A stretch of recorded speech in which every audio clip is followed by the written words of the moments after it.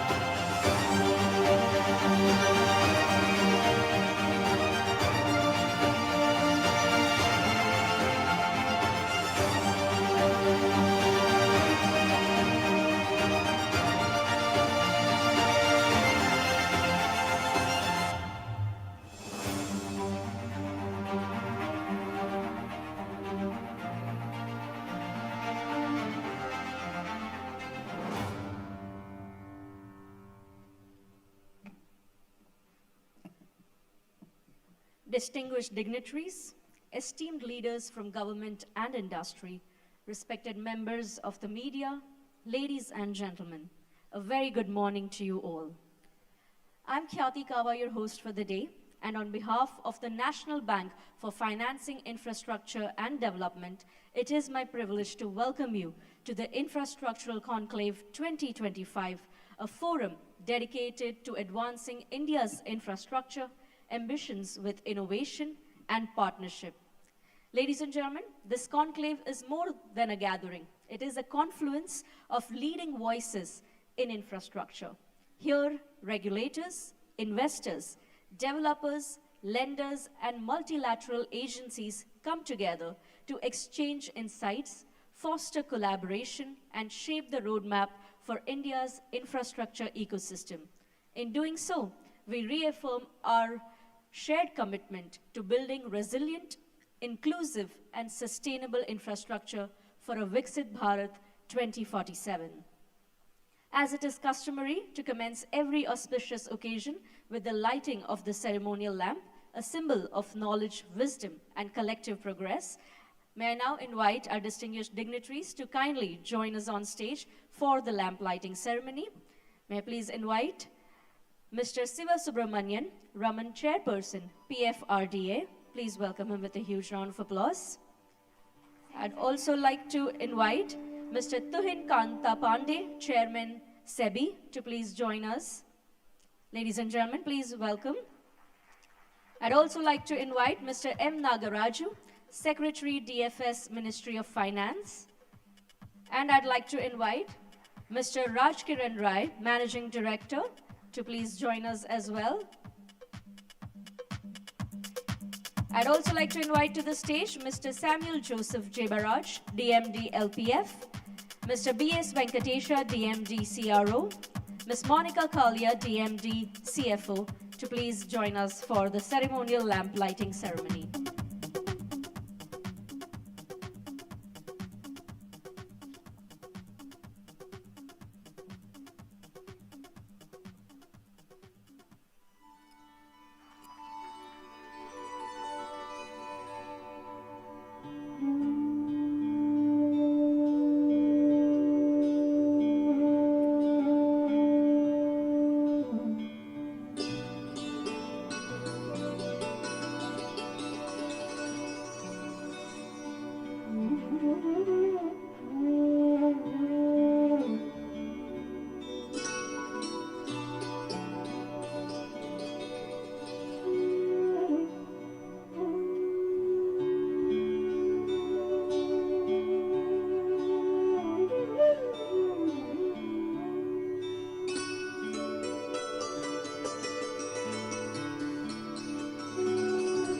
As the lamp is lit, may it illuminate our path towards building infrastructure that is reliable, resilient, and sustainable. I thank our dignitaries on the dais. Thank you so much.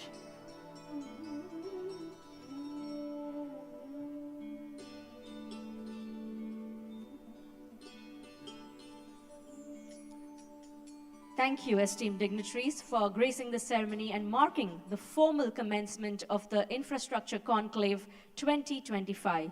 Your presence lends both inspiration and gravitas to today's proceedings.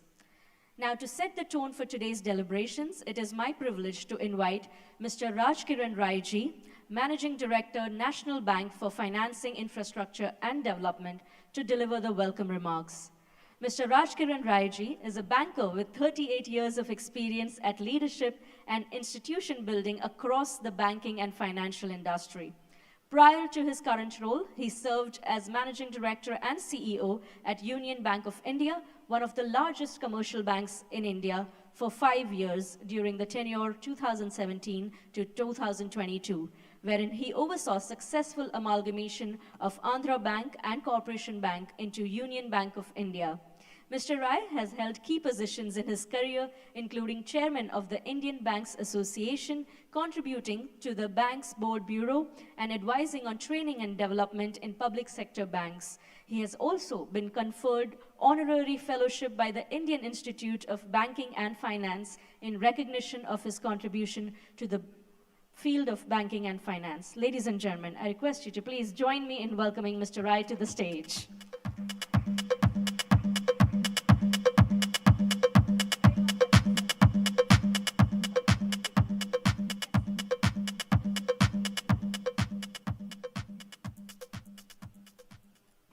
Thank you. Very good morning.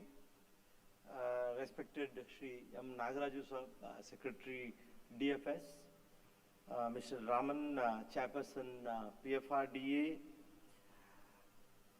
Mr. Manoj Ayyappan, Joint Secretary at DFS, who was in our board earlier, Mr.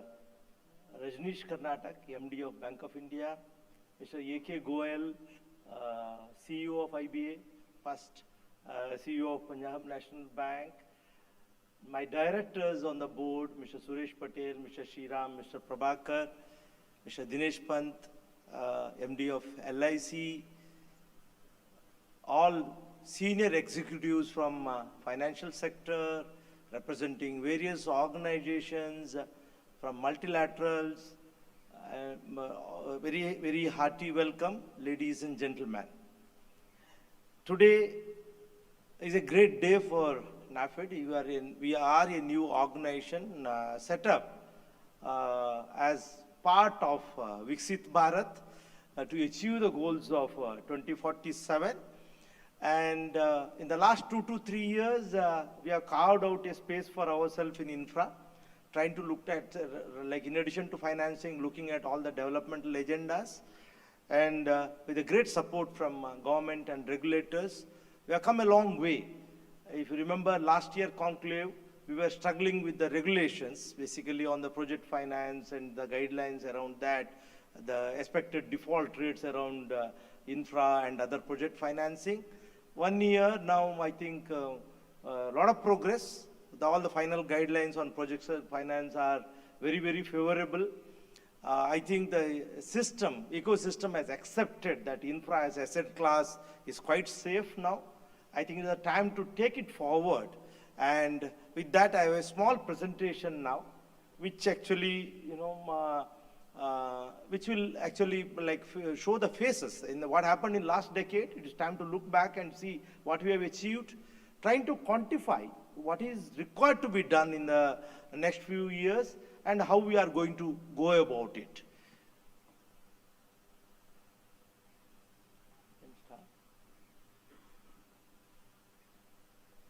Presentation, please.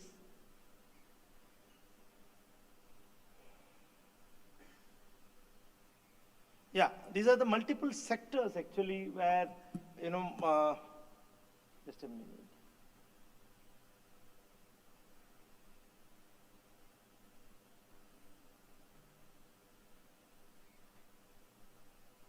Yeah, so actually this is capturing what we did in various sectors. Roads is one big area actually, if you see, where a lot of progress has been achieved.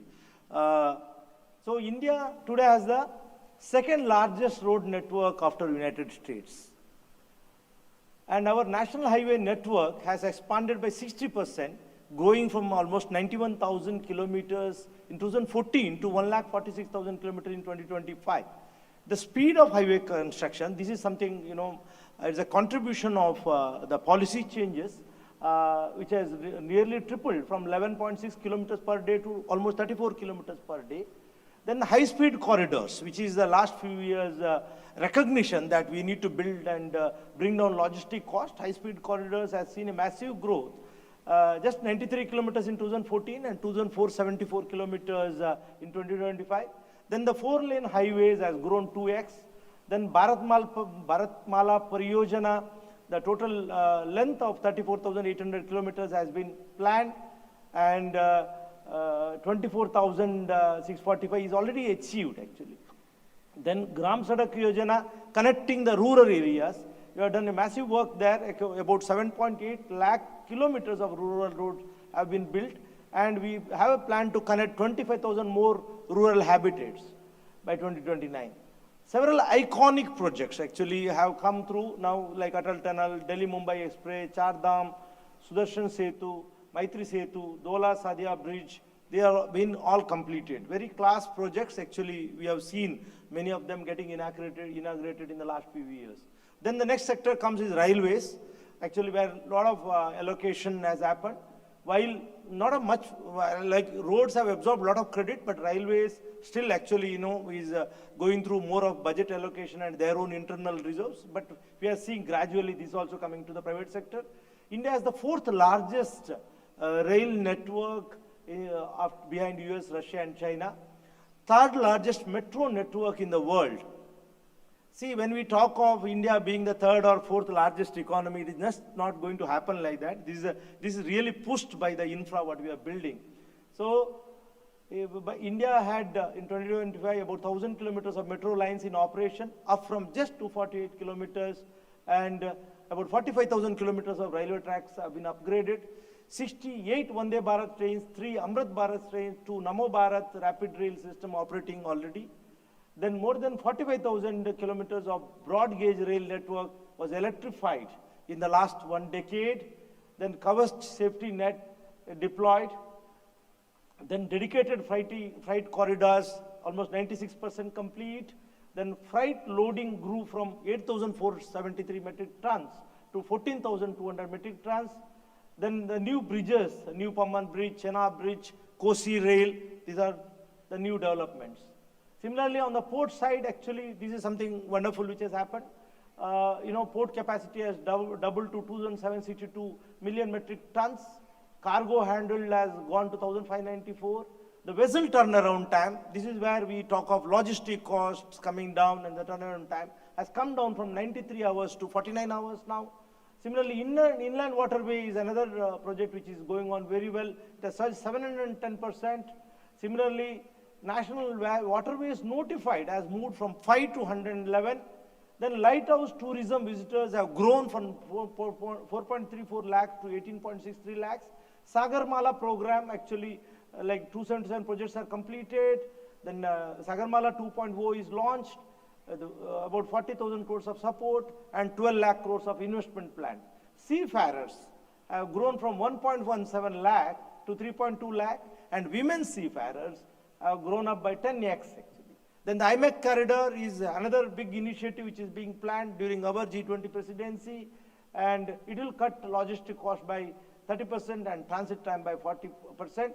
And there are about 21 MOUs signed, because these are the countries like Norway, Denmark, UAE, South Korea. We have gone very quite advanced on this port infrastructure and waterways and all that. There are 21 MOUs signed.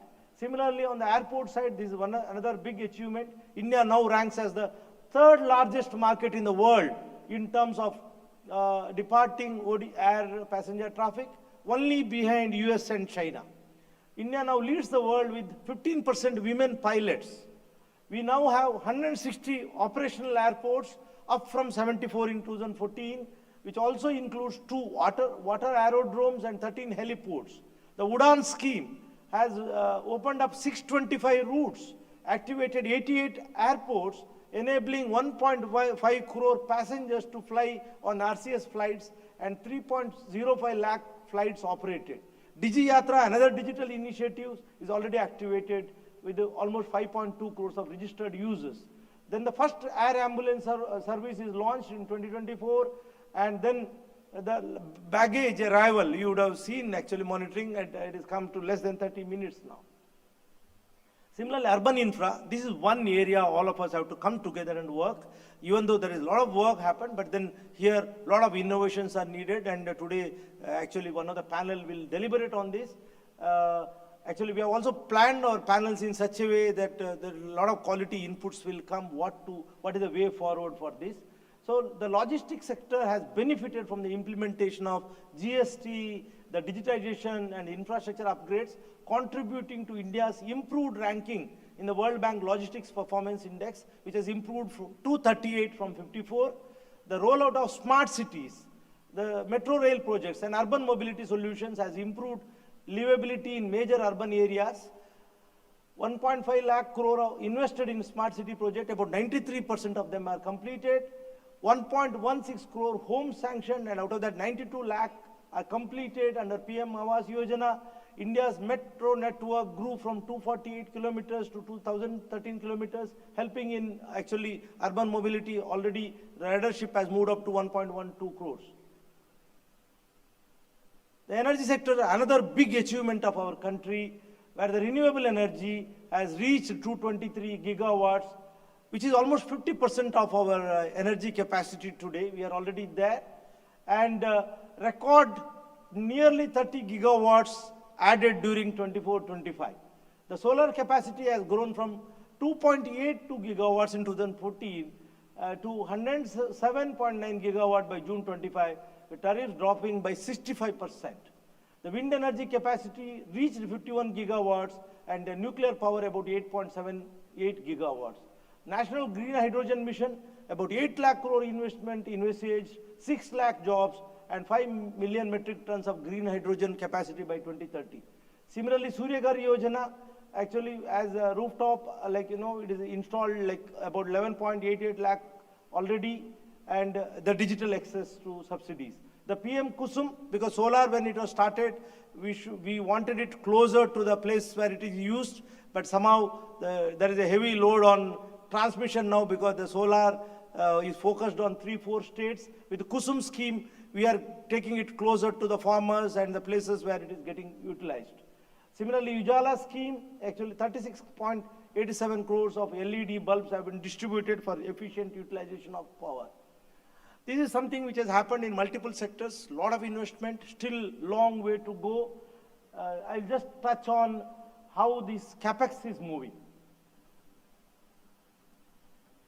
From 2.41 lakh of allocation in infra capex in 2016 to 11.20 crore in last budget, it is a huge push for infra. Similarly, the share in capex, if you see, like the share of roads, railways have moved to 55% from 26%. Similarly, capex spending by states also has moved up from 4 to 8.3. This is substantial push, more than double in many sectors. Similarly, the equity financing, because this is something which generally doesn't get captured. The AUM REITs and InvITs, because this is something like when we talk of equity funding in these entities have played a big role actually in taking over operational assets from the banking system, spreading the risk and attracting huge investment. And from 2025 to 26, actually this is growing very fast. It is about 9 lakh crores. It is expected to be 25 lakh crores by 2030. Similarly, from FDI, about 15% flows is coming to the infra sector. Similarly, the infra credit today, if you see the composition, this is a matter of concern that scheduled commercial banks are around 13 lakh crores, and the major contribution is coming from NBFCs, IDFs, and institutions like National Infra Bank, where 19 lakh crores are contributed by them and only 13 from scheduled commercial banks. This is where actually, where there is a lot of push is needed. Similarly, the bond issuances, if you see, the PSU issuances and this chart actually speaks for itself. Actually, this is actually where great push is needed actually. Similarly, actually, to quantify what is needed to be done, we need about 136 lakh crores, 136 trillion up to 2030 to achieve our goals under infra. And that actually we spend about 5% of our GDP. We need to move to about 10% of GDP spend actually to reach these goals. And budget has a limitation, so the private capex has to come in. So we are all here to discuss that how to reach these goals. We have to nearly double our investments in infra. This is the requirement. And Viksit Bharat goals, actually 2047, this is what is the need actually. We need urban infra, the big spend, the river linking, 335 to 405 lakh crores. Another big area we need is power, where the solar and the renewable capacity from 220 to 230 megawatts, we have to reach about 500. This thing, we are adding about 30 gigawatts last year. We need to add about 40 to 50 gigawatts every year. Huge investments needed in all these sectors. So this is the growth actually, like the green line is scheduled commercial banks actually, where the growth is hardly 1% or below actually, where the other NBFCs, IDFs and AFIs have contributed a lot. They are growing at double digits. But then I think this equation need to change to achieve those goals. Similarly, the patient capital, this is one area where we can really tap actually, the AUM actually of insurance, pension and PF funds has reached nearly 120 lakh crores, which is almost 50% of the scheduled bank deposits. They are growing at about 50%. Their main concern is the risk. Actually, I'm covering in this slide how the credit defaults are moving. We had NPAs at the peak actually of 11.6 and the gross NPA of about 22, that is in 2018. Today we are around 2 actually, gross and net NPA. Substantially improved, cleaned up. And look at the default rates actually from the peak of almost 8% and above. Very happy to share, last year it was only 0.3. Last conclave it was around 1%. We did a study about 2,500 companies and we arrived at a number of 1%. And this is what Reserve Bank also accepted, the provisioning and all that, the project finance guidelines actually are converging around this number.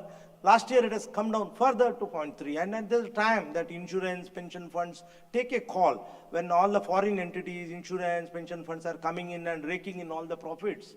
So why not our own domestic institutions come in here? Because it's risk-free now, it's quite safe. That is where we are coming with many enablers, which anyway will be coming up in the next session of our secretary. This is about NAFID, what we are doing. After this, we will run a small video. So lending, we have established ourselves. Today, when we look at the lending space, we are handling almost 4 lakh crores today, which are sanctions plus in-principle sanctions which are in process. Out of that, our sanctions have already crossed about 2.5 lakh crores. And then we are working on the ecosystem development. Actually, we are all here today converging to discuss the way forward. So we play the key enabling role here. Then the technology driven, like the data repository and all that actually are in the anvil, so that we get better quality data so that investors can take better call. Similarly, channeling resources is another area. We are working with multilaterals, all kind of investors, so that we get more and more crowding in of investments. The government and the regulators involve us in policy advocacy. We have built a great team which is contributing to this policy advocacy. Similarly, multiple partnerships actually are coming up. So in the years to come, NAFID will play the key enabler to achieve these national goals of achieving 7 trillion by 2030 and the Viksit Bharat goals by 2047. Thank you. And here actually we'll have a video of what NAFID has done. And thank you for patiently listening to us.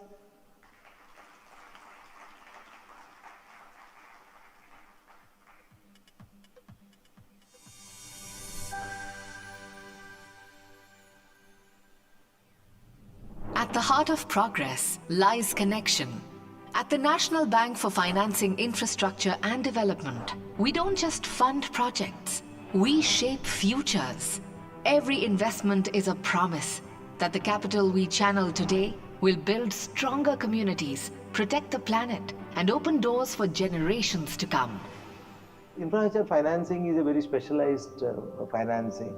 Actually, it needs very long-term money, needs very specialized skills in assessing the risk in project finance, the structuring of the loans. It is not plain vanilla loans. You need to come with multiple products actually for project financing. The need was felt that we need a specialized institution to take care of the gaps in infra financing. We came in at that point of time. We have been able to give loans up to 25 years, 30 years, and we have been able to meet the asset liability gap by raising funds on a simultaneous basis for a very long period of time. We have issued 15 years and 20 years bonds also, which was very new to the country in this sector from a very long period of time. None of the institution has come up with that long period kind of a bond issuance. Healthcare is among the most capital intensive sectors and requires what we call the patient capital, long-term affordable funding. Until recently, high-cost short-term funding seemed like the only viable route. But today, you have a very powerful alternative. Institutions such as the National Bank for Financing Infrastructure and Development now offer the possibility of borrowing funds with long-term repayment horizons and affordable interest rates. Clean water that reaches every home, Hospitals that heal with dignity. Energy drawn from the sun and carried across states. This is not just infrastructure. It's India's lifeline, connecting people to opportunity, mobility, and hope. The 16 kilometers Qazigund-Banihal Expressway cuts through mountains to bring Srinagar and Jammu closer. A road that carries families, trade, and dreams safely all year round. See, our role is to finance everyday mobility and strengthen the logistics network across the country. So better roads means better lives for the people, and it also enhances reduction in the logistics cost for the movement of goods, which ensures competitiveness for the economy.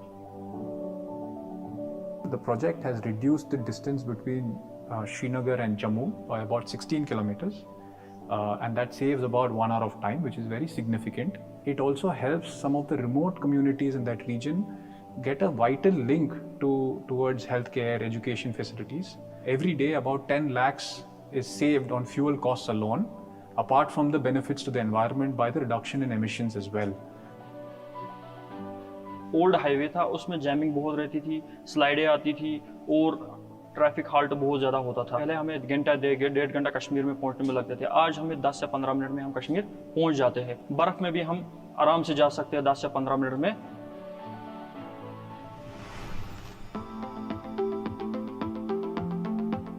In Nagpur, wastewater is no longer waste.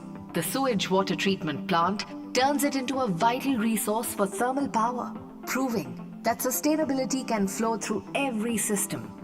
Whatever fresh water was being drawn from the river for a power project now will be substituted by treated water. So it's a double benefit, because we are not letting effluents into the river and polluting the water, and we are not drawing fresh water, potable water for a power project. If we look at nationally, if just the thermal power stations, if they start utilizing treated water, almost 6,000 million liter per day of fresh water can be saved. That is almost 10% of the population water requirement of the whole country. 20 crore liter of water we treat, sewage we treat every day, and 19 crore liter of water out of this is delivered to Poradi and Khaparkeda for their cooling towers.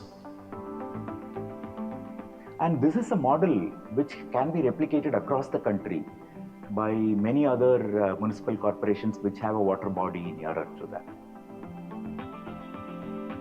Ministry of Power called us and discussed this with us, and then they came up with a national policy that within 50 kilometers of a thermal power station, if treated sewage water is available, they must utilize it.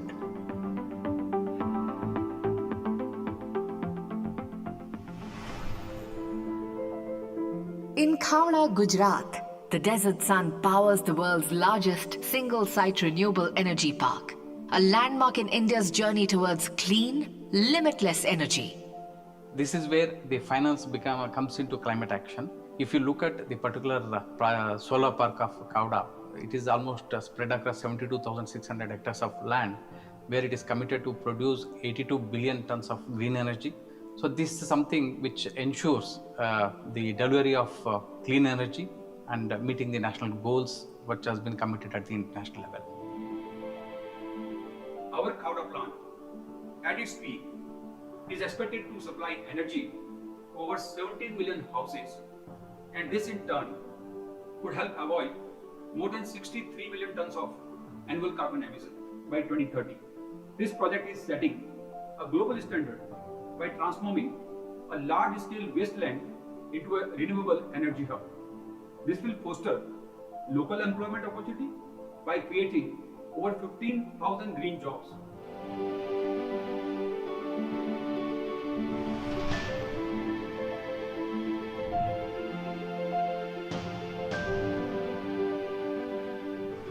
All these infra projects, whether it is on the road sector, the renewable energy, whether it is urban infra, particularly maybe the like sewage treatment plants or the solid waste management, urban mobility. Everything has a very, very strong connect to the quality of life and meeting the goals of 2047. The Dehradun-Mussoorie Ropeway project turns hours into minutes, easing travel and clearing the air in the fragile Himalayan hills. A lot of time is wasted by people commuting that very regular stretch, Dehradun, Mussoorie. So this project, when we saw, we liked it because it will reduce the environmental impact, it will cut pollution, and it will improve the communities living around the project.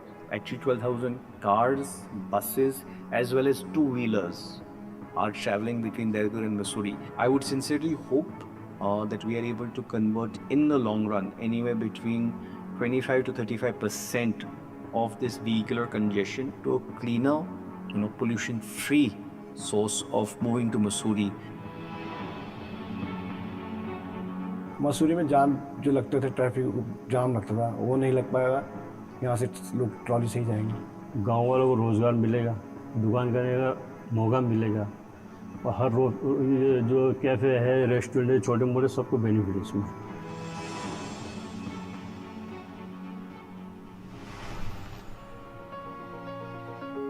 The Mumbai Urja Marg carries green energy across states, lighting up millions of homes and businesses with clean power.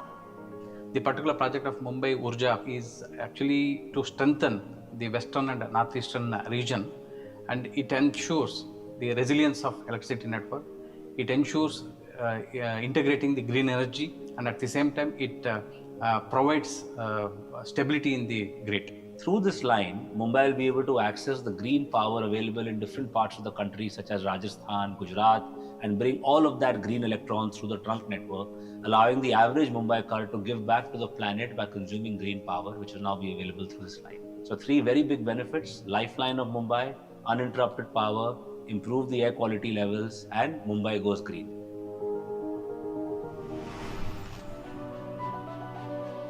In the northeast, Numaligarh refinery transforms raw crude into the rhythm of progress.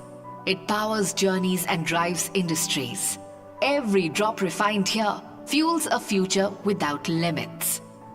Numaligarh Refinery Limited, through its expansion project, is driving significant economic growth in Assam, in the northeast part of India, by tripling the refinery capacity from 3 MMTPA to 9 MMTPA. It has implemented advanced environment and safety standards to address climate risks and align with global benchmark to ensure sustainable development.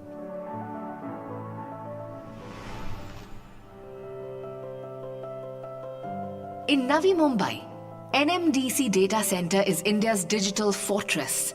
It safeguards critical information and empowers global businesses in a connected world.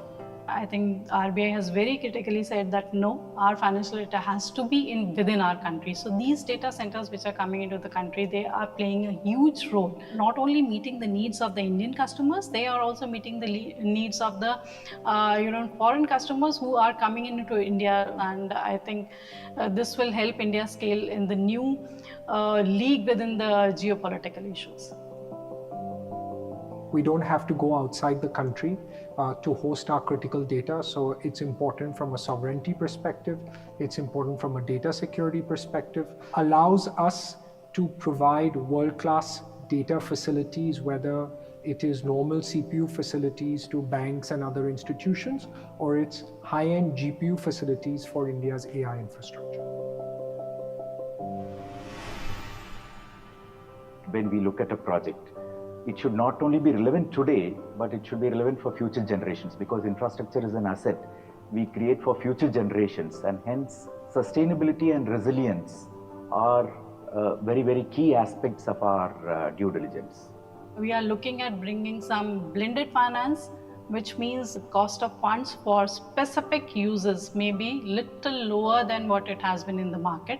So it helps to create an infrastructure which requires that kind of a lower cost, which can go very well with the tagline of the organization, building India and bettering lives. For us, financing infrastructure is not just about projects, it is about building India and bettering lives. And I'm very sure the next decade will be very transforming for our country because a lot of infra is being developed, and this young generation which is coming up will enjoy the benefits of this, the new investments which are happening around India.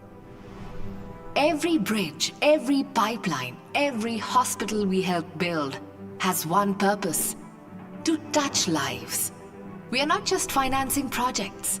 We are writing India's growth story, one connection, one community, one generation at a time. Building India, bettering lives.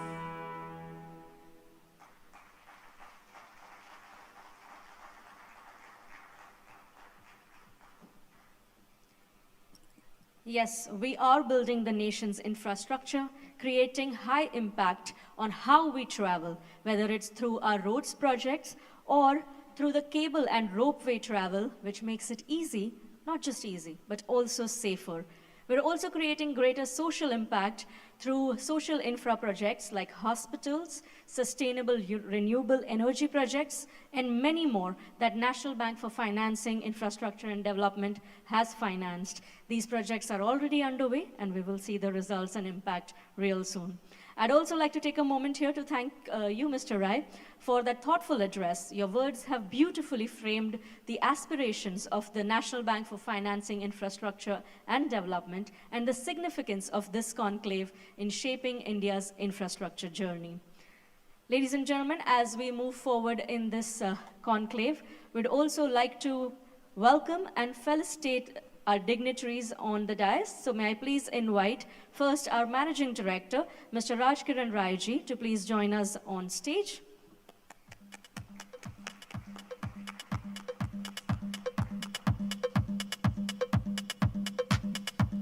Welcome back, sir. I'd now like to welcome to the stage Mr. Siva Subramanian Raman, Chairperson PFRDA. Ladies and gentlemen, amidst a huge round of applause, please welcome Mr. Raman to the stage.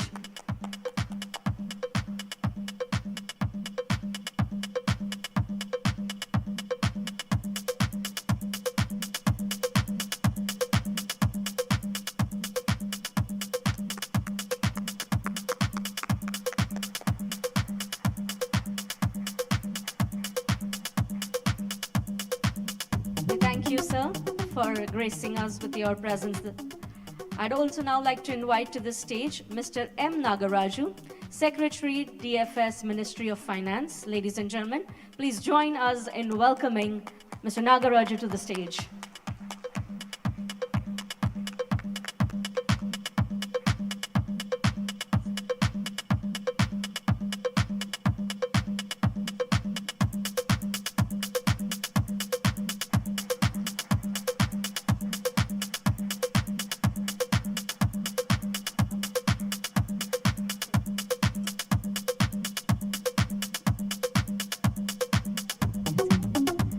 Ladies and gentlemen, please join us in welcoming Mr. Tuhin Kanta Pandey, Chairman SEBI, who's just arrived, and we'd like to welcome him amidst a huge round of applause. Let's welcome Mr. Tuhin Kanta Pandey.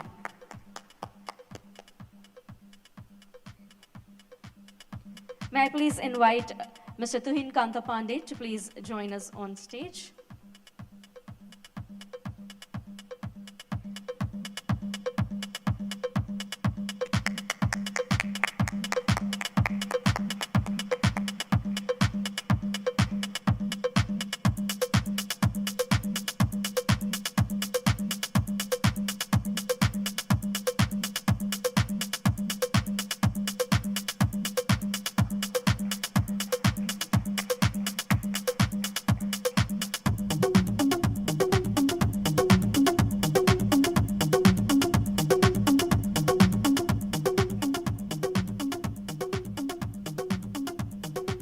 Thank you so much, sir.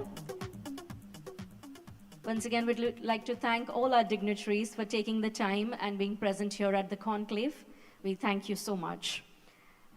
And now, ladies and gentlemen, we are privileged to have with us Mr. M. Nagaraju, Secretary, Department of Financial Services, whose guidance and leadership have been central to strengthening institutions and enabling reforms that support sustainable growth.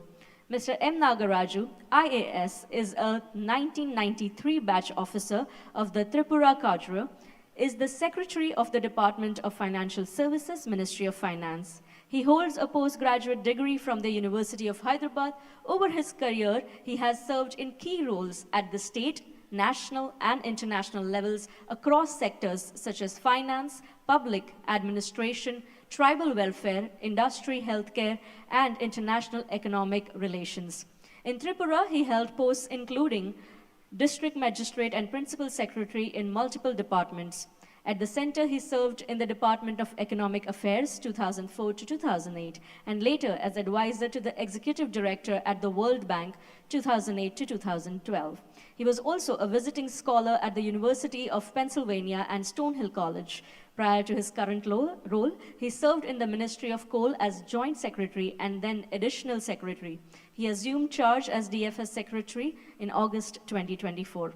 We are privileged to have Mr. Nagaraju here with us, and we'd love to hear him come to the stage and deliver his keynote address. Ladies and gentlemen, please put your hands together and welcome Mr. Nagaraju to the stage.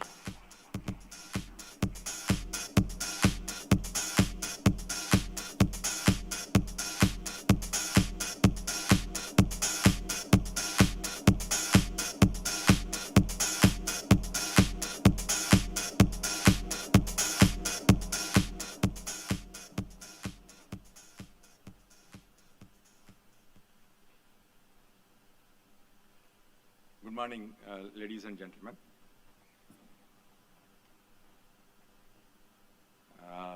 Mr. Tuhin Kant Pandey, Chairman SEBI, Mr. Sivasubramanian Raman, Chairman PFRDA,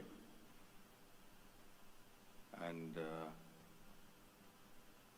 Rajkiran Rai, MD NAFID, MD Bank of India, MD SIDBI, and MD LIC, Dinesh Pant, and all other dignitaries who are present here, ladies and gentlemen. It gives me immense pleasure to join all of you at this conclave, second year. Last year I was present virtually, but today I was physically present. On a theme that actually sits on the heart of our national ambition, accelerating India's infrastructure growth story. As we gather for the second infrastructure conclave, organized by the National Bank for Financing Infrastructure and Development, this platform unites thought leaders across policy, finance, and industry at a time when India is poised for meaningful transformation, driving growth through strong domestic levers, even amid elevated global uncertainties. In my remarks today, I will share perspectives on India's macroeconomic resilience and growth trajectory, the critical contribution of our banking and financial sector, the role of infrastructure investment as an engine of development, and the role of infrastructure and development financing institutions shaping India's growth narrative. I also share my expectations from the institutions and the wider financing community, and close with a thought on the road ahead, a call for collaboration and action in pursuit of Viksit Bharat Mission 2047. We all know that India's macroeconomic outlook is very resilient and with great momentum. In fact, the macroeconomic picture is a story of remarkable resilience and robust growth.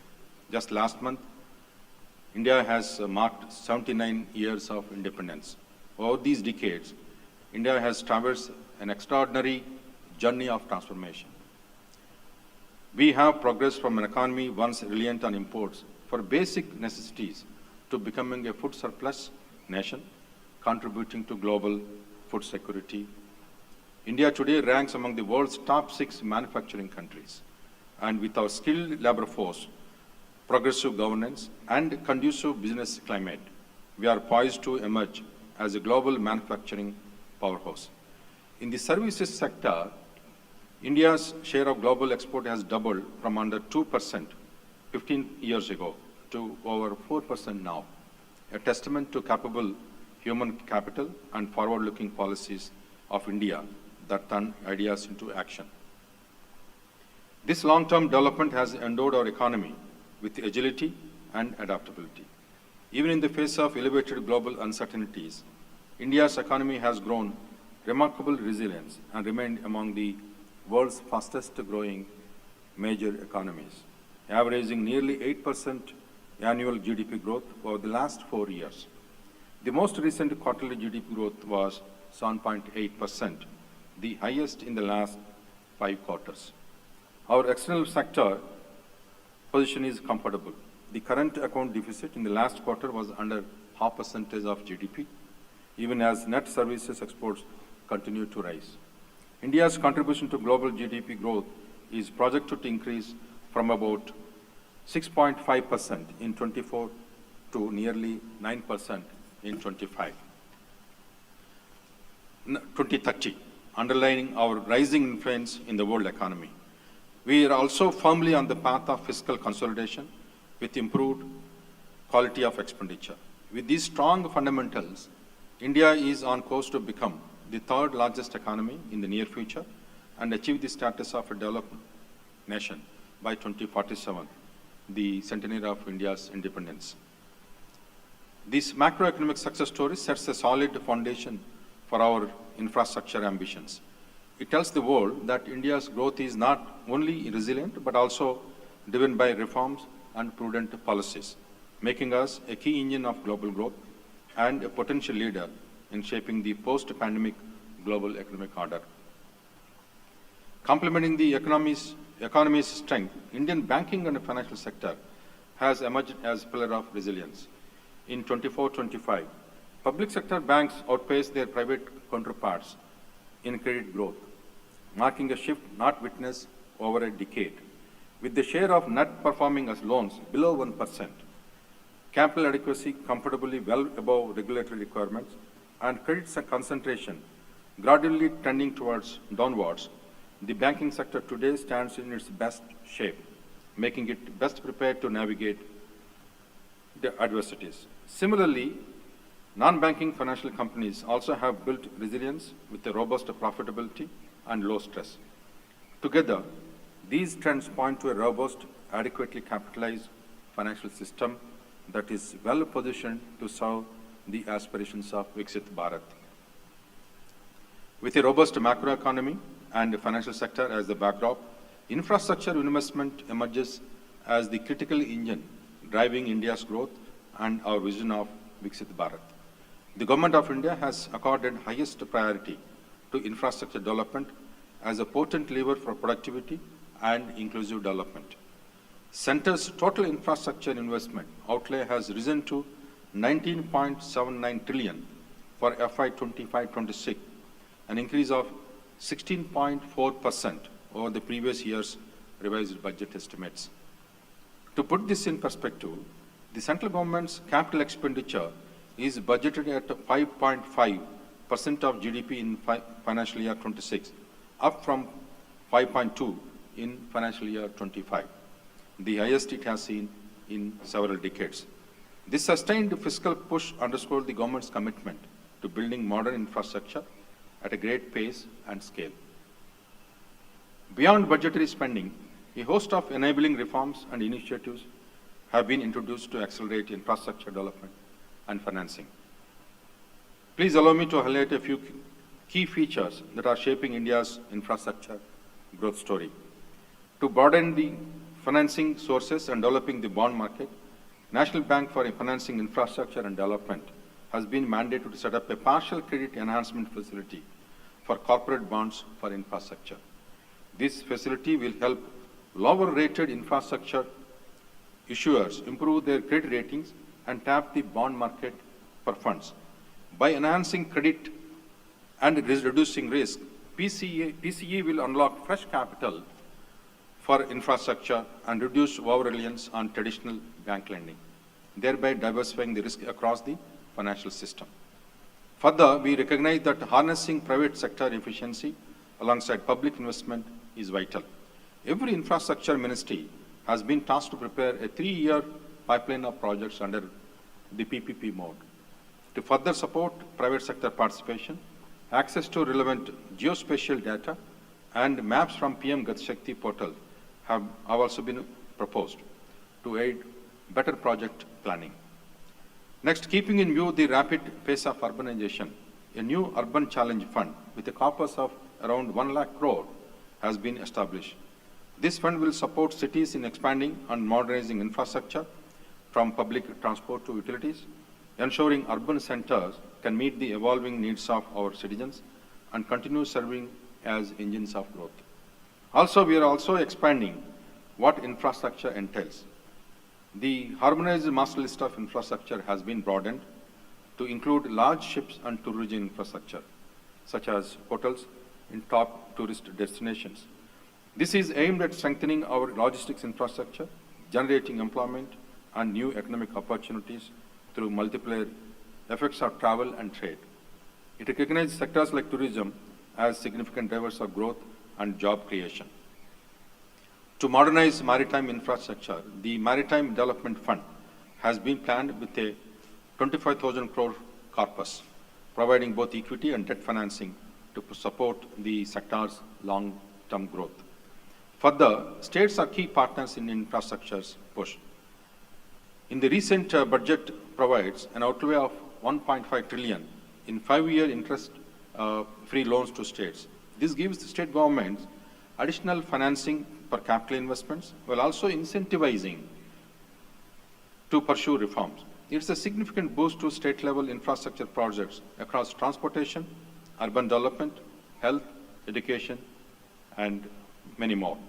Collectively, these policy enables highlight supply-side push aimed at creating warhead capital to minimize structural bottlenecks, freeing up capital to maximize efficiencies, and bring down the cost of productive development in the country. By undertaking such measures, the public sector clearly signals its recognition of infrastructure as a vital pillar of India's journey to Viksit Bharat 2047. Moving forward, a crucial catalyst in our infrastructure growth story is the role of development finance institution, especially the National Bank for Financing Infrastructure and Development. Institutions like these hold a meaningful place in bridging the infrastructure financing gap. Though still young, with under 3 years of operations, it has already laid a strong foundation by crossing rupees 2 trillion in cumulative sanctions, and with roughly 3/4 of its loan carrying 15-year or longer tenors, bringing the kind of patient capital that makes large projects viable. In fact, I have no hesitation to say, I think NAFID has done wonderfully well. I think this is the best institution that has been created in the country in the last several years.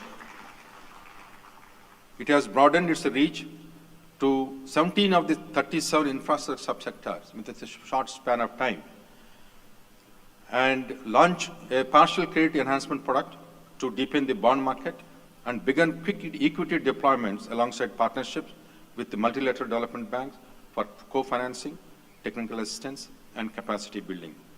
With these milestones in place, the next phase must move from proof of capability to system shaping impact by the NAFID. What does the next phase look like? Let me set out my expectations. First, it should step up as a transaction advisor, willing to shoulder selective early-stage risks so that promising concepts become bankable projects. By doing so, it can create a robust pipeline that commercial banks and long-term investors are ready to finance, but with a caveat to ensure that just because we have provided the transaction advisory services, we don't overlook the risk associated with the projects. Second, it should build deep specialization priority sectors, urban and water. In fact, 2047, the requirement of infrastructure capital, urban sector development is the one which actually required highest the capital. And we need to, I think, country as a whole, DFIs collectively need to develop huge talent pool in the urban infrastructure. waste management, transport and logistics, digital and data infrastructure, and health and education. In each, it can set the standard. Bespoke risk models, clear DPR checklists, model contracts, and viability frameworks that share revenue risk and enable availability-based payments. Third, we need new instruments at scale so that banks can rebalance their portfolios every 3 to 5 years while crowding in institutional capital. Fourth, deepen engagement with states and urban local bodies. This is most important and crucial going forward to all of us in the financial sector. Take initiative to prepare DPRs, strengthen bankability through escrows, user charges, and grant layering, provide toolkits and model documents, augment PPP cells, and coverage resources like Urban Challenge Fund for high-quality project preparation. Finally, make technology and data a force multiplier. It should take technological initiatives to leverage various data points and information in coordination with other stakeholders to attract private capital on a sustainable basis. In short, this institution has proven its capability as a national infrastructure bank, and we want actually the National Infrastructure Bank to be the leader in the infrastructure financing and development in the country as we go forward, and also to go actually to coordinate and co-lend with all the infrastructure development financing institutions in the country. We have given the responsibility to the NAFID. I hope it will rise up to its task, including with your staff. I hope you will build the good, capable staff. Any organization depends on the capability our staff has. That leadership grooming, I think, is an important task the NAFID should have. Therefore, it shaped the system, standardizing what works, scaling what's bankable, stitching the ecosystem together so that India's infrastructure pipeline flows faster, deeper, and more affordably for years to come. As I conclude, I would like to emphasize a forward-looking vision. All our efforts maintaining macroeconomic stability, strengthening the financial sector, boosting infrastructure investment, and innovating in finance are ultimately aimed at realizing the shared national goal of Viksit Bharat by 2047. Our actions in the present must be firmly guided by this future objective. The government is fully committed to this mission. We continue to introduce next generation reforms like the government did in the recent GST reforms and undertake timely fiscal and monetary measures to stimulate investment demand. With the government doing the heavy lifting from infrastructure spending to policy reform, this is the opportune moment for financial sector and corporates enjoying strongest balance sheets in the current times to collaborate and work together, build confidence, and gently nurture a fresh cycle of investments that stands vital for the economy's progress at this stage. As the Bhagavad Gita teaches us, we cannot control every outcome, but we can remain steadfast in our actions. In times of uncertainty, it is this focus on righteous action coupled with the ability to adapt that builds true resilience. We should thus continue to act with the determination and optimism, knowing that each bridge we build, each megawatt of power we generate, and each rupee we invest in infrastructure is a step towards our destiny for a Viksit Bharat. Ladies and gentlemen, in this spirit of collective endeavor, let us resolve to accelerate our infrastructure development for the betterment of every citizen and to position India as a front runner on the global stage. I wish this conclave a great success in generating actionable insights and partnerships. Thank you all for your patience and participation. Jai Hind. Thank you, Mr. Nagaraju. May I request you to please stay with us a moment longer on stage? And I'd also like to take this moment to thank you for your thoughtful and comprehensive address. Your policy perspectives provides both clarity and direction as we collectively work towards building an ecosystem that supports India's infrastructure ambitions. And now for the next segment, may I once again invite back on stage Mr. Rajkiran Raiji to please join Mr. Nagaraju.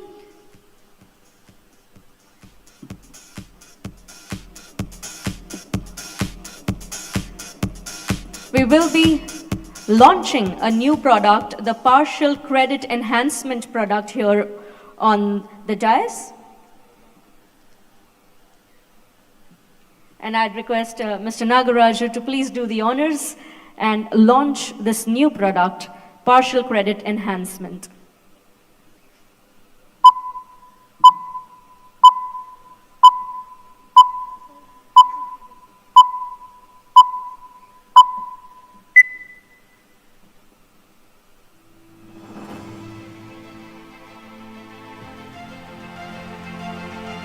There are moments in a nation's journey that shape its destiny. India stands at such a defining inflection point today.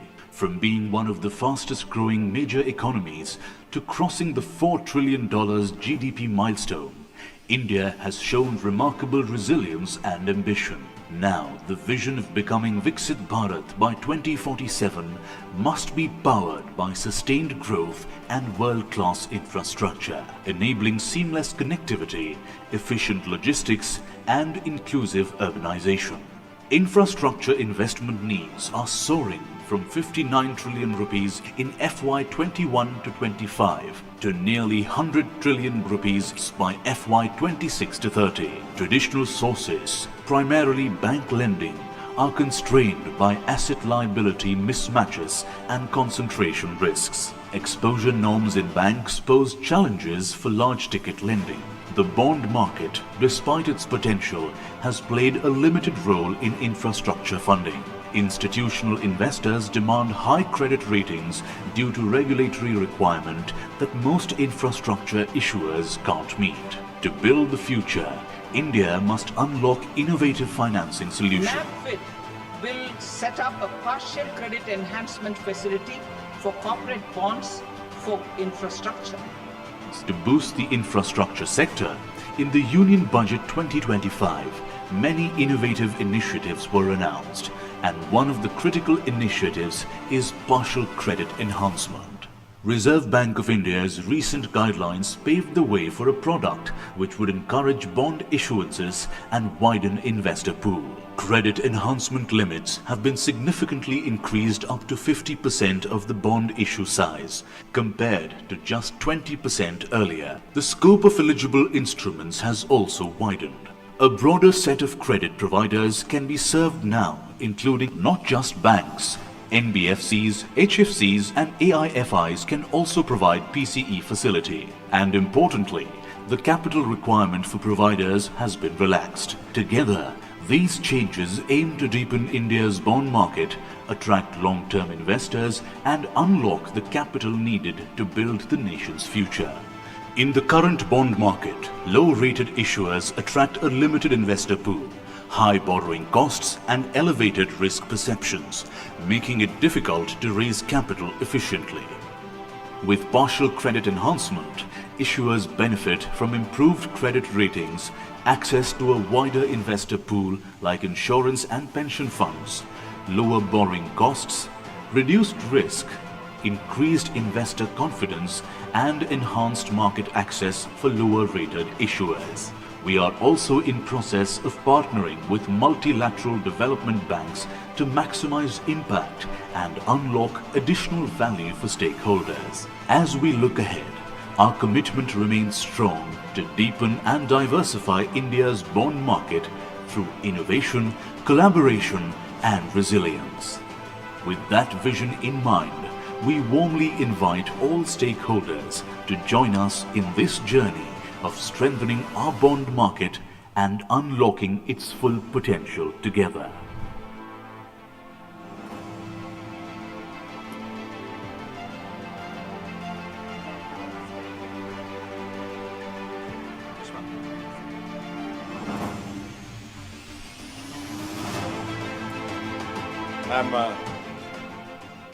I'm confident that the partial credit enhancement will accelerate capital mobilization in the infrastructure sector. I trust that this launch will establish a benchmark in the banking industry and encourage other institutions to implement similar initiatives for bond market development and infrastructure development in the country. Thank you.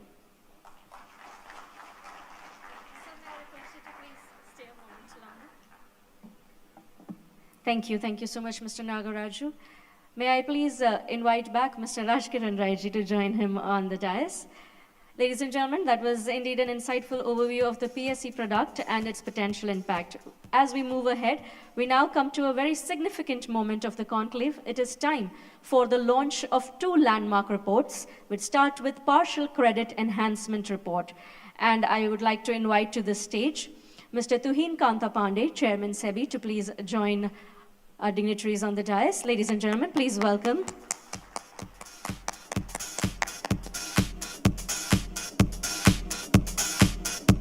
I would also like to invite to the stage Mr. Siva Subramanian Raman, Chairperson, PFRDA.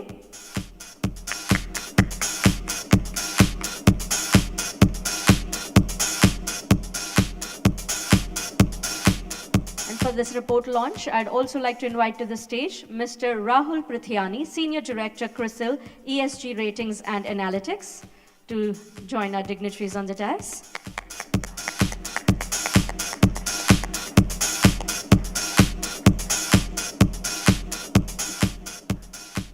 Can we bring the reports to the stage, please?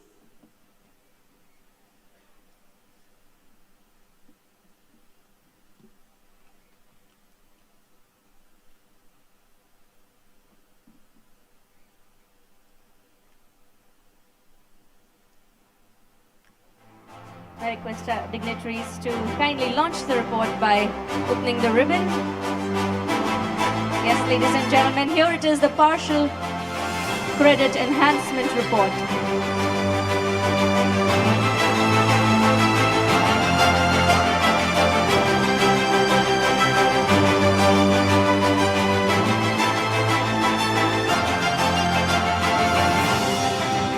We also would like to showcase the QR code for the report.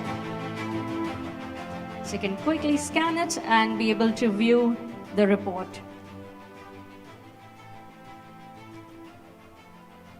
Thank you, Mr. Prithyani, thank you so much. We'd now move ahead to launch our next report, which is Catalyzing Infrastructure Investment and Innovation Towards Viksit Bharat at 2047. May I invite to the stage Mr. K. Ravichandran, EVP and Chief Rating Officer at ICRA. Ladies and gentlemen, please welcome him to the stage.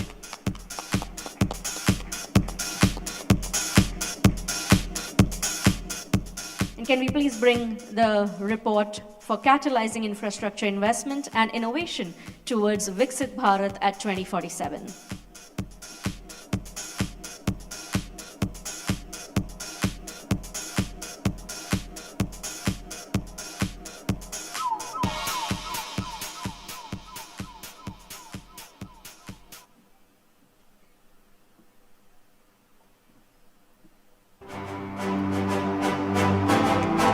There it is, ladies and gentlemen. The report is launched for Catalyzing Infrastructure Investment and Innovation Towards Viksit Bharat at 2047. And the QR code is same. You can scan that QR code and be able to view both the reports. We thank our dignitaries for doing the honors and launching these reports. We thank you so much.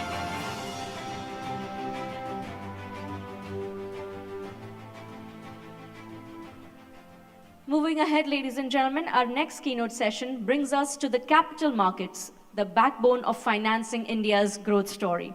It is an honor to invite Mr. Tuhin Kanta Pandey to deliver his keynote address. Shri Tuhin Kanta Pandey took charge as Chairman, Securities and Exchange Board of India in Mumbai in March 2025. Shri Pandey is an IS officer of Odisha Cadre belonging to 1987 batch. Before joining SEBI, he served as Union Finance Secretary, Revenue Secretary and Secretary Department of Investment and Asset Management, Secretary Department of Public Enterprises and Secretary DOP&T. In his career spanning over more than 3 decades, Shri Pandey has wide experience in the areas of economy and finance, industrial development, tax policy, administration, and has been instrumental in bringing about several institutional innovations, new policies, and systems in the departments he has served. Ladies and gentlemen, please, one more time, give a huge round of applause to Mr. Pandey. Thank you so much, sir.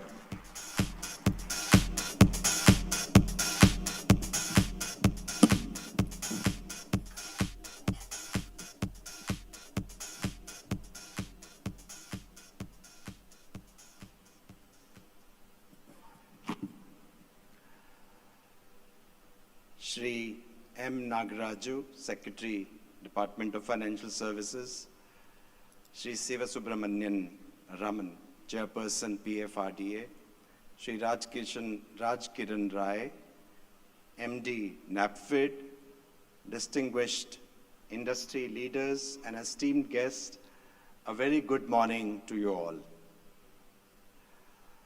It's a privilege to be here today at this infrastructure conference. I would like to thank National Bank for Financing Infrastructure and Development for this opportunity to address this August gathering and share my thoughts on a subject that is central to India's growth story.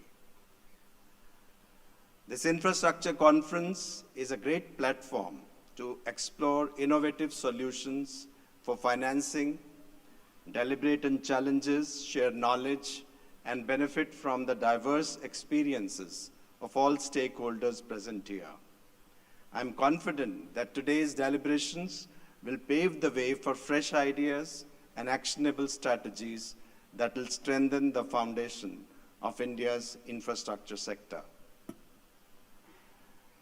Infrastructure, as we all know, is more than roads, ports, airports, dams, telecommunication, or power plants. It's the backbone of economic progress.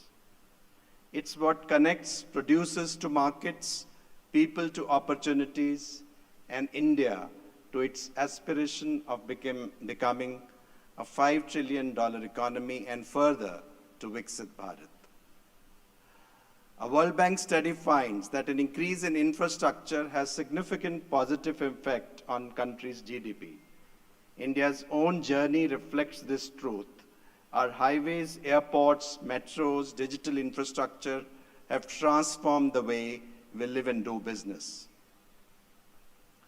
What's equally important to recognize is that infrastructure requires capital and in massive quantities. Public resources alone cannot meet this demand. The government and banks cannot and should not carry this burden by themselves. This is where the capital market steps in as powerful engine for mobilizing long-term funds, diversifying risks, and ensuring that capital finds its most productive use. Why are capital markets so critical for infrastructure? Let me highlight a few reasons. First, they bring long-term patient capital. Infrastructure is not a short-term bet. Capital markets allows savings from pension funds, insurance companies, sovereign wealth funds, and long-horizon investors to be channeled into such assets.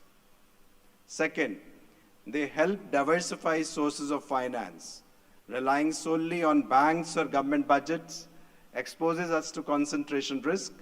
Markets, on the other hand, offer a palette of instruments, corporate bonds, InvITs, REITs, municipal bonds that spread risk across multiple participants.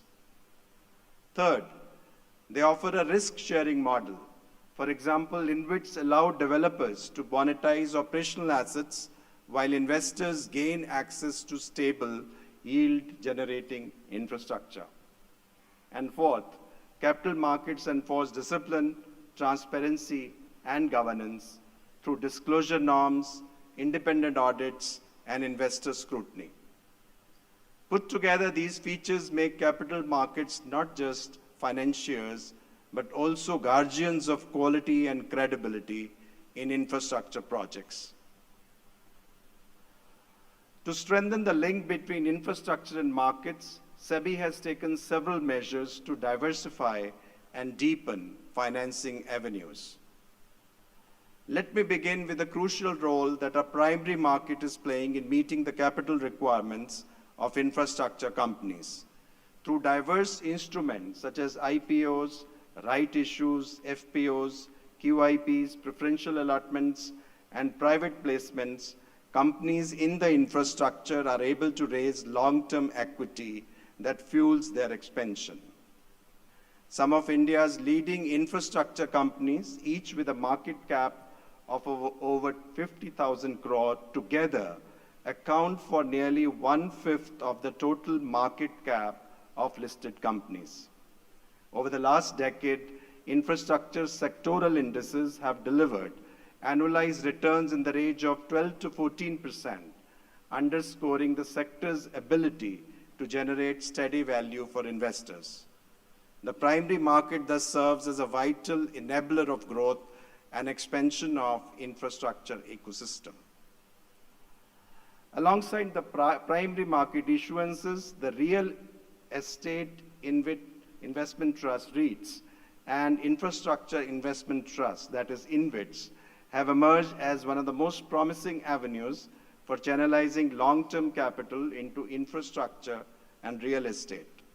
Globally, these products have proved their worth as efficient vehicles for monetizing completed assets, recycling capital into new projects, and providing investors with transparent yield-generating opportunities.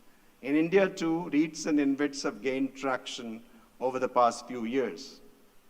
The National Highways Infrastructure Trust is a great example. By transferring operational road assets into an InvIT, NHAI freed up capital for new highways, while investors gained access to a portfolio of income-generating assets.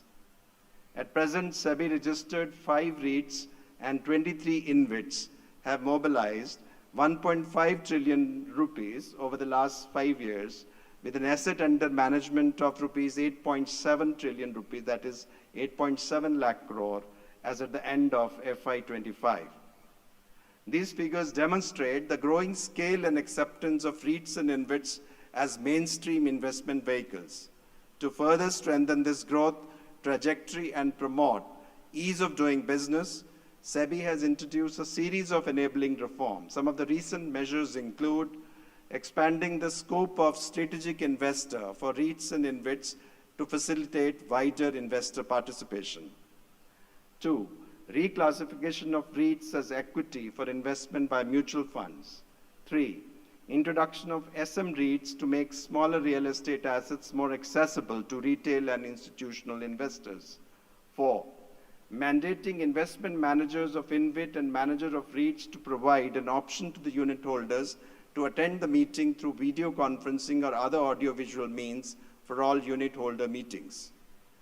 5. Enabled e-voting option for unit holders to encourage their greater participation in decision-making process. Let me now come to alternative investment funds, AIFs. Beyond REITs and InvITs, another important contributor to infrastructure financing has been the AIFs, which have grown rapidly in recent years.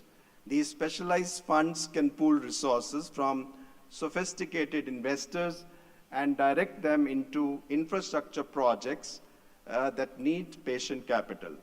Significant growth in AIF investments from 1.1 lakh crore as of March 2019 to 5.7 lakh crore as of June 2025. That's 5 times in 5 years. Along with commitment amount of rupees 14.2 lakh crore, reflects their growing relevance and potential to catalyze sustainable, inclusive economic growth in years to come. Providing a direct boost to the infrastructure sector, infrastructure funds under Category 1 AIFs have already invested over 7,500 crore as of June 2025. These investments carry real impact on the ground. They are creating a multiplier effect by generating employment, improving productivity, and accelerating overall economic growth. To foster an ecosystem wherein private capital effectively complements the various modes available for infrastructure financing, SEBI has allowed Category 1 and 2 AIFs to create an encumbrance on the equity of its investee companies in infrastructure sector. Further, to facilitate greater capital formation through AIF, we have decided now to reduce the minimum investment threshold for large value funds from rupees 70 crore to rupees 25 crore. This is expected to attract substantial risk capital under a lighter regulatory regime, channelize long-term and sizable investments, particularly in unlisted securities. municipal bonds. Another critical avenue for financing urban infrastructure is the municipal bond market. Globally, municipal bonds have been a cornerstone of city-level development, enabling urban local bodies to raise long-term funds for essential projects such as water supply, sanitation, transport, and waste management. In India, this market is still evolving, but its importance cannot be overstated. Recognizing this, SEBI has been actively facilitating its growth through regulatory reforms, municipal bond outreach programs, and measures to improve transparency and disclosures. The aim is to empower our cities to access capital markets directly, reduce their dependence on government grants, and create a more sustainable model for financing urban infrastructure. Since 2017, urban local bodies across India have raised around 3,134 crore through 21 bond issuances. Cities such as Chennai, Varanasi, Prayagraj, Agra, Rajkot, Vadodara, and Ahmedabad have all come forward in recent years, signaling growing confidence in this route of financing. While the municipal bond market in India is still at a nascent stage, its potential is immense. With wider participation and consistent issuance, municipal bonds can evolve into a key pillar of funding for urban infrastructure. Green bond. As we look to the future of infrastructure development, sustainability is no longer optional, it is essential. This is where green bonds play a critical role. They channel capital specifically towards climate-friendly and environmentally sustainable projects such as renewable energy, clean transportation, and efficient water management. In this regard, SEBI has put in place a detailed framework for green debt securities, enhanced disclosure requirements, and aligned domestic guidelines with global best practices. Since 2017, issuers across India have raised over 7,500 crore through 24 green bond issuances, widening the pool of instruments available to investors for participating into India's infrastructure growth story. But as with any bridge, we must ensure it is strong enough to carry the weight ahead.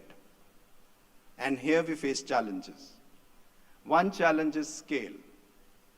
The funds raised so far, whether through municipal bonds or REITs InvITs, are impressive compared to the past, but remain small compared to the trillions of rupees we need. Another is breadth. Our investor base is still narrow. Institutional investors dominate, while retail and foreign investors are cautious.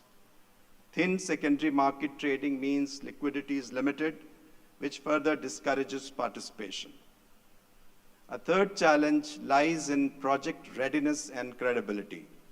Many municipal bodies struggle with weak balance sheets or delayed clearances. So what must be done? We must deepen and diversify the investor base by encouraging institutional investors like mutual funds or pension funds, as well as retail investors to systematically allocate to infrastructure securities, weaken broader participation. The more hands we have holding these instruments, the stronger and more liquid the market becomes. Asset monetization plan of central government has played a key role in development of market for InvITs. Going forward, there is a need to accelerate asset monetization in various sectors such as roads, railways, ports, airports, energy, petroleum and gas, and logistics. State governments, barring a few, are yet to crystallize asset monetization plans to provide further boost to infrastructure creation. This gap needs to be addressed. A variety of products and models exist for such monetization, such as InvITs, REITs, various forms of public-private partnerships, and securitization. India's infrastructure story is inseparable from its growth story. Public finance and bank credit laid the foundation. But the road to Viksit Bharat must be increasingly paved with the dynamism of capital markets.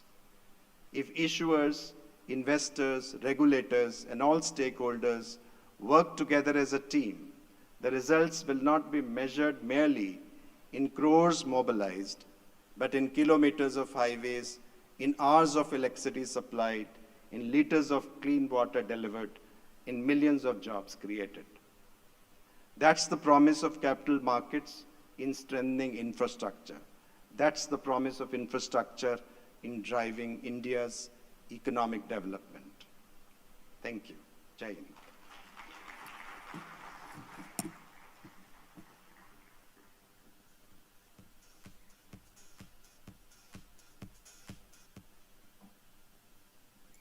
Thank you. Thank you so much, sir, for that insightful and forward-looking address. Your emphasis on market depth, governance, and investor confidence adds both clarity and momentum to today's deliberations. Ladies and gentlemen, can we give a huge round of applause?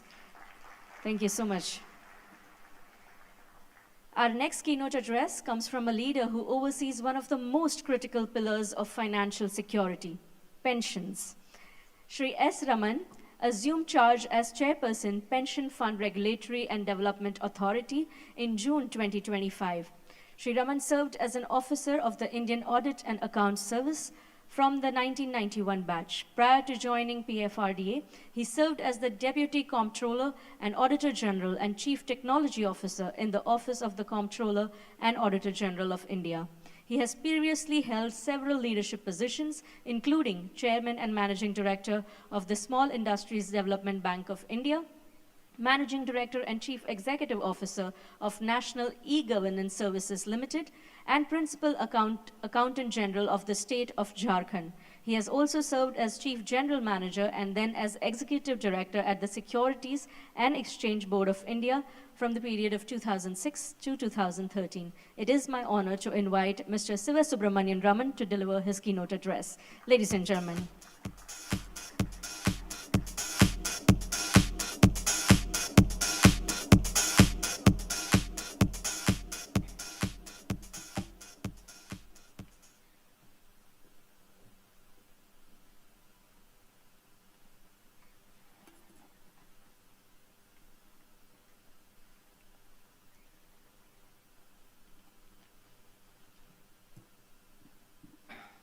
Mr. Nagaraju, Secretary, Financial Services, Mr. Tuhin Kumar Pandey, Chairman SEBI. I just noticed that we've joined by Mr. K.V. Kamath. Very good morning to you, sir. Other dignitaries, ladies and gentlemen. It's certainly a pleasure to be here, and I thank Mr. Rajkiran Rai, who, apart from being somebody I have worked with very closely, was also, we were lucky at SIDBI at that point of time to host the first fledgling office of NABFID in the SIDBI building. And therefore, there's a very good emotional connect between myself and Mr. Rai. But anyway, it's a great topic to speak about, and I thank Mr. Rai for providing a host of wonderful statistics. I mean, it really makes us feel happy that there is so much progress happening, but then when we look around the country and we travel the country, we realize that whatever has happened till now is just probably the proverbial tip of the iceberg. We need to really drill down that much more and bring about that revolution which we hope we're all headed towards with Viksit Bharat very much focused in all our minds. I will therefore not really get into too many numbers that I was provided, but infrastructure's evolving definition now include newer assets, services, and technologies such as artificial intelligence, renewables, electric vehicles. In many of these cases, new elements of infrastructure integrate with established ones. Brings, if you ask me, altogether a different set of challenges. This is apart from the traditional infrastructure as we would normally define it. Infrastructure investments have a multiplier effect on economic growth, and it is really, as mentioned earlier, the Union government introduced a national infrastructure pipeline in 2020, outlining a 6-year investment plan. This was a huge step in the development of policy behind infrastructure in the country. Of course, we are well aware of the numbers, but the one number I'd like to bring out once again is the estimate of the Niti Aayog and the World Bank saying that India requires about $4.5 trillion of cumulative infrastructure investment till 2030 to sustain the growth trajectory that we are wishing to achieve. And that number is truly an awesome number. I think we are still far away from it, but that's why these conferences are important. Of course, the asset monetization plan is another very important way of moving ahead with this particular goal.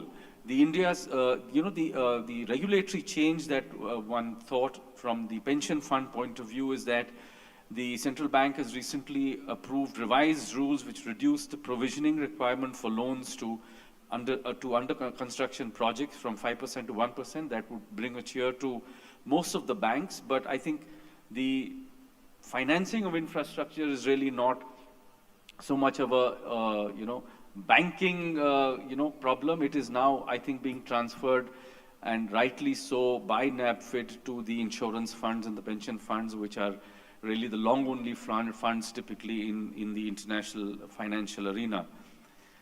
We are therefore expecting that from 1st October 25, we would see a revival in credit flow to stalled projects on account of the regulatory changes that have been made. The privately listed infrastructure investment trusts, the InvITs, are set to also debut on the stock exchanges, aiming to broaden investor participation and enhance liquidity for existing stakeholders. The biggest challenge that we really find from our lens is that typically infrastructure financing through bond markets happens through both the direct routes as well as the indirect routes when the banks come in and pick up funds and then convey it to various projects. Bond issuance through the direct route, bond issuance by companies directly involved in infrastructure, have been far less in terms of issuance volumes. Most of the infrastructure companies have high leverage and have significant portfolios of under construction infrastructure, and hence do not have high credit ratings. Further, given the long gestation periods for most of these projects, borrowers prefer raising mostly long tenor bonds. Since the primary market volumes in corporate bond markets are also skewed towards bonds rated AA and above, and that too for tenors not usually extending beyond 5 years, such infrastructure companies end up borrowing funds mostly from banks and financial institutions instead of the bond market. And this, I think, is the central challenge, as I said, the way we look at it.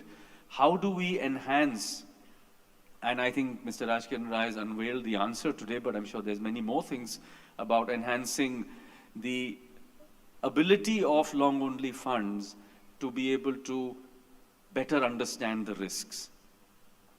So it is long gestation and high capital requirements which have, where much of the risk lies. But let me just list out a few other, perceptions of pension funds and insurance companies, which of course, across the world play a very large role in financing infrastructure, but that is really yet to kick into India. The credit ratings, many infrastructure projects are rated BBB or below, limiting their eligibility for institutional portfolios. Bankability issues exist. Projects often lack sufficient preparation, risk-sharing frameworks, or revenue visibility to attract large investors. Political, regulatory, and execution risks discourage long-term commitments. The downside, or let me say the flip side of expanding the scope of infrastructure, also will require novel regulatory and financing frameworks for the newer categories within the infrastructure stable, as traditional models are not fully suited to assess risk revenues or long-term viabilities of such emerging sectors. Of course, the corporate bond market is something that is being discussed, has been discussed for a long time, is still shallow compared to its peers in other countries. Infrastructure bonds often carry lower ratings, lack liquidity, deterring investors. Limited use of enhancement tools and partial guarantees also restrict access to broader pools of capital. The ESG is something that is increasingly becoming dominant, and this is especially when Indian projects wish to vie for funds from international pools of capital. So that is something which we really need to work so that the mismatch between the requirements of ESG in these foreign investment pools is then met more and more by projects within India. So we need to look at innovative solutions for infrastructure financing, expanding the partial credit enhancement schemes and securitization of infrastructure loans can mobilize insurance and pension funds that typically invest only in investment-grade securities. Measures like the PCEF, the PM Gati Shakti data portal, which supports project bankability and transparency, benefiting rating agencies and lenders alike. The 2025 budget and RBI's PCE framework have driven a surge in infrastructure bonds with 1.5 lakh crore issued in 2025 alone, which we are hoping is a departure from the past. The government's proposed 20,000 crore sovereign guarantee fund in urban infrastructure development funds and asset monetization will also mark a distinct shift towards risk sharing and market-driven infrastructure financing. The pension and insurance pools in the country are at about 110 to 115 lakh crores. They're gradually opening up to more infrastructure investments, especially by investment-grade bonds supported by credit enhancements. Growing use of digital platforms in project finance expedites approvals, transparency, and risk monitoring, improving access for smaller or rural projects, integrating ESG criteria. NABFID's partnership with AIIB and others are catalyzing climate financing, focusing on renewable energy, energy storage, clean transport, and resilient infrastructure. Enhancing international collaboration through bilateral treaties, FDI facilitation, and knowledge exchanges to access global capital and expertise is another important point. Currently, infrastructure constitutes only about 2% of the portfolio of global pension funds. But as a survey conducted by the OECD in 2022, the large pension fund infrastructure investment is 6.7% of their total assets.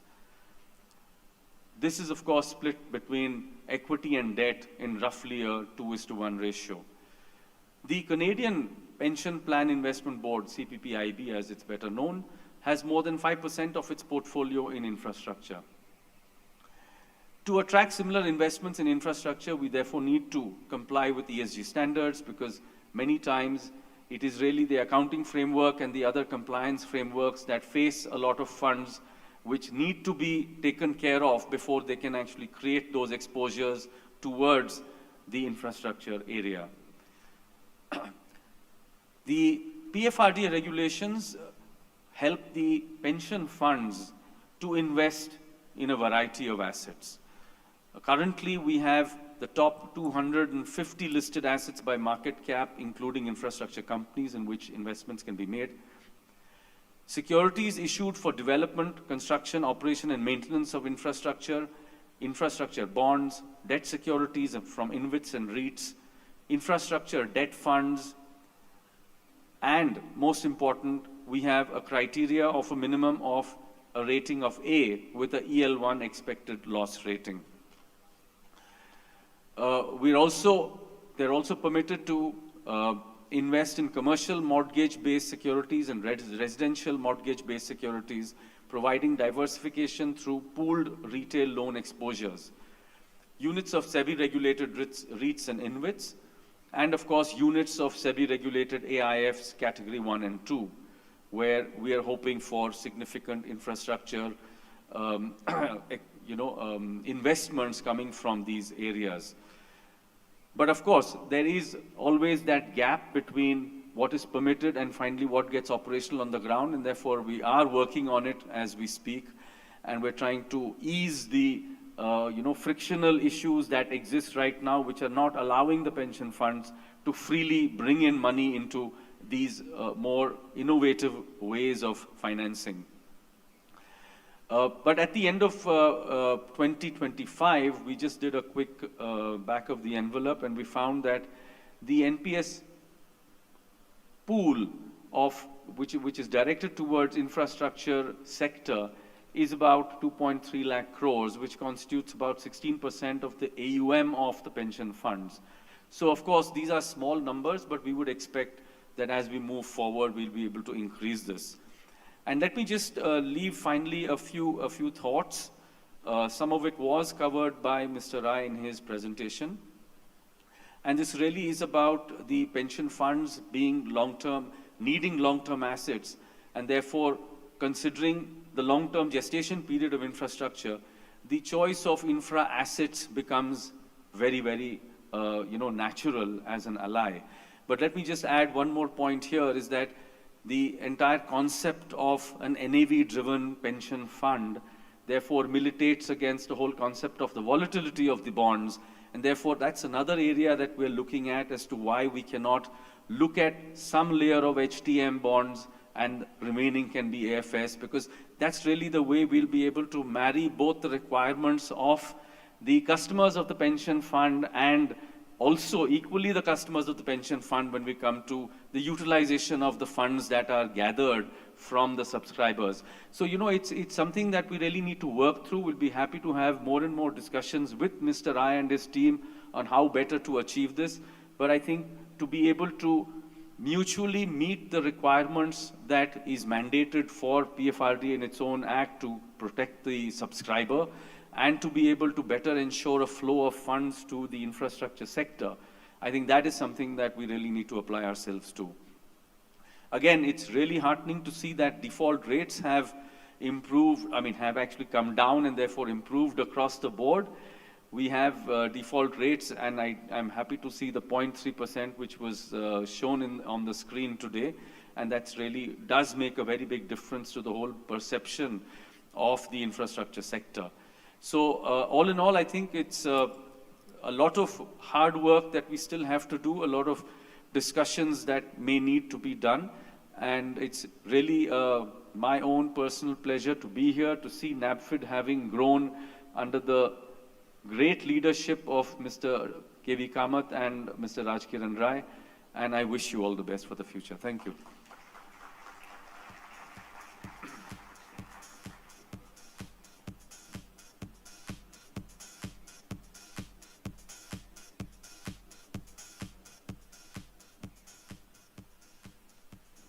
Thank you. Thank you so much, sir, for that insightful address. Your perspective on aligning long-term pension capital with India's infrastructure needs offers both depth and direction to our deliberations. Thank you so much.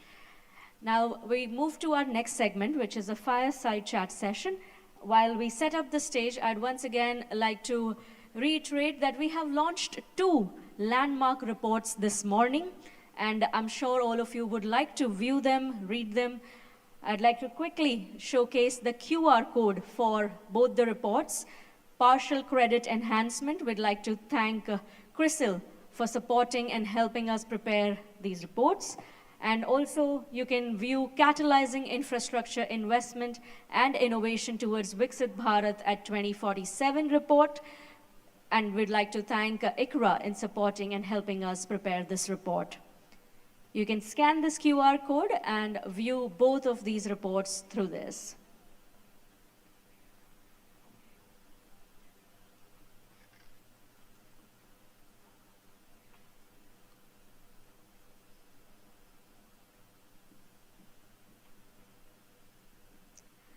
Moving forward, we now come to a special session, a fireside chat.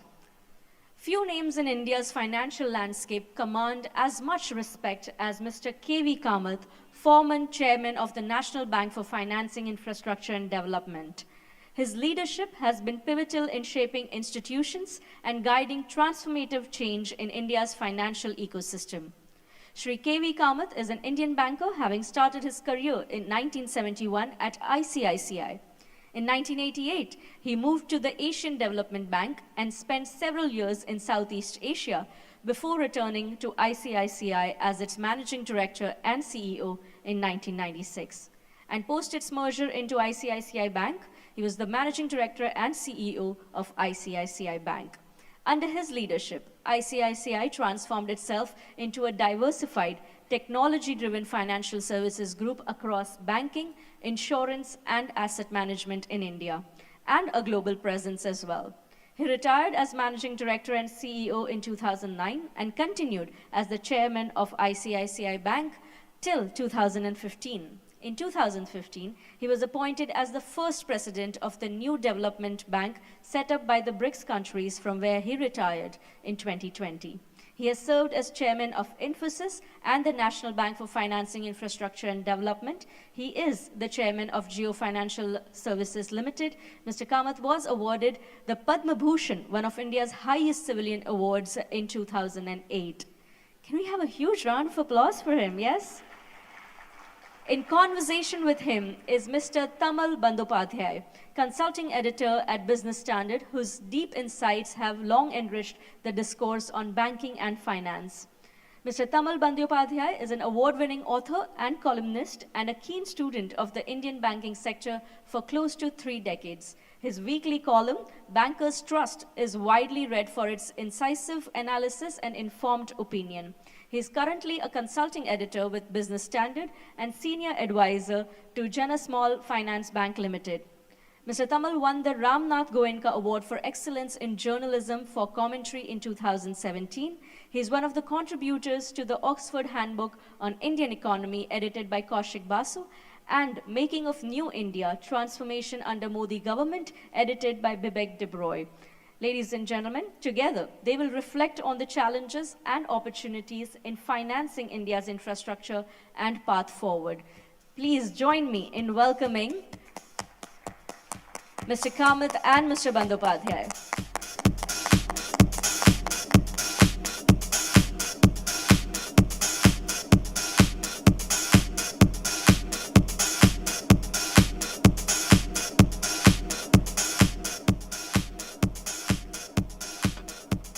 A very warm welcome to you, gentlemen. Mr. Bandyopadhyay, I leave the stage to you. Good morning and welcome to this fireside chat. You have heard SEBI chairman, you have heard, of course, apart from the person from your home, Mr. Rajkiran, who people call Raj Kapoor of Indian financial sector now, particularly in the infrastructure sector. So apart from him, we have heard, leaving apart, you have heard SEBI chairman, you have heard DFS secretary, you have heard PFRD chairman. So these three gentlemen who spoke later, no offense intended for them or to them, in cricket's analogy, you know, they are the Harsha Bhogles and Kishore Bhimani kind of person. They are commentators. But here is a person who was called him Srikant, Kapil Dev, whatever it is. He is actually the player who had played in the field and even now playing. So it's a great to have you, Mr. Kamath, and I don't think too many people have that kind of 360-degree exposure to infrastructure financing, because you are part of a DFI, then part of a large public sector private bank, which was also into project financing. Unlike what happens now, none of them wants to touch project financing. And then you have with a multilateral development bank, you set that up. So tell us I will not talk much, just introducing the subject in 2 minutes and then all yours, sir. I was just going through the numbers, which is this typically in our case, it's 5% of GDP. That's what the infrastructure financing is happening. And we need actually, you know, if you want to, the Viksit Bharat dream that you are talking about, we need to double it up at least 10% of GDP, which means between now and 2047, we need about 776 trillion, rupees 776 trillion investment, which is roughly little more than 4 times of the current credit book of entire Indian banking industry is 186 trillion. So this is the situation, and the entire thing is left to the government. I mean, private sector, the banks, they're not coming forward despite everything. RBI is pretty now, certain deregulations, etc. happen to encourage them into project financing. But if you go through the numbers, they're not there. I'll not take much time. I'll just over to you. How do you observe this? And then I have certain specific questions. Yeah, thank you, Tamal. Good morning.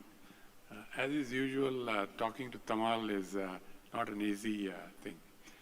He used certain analogies from cricket.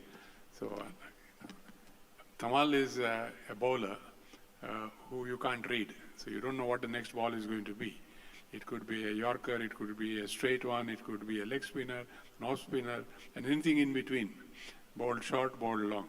So now he's bowled me one which basically says that India needs to be at this size in terms of its infrastructure book, but how will it get there? Because it doesn't seem to have a foundation to do that. And I will start with that. Foundations need to be looked at in context of time. So we are looking at India today, say 4.5 trillion economy, the year 2025. And if I were to look at China, the year 2009, 15, 16 years back, economy was of the same size.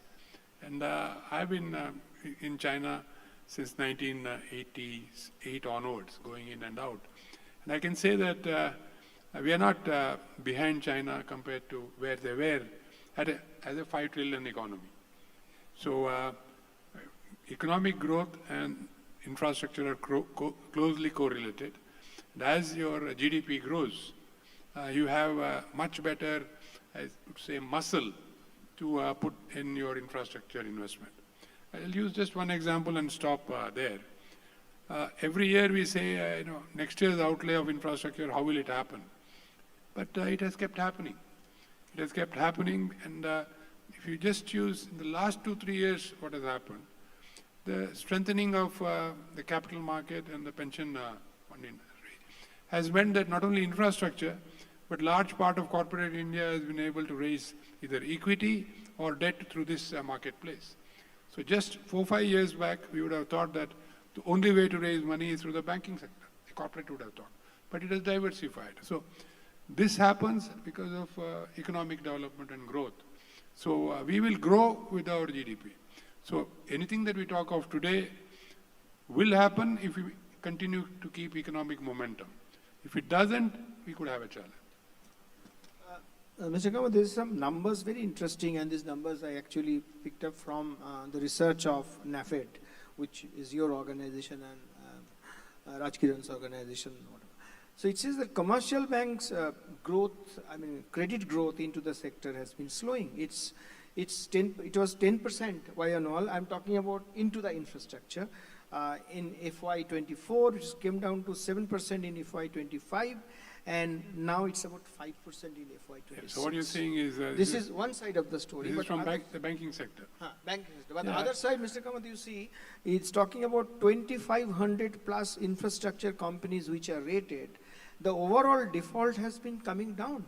It's peaked at 8.5% in FY26. Now it's 1.1% in FY24. Yeah. And as we speak, it's 0.3, 30 basis point default. So then what is the problem? Why the banks are not coming? There's no problem. I'll tell you the story. See, we had, when in 2021, when the bank was being set up, we had asked somebody to do, what is the credit loss we should provide for? And they came up with a number of 2.5 or 3%. That was based on a historical trend going to, say, 2008 to 2021. But we as a bank said, probably, that is not relevant at all, because there has been a cleanup post 2014 or 2015. So you look at a period 2015 to 2021, and there was a number which was significantly lower. We said we will factor that into the base case of lending, and we lent on that basis. But what now has transpired is credit losses have come significantly below that. This is point number one. But I want to answer the first question, the first googly that you bowled. Why is bank credit not going in? I think, frankly, I would put it as bank credit is a no ball. Since you're talking of cricket, bank credit is a no ball. Why is it a no ball? I'm a bank. Tenor of my deposits, on average, is 1 year. And if somebody comes and tells me you lend it for a 10-year project, on the face of it, it doesn't look right. When you did not have other institutions which could have actually provided funding, by that I mean channel funding, that is the capital market, to the capital market, to the pension fund, or the mutual fund industry, which savings would be of long-term nature and so on. We reached out to the banks to fund our long-term needs, though banks were really experts and had, I would say, short-term money in abundance. So this tailing off only means that everybody is coming of age. There's a capital market which has come of age, the pension fund which has come of age, the mutual fund industry which have come of age, and banks are probably not the first port of call for long-term credit. Having said that, banks will, have been and will, in a much greater way, be the first port of call for retail credit. So I think this is in the nature of things, change. And I think we will see this going ahead. And if I look at the growth of the capital market and the mutual fund industry and the pension industry, and if we track a GDP growth rate of, I like to track it at 7.5% to 8%, I don't think we are going to run short of funding needs as we go along. Yeah, we'll have to be innovative, regulators should be comfortable, all those things certainly need to be looked at, but overall, I don't think we will run short of capital. Tell us, so your what you are saying is this: the banking sectors and the ecosystem has changed. They are more into financing retail and long-term project financing. No, I'm saying they are not more into financing as yet. Everybody expects them to do more of infrastructure and corporate lending. The borrower has now migrated somewhere else, and your core franchise now is retail. And if I were a bank, I would ask myself, am I doing justice to that franchise? And each bank may have its own answer, and how to make yourself relevant to that marketplace. Yeah, that's very But true. just 5 years back, the situation was completely different. Yes, yes. There is nothing else available but the banking sector, not 5 years back, for 50 years or more. Banks were the purveyors of capital. So that has subtly changed, that's what I'm saying. Yeah, absolutely fair enough. And if you look at the balance sheet, bank balance sheet, we see that say 10 years back or even in the last decade, what was there, it's all corporate loan heavy, but now it's most of them, or rather all of them are retail loan heavy. Corporate loan has gone down to 50, 40, 30% from 60, 70%. But tell us one of the pillars of infrastructure financing, and we have been talking about from the beginning of this century, last 25 years, is this corporate bond market. But then what's happening there? I mean, these are all much of talk, nothing is much happening there. It's quietly happening. See, let me look at the priority and the hierarchy of, if I were a corporate, what do I look for? If I don't have capital, if I don't have equity, and it used to be from the time I started my banking career, 1971, corporates were always starved for equity. They didn't have their own ability to bring in money, and the markets put small money into the table, on the table. From there, you came to a situation where slowly the capital market has started growing. But even then, we have been interacting from 1996. We know what the leverage of most Indian corporates was, 3-to-1. 2:1 equity and another one piece of working capital, 3-to-1. So that slowly started getting corrected post-2000. And then you thought it would be corrected, then it didn't get corrected, then 2009, 2015 we had a problem, we won't go into that. Then comes post-COVID, corporates have cleaned up their balance sheets. So when you clean up the balance sheet, your cash flow also has improved. And your cash flow today, I think, is sufficient to meet your normal growth. Normal, I mean industry growth at 10-12%. Cash flow funding is enough to do that. You want a new greenfield site, you need to raise maybe some equity, some capital. That the capital market is providing. But most of corporate India's needs, including long-term funding, is now coming from cash generation that they're doing, free cash flows that they have. That is why you don't see them going in that measure to the banks for funding, and you don't see them going in that measure to the capital market for funding, the bond market. So who is accessing the bond market? If you look at the last 2-3 years, predominantly it is a sort of instruments that were explained by the SEBI chair person. This is what is happening, and that is where the growth has been. But where a corporate needs capital, the market is not shying away from capital, whether it is for an established company or for a new company. But if you were to analyze, and that's probably what you were saying, the proportion of established companies accessing or raising a fresh issue of capital is very small. It is the newer companies which are either offloading something into the market and raising something more, or maybe infrastructure and different companies from what would have been approaching the market in the past. So you are saying the infrastructure is there, the onus is on corporate India to access it. Yeah, no, I'm saying that all the markets are open to everybody. A person or an entity will approach that market if it feels that it needs to approach that market. Whereas 30 years back, you had no choice. Your primary choice was the bank. Bankers, yeah. And everybody went to the bank to approach money. Including if you see what happened in 1996 when the three term financing institutions virtually were shut down. Why were they shut down? Because their access to funding also was the banks. So say an ICICI or an IDBI or an IFCI, we got access to funding by issuing a government guaranteed bond subscribed by the banking sector and which was treated as a SLR security. So at one point in time, government said, this is a roundabout way of doing business. Why not we do business directly with the bank? That was it. So it was at that time the banking sector which shouldered everything. But in course of time, things have evolved and you got a wider range of entities shouldering. So now at this point to support infrastructure financing and give it a right push and momentum, do you think that we should reverse the trend like we need more and more DFIs in this space like Raj Kiran's entity? Yeah, I think Is that the way to it's go? not necessarily more and more. It is strengthening existing DFIs as and when, let's say, if it's NAPFID, as and when the book grows and the book is growing very fast, capital, if needs to be injected in one way or the other. There are many ways in which you can actually inject capital today. You could have a hybrid structure, a tier 1 equivalent structure. So I'm sure the bank and the board will think of this, how to do it. And in fact, if you look at the charter of NAPFID, there are enough avenues for raising capital that have been spelled out. So that will happen. So you don't need multiplicity. Multiplicity is only needed when you have an exposure limit problem. So far, I don't think that's a problem. Because what's also happening is, borrowers are also going directly to the capital market and borrowing. So for example, when we were set up, we would have thought that one of the key areas and the biggest consumer of credit would be the highway authority. The highways, not the highway authority, including the authority or other. But what has happened, as was mentioned by Mr. Pandey, NHAI basically is now become self-financing. It is not accessing the market, nor does it need funding from the government. 7 years back, we would think, if NHAI is going to, put in 1, 2, 3 lakh crores of investment every year, and that comes out of the budget, this is going to be a budget deficit. But all that is, once you add the market process, come in and finance NHAI. So if NHAI were to be a single borrower with the NAPFID, yes, it could create an exposure limit. But here, that is not the case. They are now approaching the market directly, frees up space for NAPFID to do with other.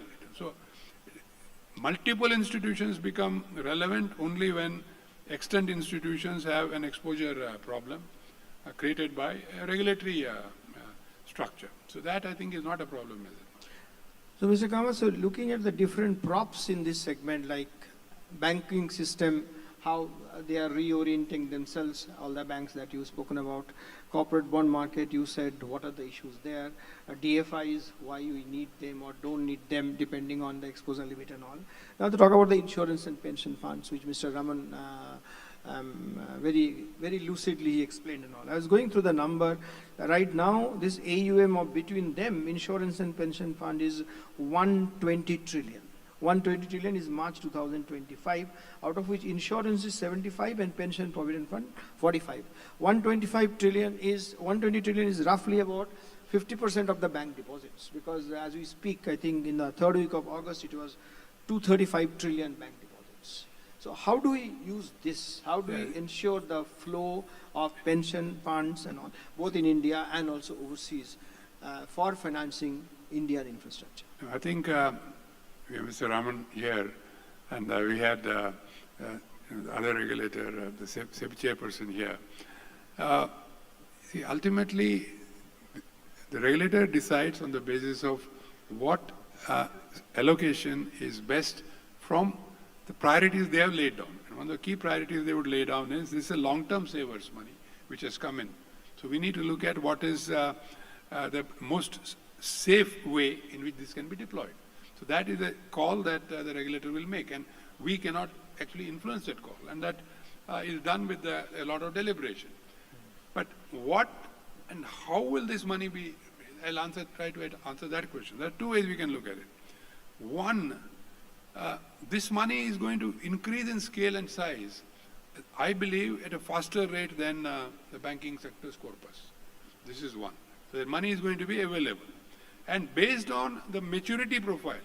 So if, let us take, this is my common man's view, 10 years back, exactly 10 or 11 years back, well, let's say 2014, when credit losses in infrastructure sector were, let me pick a number, 4%, 5%. Now, if I were the regulator and somebody is asking me, why is there a higher allocation to infrastructure? I would rightfully say that, look at your credit losses. I have to look after the saver's interest. But if today NAPFID's credit loss is 0.3%, I'm sure the regulators will also see now what is the allocation that we do. And that, I think, is a continuous process that's happening. So I will put it this way. 10, 15 years back, we would say, how will we fund our growth aspirations? Today, I will say that if we continue to grow at 7.5%, our growth aspirations will be, in the normal course, be met between internal cash accruals and the systemic savings. Systemic savings through banks, yes, some part, mutual funds, pension type of instruments, and insurance type of savings. So these will provide the funding for growth. Mr. Kamath, we are given 20 minutes, out of which 45 seconds are left. With the permission of the House, just a couple of minutes more we are taking. Is that okay?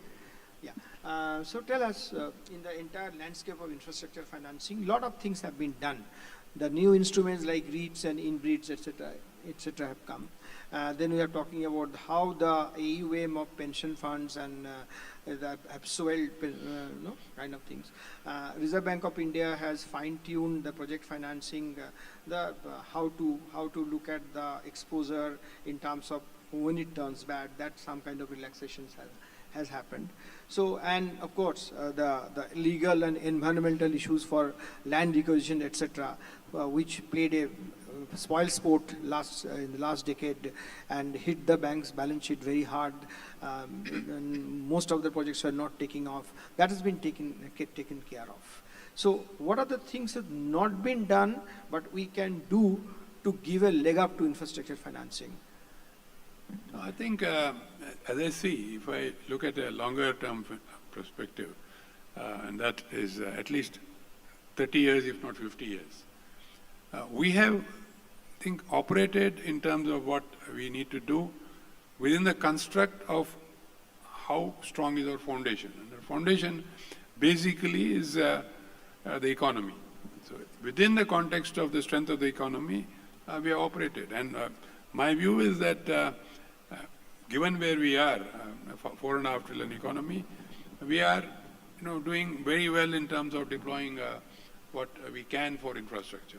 And I look at Viksit Bharat as we go along, say maybe 4 tons for 5 years each. And you can imagine if 4 tons of 5 years each from 4.5 trillion, where would we be? We talk of 25 trillion. And it's not going to be a linear expansion. So that expansion, this sort of economic growth and this sort of GDP growth certainly can support. There is now ample evidence elsewhere in the world where other countries have gone through this cycle that we can do. And evidence in the last 10, 15 years shows that we certainly can, we are doing it and we certainly can do it. Time is up, the board says, but I'm taking the liberty of asking you some, people might find it funny, but I'm tempted to ask you this question here at BKC. Now, in this, this is one of the finest conference rooms or conference centers in Asia, definitely, of course in India. Here we are discussing infrastructure financing and roads and ports and everything else and all. But I'm just very simple question. This BKC, this is the commercial district of Mumbai, of entire India, I would say, and all. See, I don't have too many, I have not seen globally too many, but I have seen very close quarter Manhattan, how the traffic moves. I have seen London City, how the traffic moves and all. I have not seen Padang in Shanghai. I have done it. You have seen it there and all. So what needs to be done? Can you tell us? I give you my real life example. 15 days back, I came to BKC and I had an appointment in a 5-star hotel in Bandra West. It's about 5 kilometers, less than 5 kilometers. 5 o'clock I got into the car. I reached that hotel, which is less than 5 kilometers, at 6:47. 1 hour 47 minutes to cover 5 kilometers.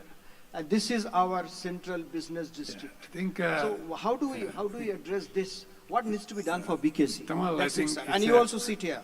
Yeah, in I this think BKC, your office. it's a space planning and execution challenge. It is a constrained space. It is not a very open space.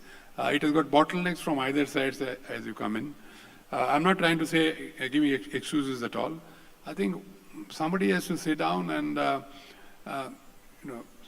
what do we call in planning terms, the circulation of traffic, the evacuation of traffic, the entry of traffic, plan it very thoroughly, and put it in at once. Now, what is happening here is bits and pieces are coming at various times and causing more problems.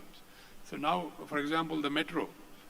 For 4-5 years, the main problem is the elevated rail problem. The metro did not create a problem.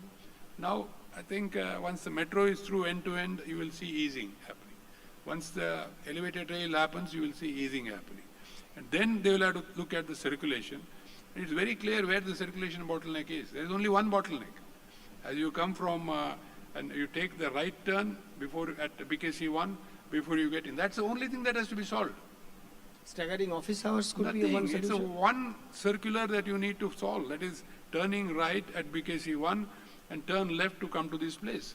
The left is not a problem, one. Second is because other bridges have been blocked or pulled down.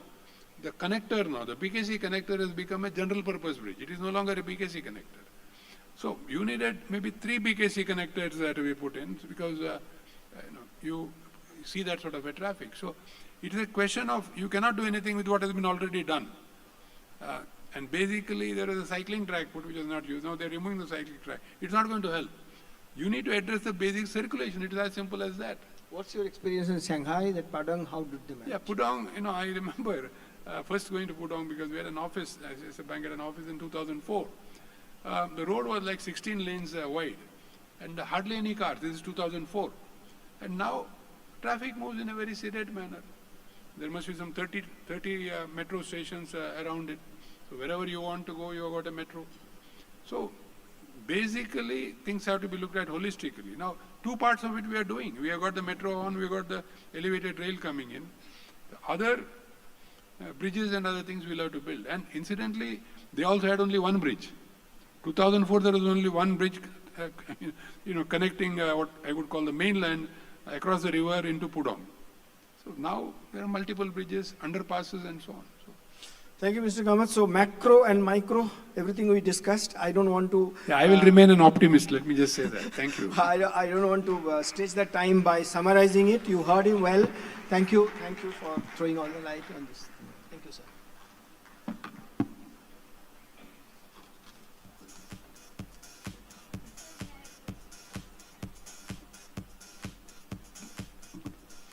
Thank you so much, Mr. Kamath and Mr. Bandyopadhyay, for that candid and enlightening conversation.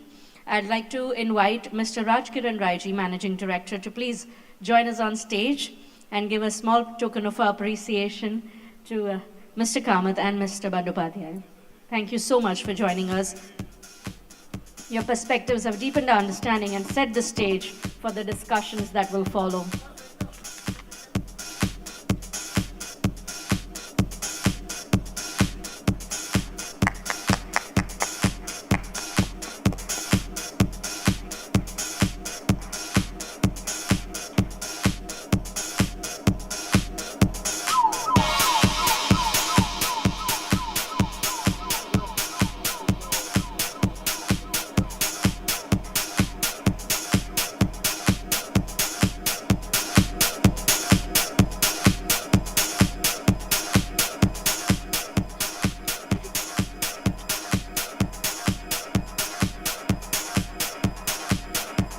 Thank you so much, gentlemen.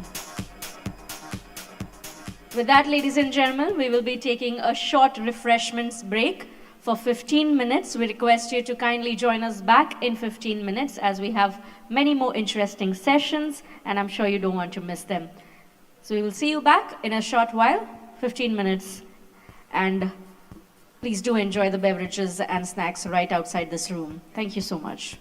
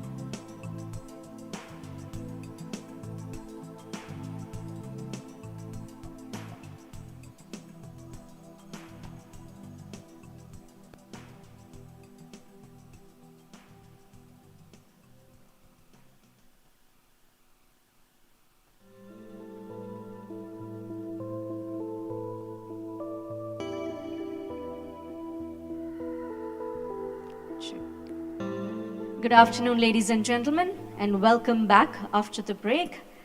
Welcome you once again at the Infrastructure Conclave 2025.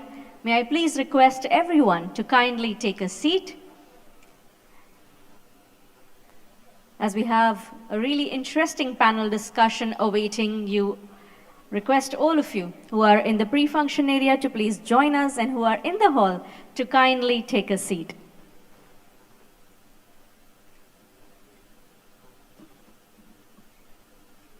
So ladies and gentlemen, after this break, we have our first panel discussion of the day on the topic of connecting Indian insurance and pension funds with long-term infrastructure bond market. And to set the context for this panel discussion, I'd like to invite to the stage Mr. Piyush Gupta from our knowledge partner CRISIL, who will deliver a brief presentation. Piyush Gupta is a director with consulting team in CRISIL Intelligence focusing on financial services. He has over 20 years of experience in capital markets, focusing on research on investment products, covering mutual funds, retirement funds, and alternate investment funds. During his stint in CRISIL, he has been responsible for development for new products and criteria review existing products. He has led multiple initiatives for CRISIL on product development, regulatory and industry engagement, business and people management. So I request all of you to give a warm welcome to Mr. Piyush Gupta.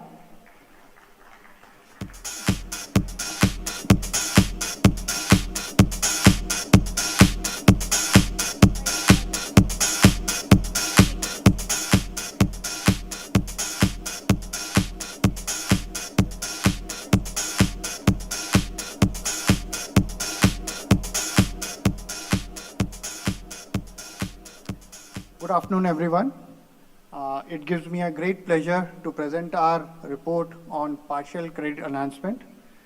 This report covers the possibility of participation of patient capital in the form of insurance companies, pension funds, and provident funds to participate and invest into infrastructure sector.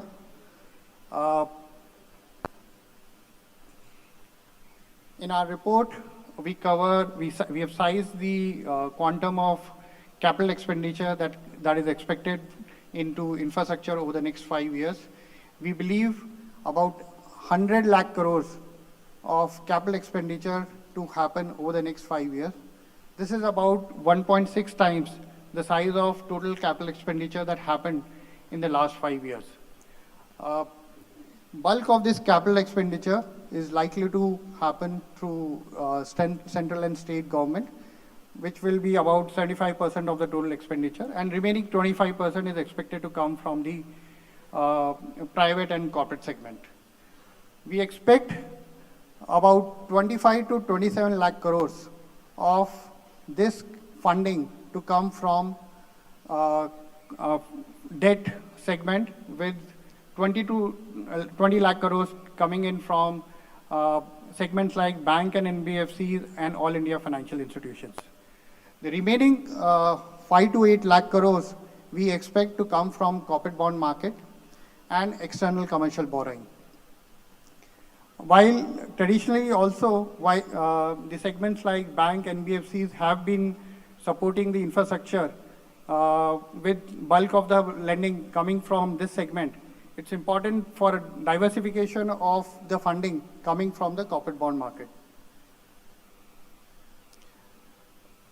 We look at these segments like insurance company, pension fund, and provident fund, which have a long-term capital and appetite to invest into long-term over a period of time. In terms of insurance companies, we see there's a significant growth that has been witnessed in this segment, with 12% CAGR in the last 5 years. As we look at the latest number, the total insurance assets is about 75 lakh crores. These investments are governed by the regulations which are put out by IRDA, which segregates the investments into approved and other investments. As part of the approved investment guidelines, minimum rating threshold that has been put out for investments in corporate bond is at AA rating. Further, the any investment which doesn't fall under the approved investment goes into the other category, which has a cap of 15% of the overall investment. When we look at the actual investments done by the insurance company, we find that bulk of the investments are into the long-term securities of governments, which is GSEC and SDL, and a small portion goes into the corporate bonds. That also means that there is a limited participation of insurance companies in the corporate bond market. Further, the IRDA regulation requires minimum investment to be done in infrastructure sector to the tune of 15% of the total assets. When we look at the actual investments done by insurance companies, it is about 10% of their total AUM. That also means that there is a headroom of at least 2 lakh crores that can flow into the infrastructure sector, provided there is a supply of bonds which also meets the requirement, regulatory requirement and the risk appetite of the insurance companies. Now let's look at the investments that are done by pension funds. Pension fund is one segment which is growing quite rapidly. We have seen assets under management growing at 27% CAGR in the last 5 years. This is also a segment which is in its accumulation phase, where large part of the money is being contributed by the subscribers with limited retirement happening in the current pension fund.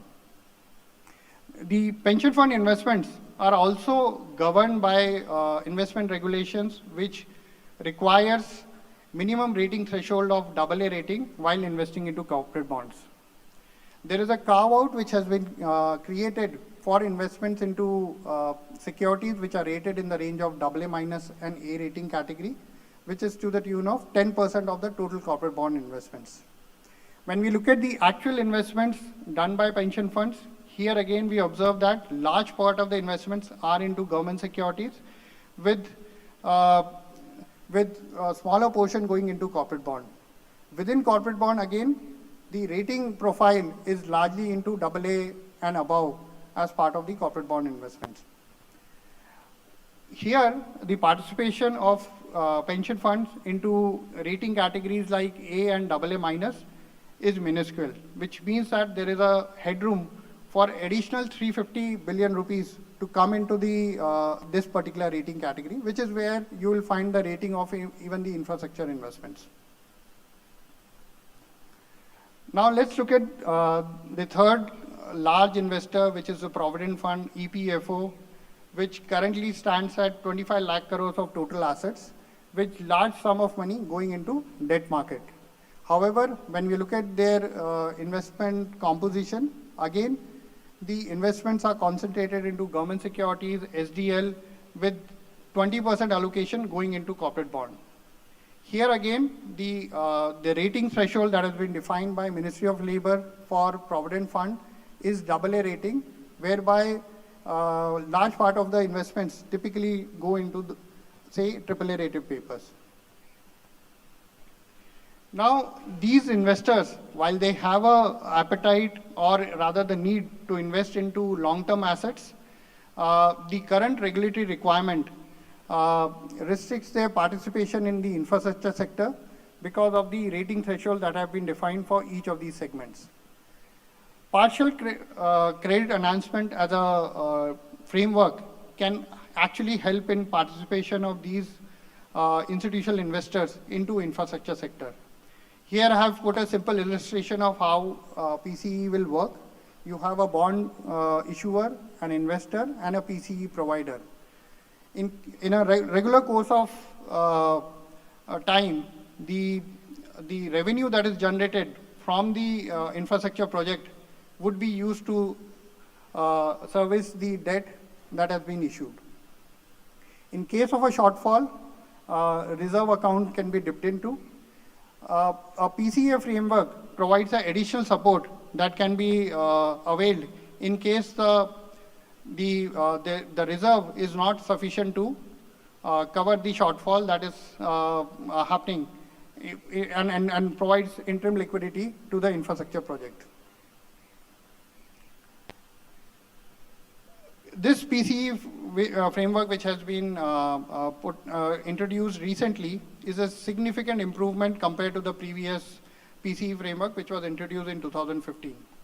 One, it enhances or increases the list of entities which can provide PCE. Earlier, it was only banks which could provide PCE support.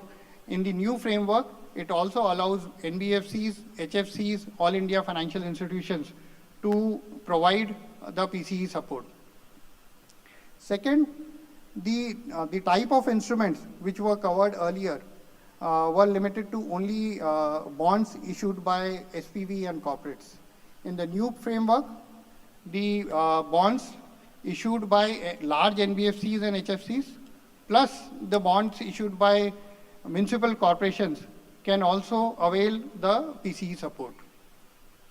Third, the big change that has happened is the earlier framework would allow a support to the extent of 20% of the total bond issuance. Compared to that, the latest framework allows coverage of up to 50% of the total bond issuance size, thereby increasing the overall credit quality of the issuer.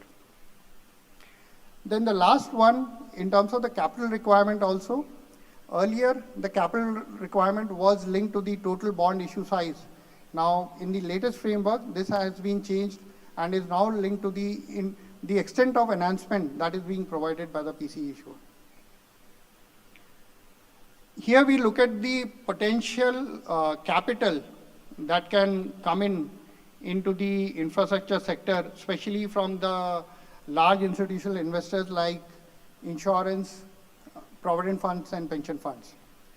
As per our estimates, insurance companies are expected to invest at least 27 lakh crores over the next 5 years with the fresh contribution coming in from the subscriber. Similarly, in case of provident fund, we expect at least 30 lakh crores of money to be invested by provident fund. NPS, which is a rapidly growing segment, also is expected to grow with an AUM of about 41 lakh crores. With varying level of allocation, we believe that at least 5 to 8 lakh crores of fund can be invested into the infrastructure sector, provided the risk return profile of the bond issuances meet the regulatory requirement and also the risk appetite of the investors. This is my last slide. Thank you. With this, I conclude my presentation. Thank you.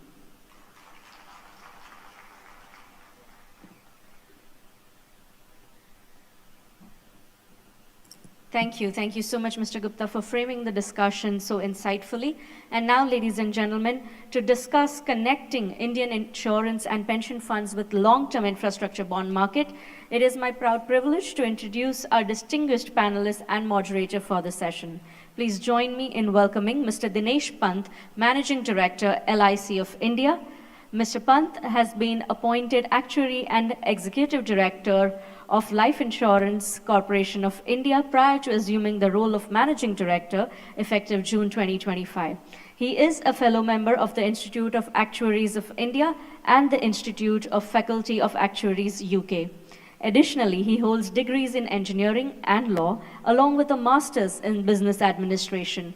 Mr. Pant has been a permanent special invitee to the board of LIC since 2017 and has served on several subcommittees such as the Investment Committee, Risk Management Committee, and With Profit Committee. He advises top management and board on key functional areas, including products, valuation, and risk management practices and strategies. I request all of you to please put your hands together and welcome Mr. Dinesh Pant.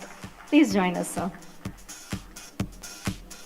I'd now like to introduce and welcome our next panelist, Mr. Sriram Iyer, Managing Director and CEO, HDFC Pension Management Company Limited. He carries over 3 decades of experience in the banking and financial services industry, having played leadership roles in areas spanning banking and capital markets. He has extensive experience in financial product distribution and has a deep understanding of a wide array of investment products. He is passionate about spreading financial literacy and has conducted numerous financial awareness sessions with investors and has helped them navigate through complex world of financial products by uncomplicating key concepts relating to personal finance. Under his leadership, HDFC Pension has registered significant growth and cemented its position as the largest private sector pension fund manager with an AUM 1.26 lakh crores trusted by over 25 lakh Indians. Ladies and gentlemen, please join me in welcoming Mr. Sriram Iyer.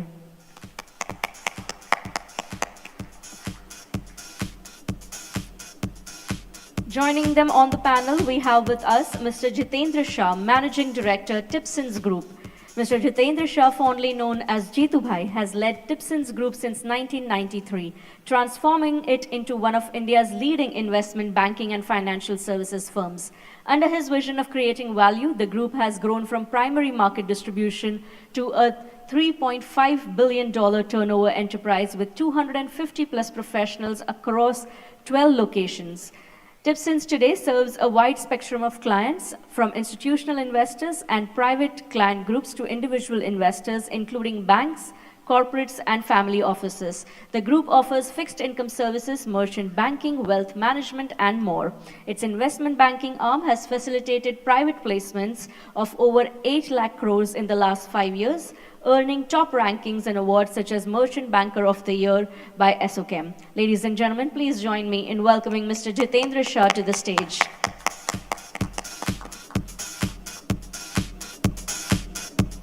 Joining them on the panel, we have with us Mr. Samuel Joseph Jibaraj, Deputy Managing Director, LPF, National Bank for Financing, Infrastructure and Development.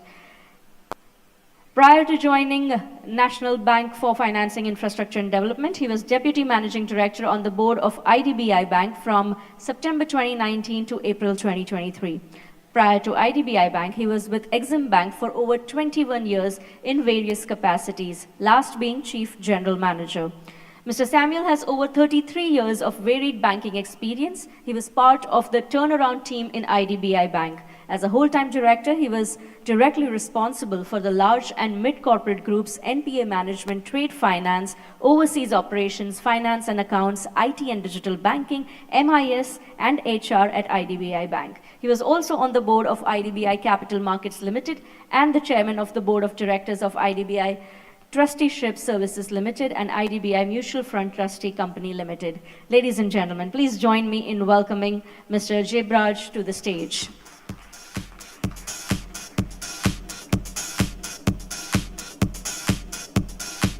I welcome all our panelists. Now, this panel discussion is going to be guided by our moderator, Ms. Nipa Sheth, Director, Trust Group. She is the founder and director of Trust Group, a leading full-service financial services house with a leadership position in the Indian debt capital market.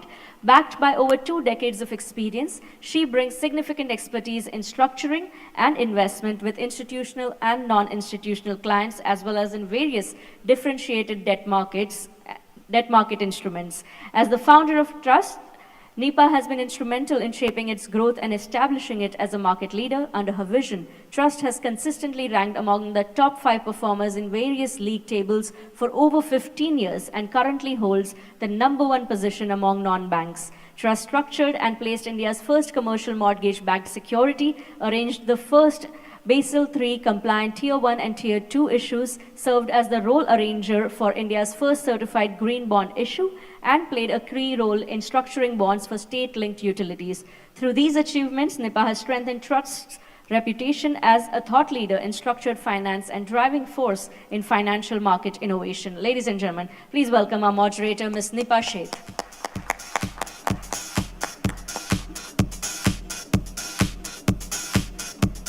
This panel will explore strategies to channel long-term institutional capital into India's infrastructure story. So I'm going to leave the stage over to you, Nipa.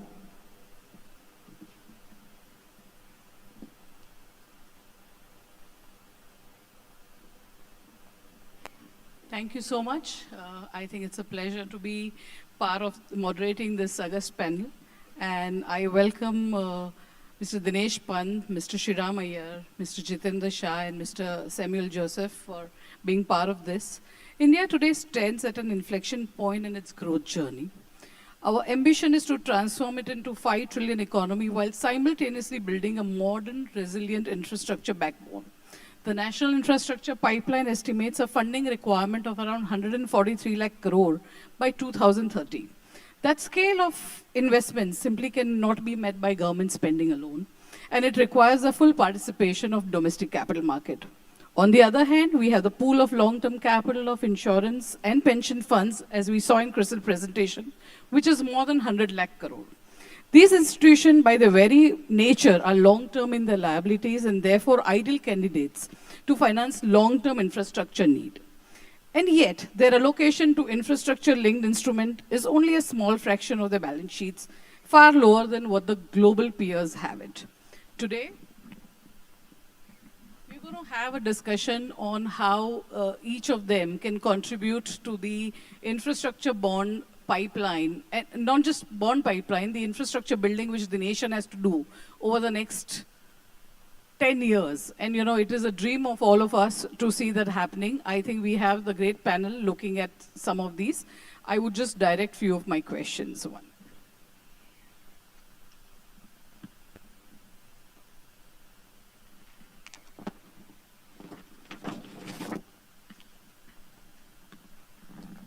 My first question would be to, Dr. Dinesh Panji, that LIC has always been seen as a backbone of long-term domestic capital. From your vantage point, how do you see the role of insurance like LIC in supporting India's infrastructure story as we move towards 2047? What opportunities and challenges do you think this define the space today? Yeah, good afternoon. Thank you. We have had some great inputs and insights into this, very important and critical area for economy of the country. And I personally believe that, it's a perspective around which we look into infrastructure investments. There is this line which I'm reminded of, कि भरा नहीं जो भावों से बहती, जिसमें रसधार नहीं, वह हृदय नहीं, वह पत्थर है जिसमें स्वदेश का प्यार नहीं. I think my context of looking infrastructure investment, because in the morning discussion I was hearing that whether infrastructure should benefit out of the economy or the economy should benefit out of infrastructure, my thought is that, infrastructure has to be the cornerstone for the edifice of the growth of the economy. And in that context, the infrastructure and insurance are very critical. They are very much aligned. They were very much together because they're all about the preservance, the protection, the progress, and the prosperity of the nation. So once we start looking into it, another point which was very important, which was coming about in the morning, was whether the corporate sector, is today looking for the money. And one point which I was hearing is that money is available. But the issue is, what you mentioned about is, if 136 trillion has to be invested, it is not only about what is available, what I want to do. What is required to be done for us to reach the place where the government and the policymakers' decision and vision of, Viksit Bharat by 2047 has to be achieved. And that very much aligns with the vision of insurance for all by 2047.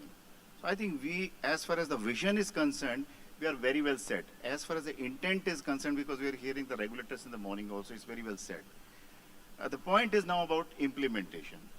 In context of LIC's contribution to it, you mentioned about that infrastructure investments to the extent of 12 to 15% numbers. I am an actuary, but I would refrain from talking about mess. I will talk about, because that can be certainly disguising. The numbers can be disguising.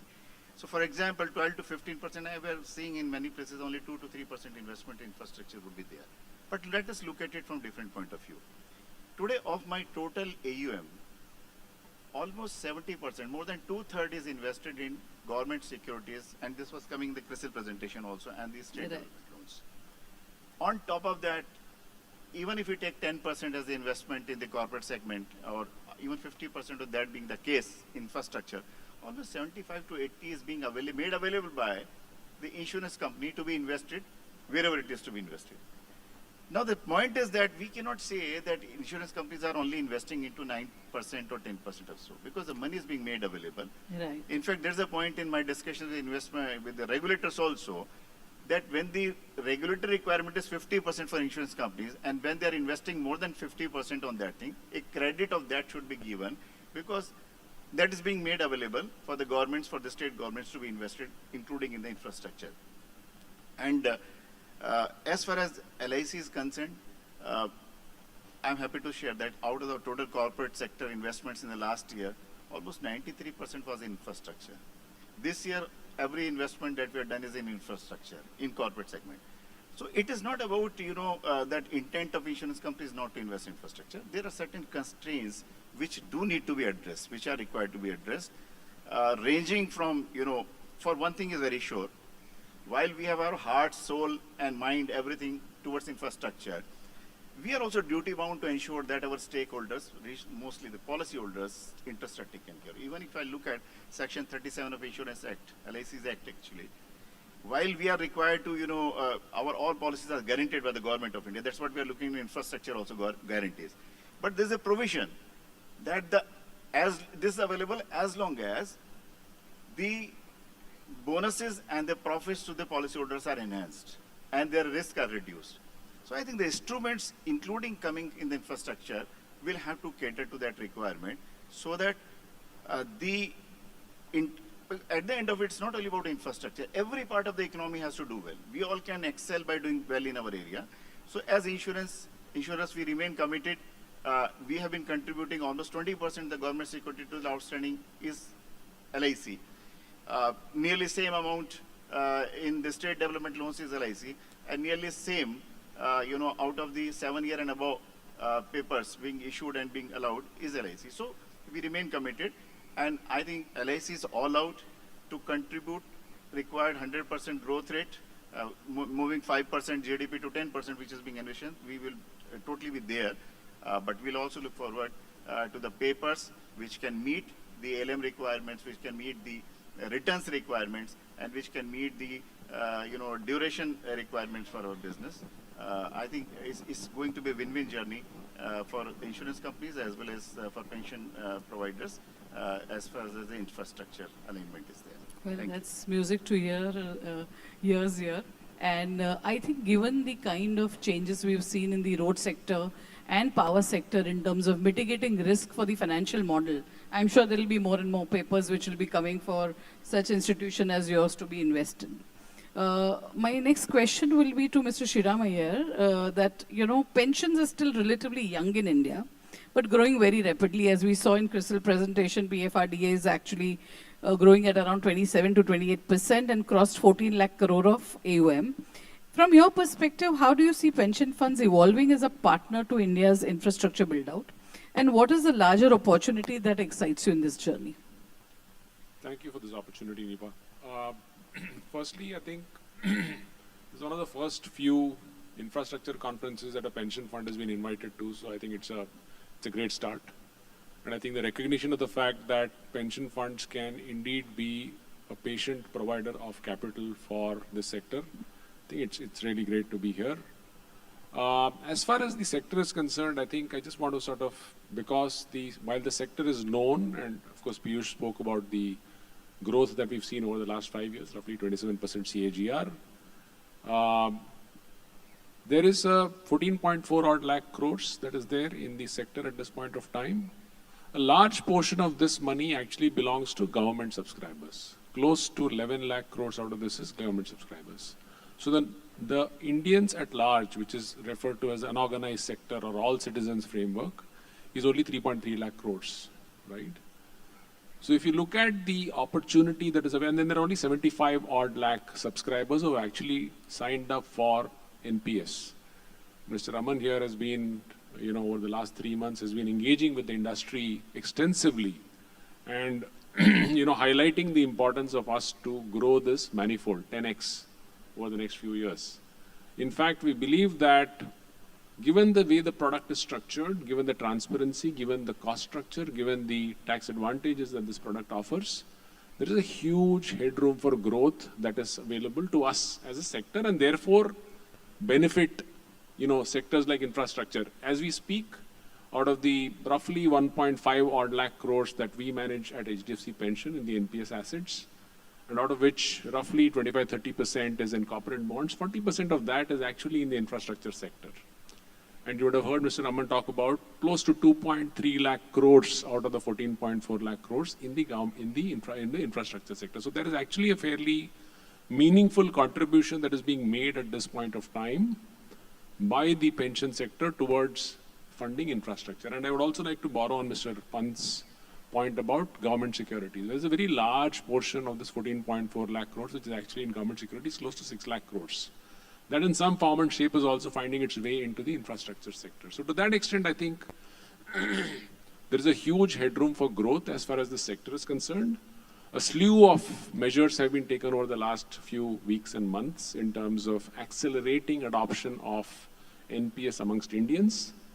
And I think, given the fact that our pension assets to GDP ratio is, give or take, 12 to 14% of GDP, and the vision is to really India becoming a pension society by 2047, which will require us to cross 60-70%, the headroom for growth is humongous.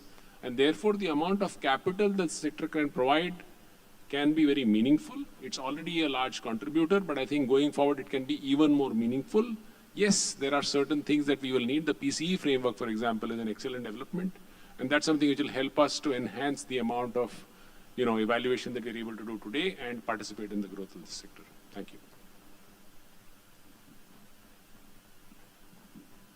Jeetu Bhai, as you sit at the junction between issuers and investors, seeing both sides of the market, over the past few years, have you seen the infrastructure bond market evolve in India? What shifts in demand or behavior are you observing? Thank you, Nipa. The fact is that infrastructure for Viksit Bharat, it is required infrastructure. Infrastructure needs a funding, and funders needs a better rates, and infrastructure requires also better rates. So I think this is also a junction where both issuers and investors need to be work it out. Fact is that yes, in last couple of years, the infrastructure bonds and this funding has increased a lot. It has been, last year it was 94,000 crore has been issued. So the whole shift has come because you've seen that from 2013, REITs in which has came 2016. So here, the more important that regulatory approval has also come, a lot of approval has come. So because of the regulatory approvals, the investors, mainly their pension and insurance has come forward and investing a lot. What I also seen that infrastructure company also has come out with the innovative products. So both innovative products and regulatory approval come together can create this bond market, a deepening bond market. Now, as far as the market deepening is concerned, I think this required also secondary market to be developed. If for infrastructure, the secondary market can develop, I think more money can chase it, and that also can reduce the rate of interest. So what I'm seeing the evolving in the game of infrastructure funds. So I think if regulatory approvals comes with more things, the more funds can be available, and that fund can be used for the infrastructure funding. So I think scope is there for infrastructure funding. Thank you, Jeetu Bhai. Mr. Samuel, NAFED has been created with a unique mandate, not just to fund but to catalyze. How do you see the role in bringing this gap between countries' infrastructure ambition and long-term domestic pool of capital we have?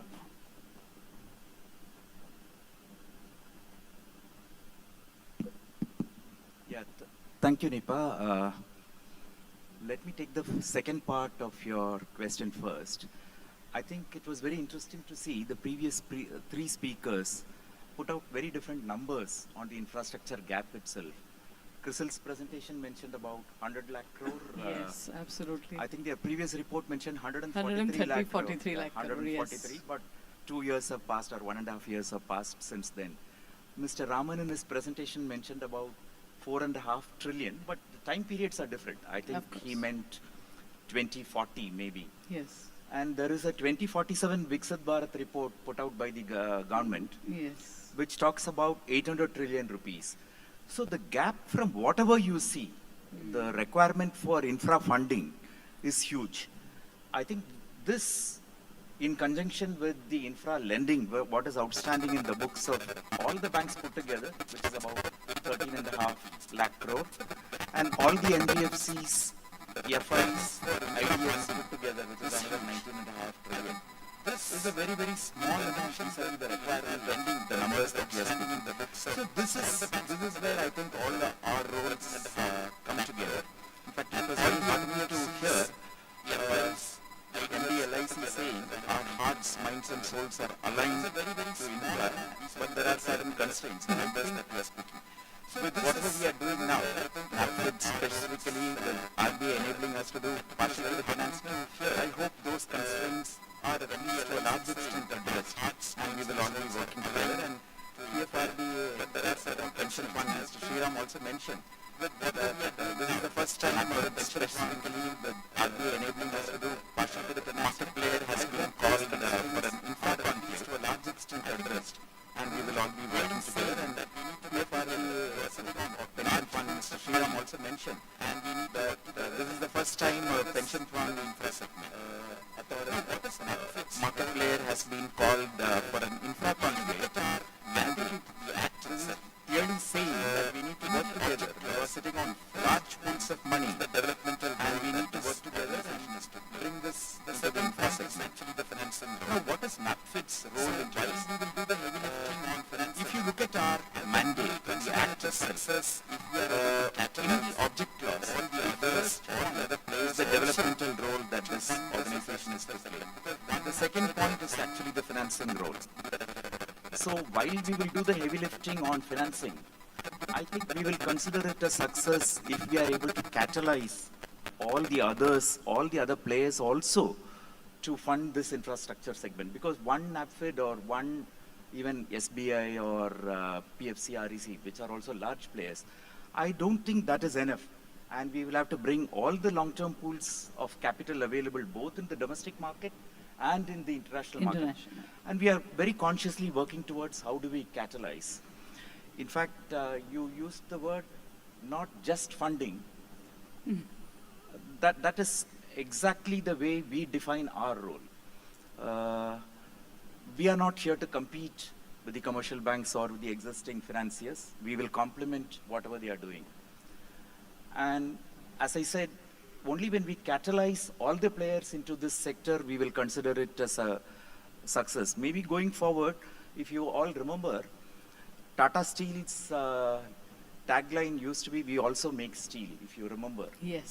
So maybe after some time, we will say we also finance infrastructure, but a major role will be in catalyzing everybody else into action to fund this sector. Very interesting. Thank you. Another question to you, Mr. Pant, that, and you know, I'm going to refrain on using the 12 to 15% global percentage versus LIC percentage, and I understand that there is a lot of funding which goes to government. Given that now we are at a situation that the fiscal numbers are much better, and you know, state and centers' requirement on direct funding could go down.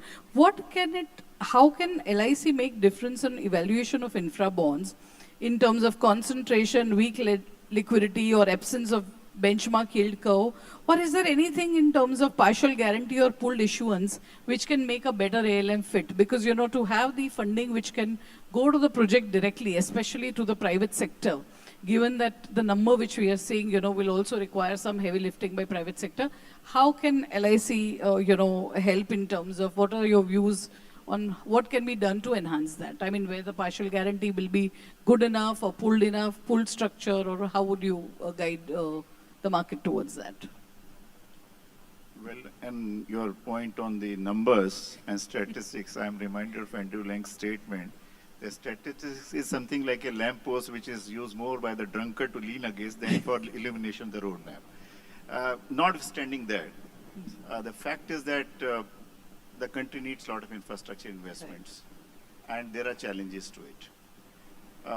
I've been listening about this word patient investments, I was wondering that the concern for us insurance companies or for any investor is that at the end the investment should not become patient, it should remain healthy. So that is the driving thing. Now there are many things which are very critical and important here. See, the basic philosophy of investment for long-term players invest, and for us like life insurance for pension funds is, primary thing is asset liability duration matching, right? Meeting liability as to the nature, term and currency, and then optimizing the returns. And that is what actually the pension funds, we have been talking about pension funds into infrastructure. Protection of money, first thing, and then return on the money. So return of money and return on money. I've also been looking at the statistics of like 22% default rates versus 0.3. I will have my own observations about it, how they have come down, what provisionings, whether provision should be seen gross of provisioning.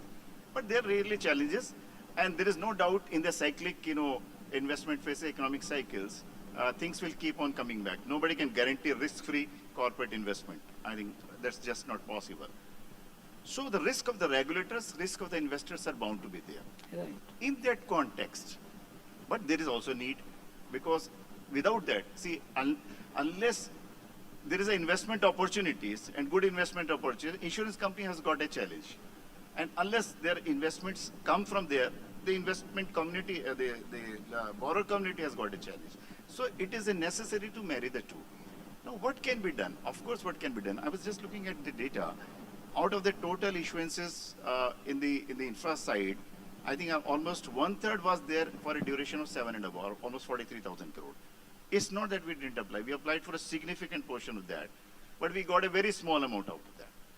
The moral of the story is that it's not that we are not willing to invest. The point is that the borrowers also want to come at the times when it suits to their low interest cost cycles, which is very natural. And therefore, it is not coming very frequently. We are not seeing infrastructure issues coming very frequently, regularly. They want to time, and we as lenders also want to time it and see to it. So there has to be a certainty about how it is going to go about it. Duration matching has to be ensured, not only in context of the nature of the contracts, because we are long-term players, investors, pension funds, life insurance companies, long-term investors. The borrowers don't want to take the risk of long-term, but our appetite and requirement is long-term. Otherwise, the contract become ineffective for us. So that is also something. I'm very happy with the NAFED stand today about this partial credit guarantees, being taken care of, which is going to be real help. But at what cost they come is going to be important. Whether that's a value additive thing or it is a cost additive thing, again, that's a very important thing to be seen. From the regulator side, also very important, it's going to be very important to be addressed by this, this segment, and I would require and I would expect, the infrastructure stakeholders to take it up, that because insurance companies are going to move away from factor-based solvency today to risk-based capital management. And I foresee for insurance companies like us, which are mainly into saving side of it, the biggest capital call will come from the investments, not from the core business. And it is possible that even state loans may have some credit, quality factors attached to it. So naturally, infrastructure and corporate will have higher weightage for it. So it will be very important for, borrowers and the groups involved, particularly NAFED, to be able to demonstrate, as he rightly mentioned about, that enough monitoring management structures are in place, which can take care of the due diligence as well as continued monitoring and pre-warning systems, which do not add to the cost, of course, or at the most workable cost, and then only the credit factors will come down.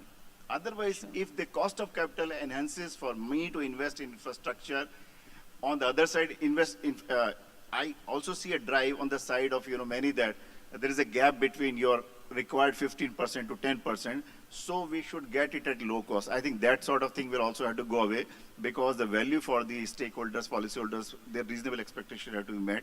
All these things, right, investment pricing, right investment, guarantees, and asset liability duration matchings will have to be taken care of. Otherwise, from our side, from the insurance, because with the great initiative by Government of India recently, in which GST waiver has come about, and nobody could think of even on the saving products.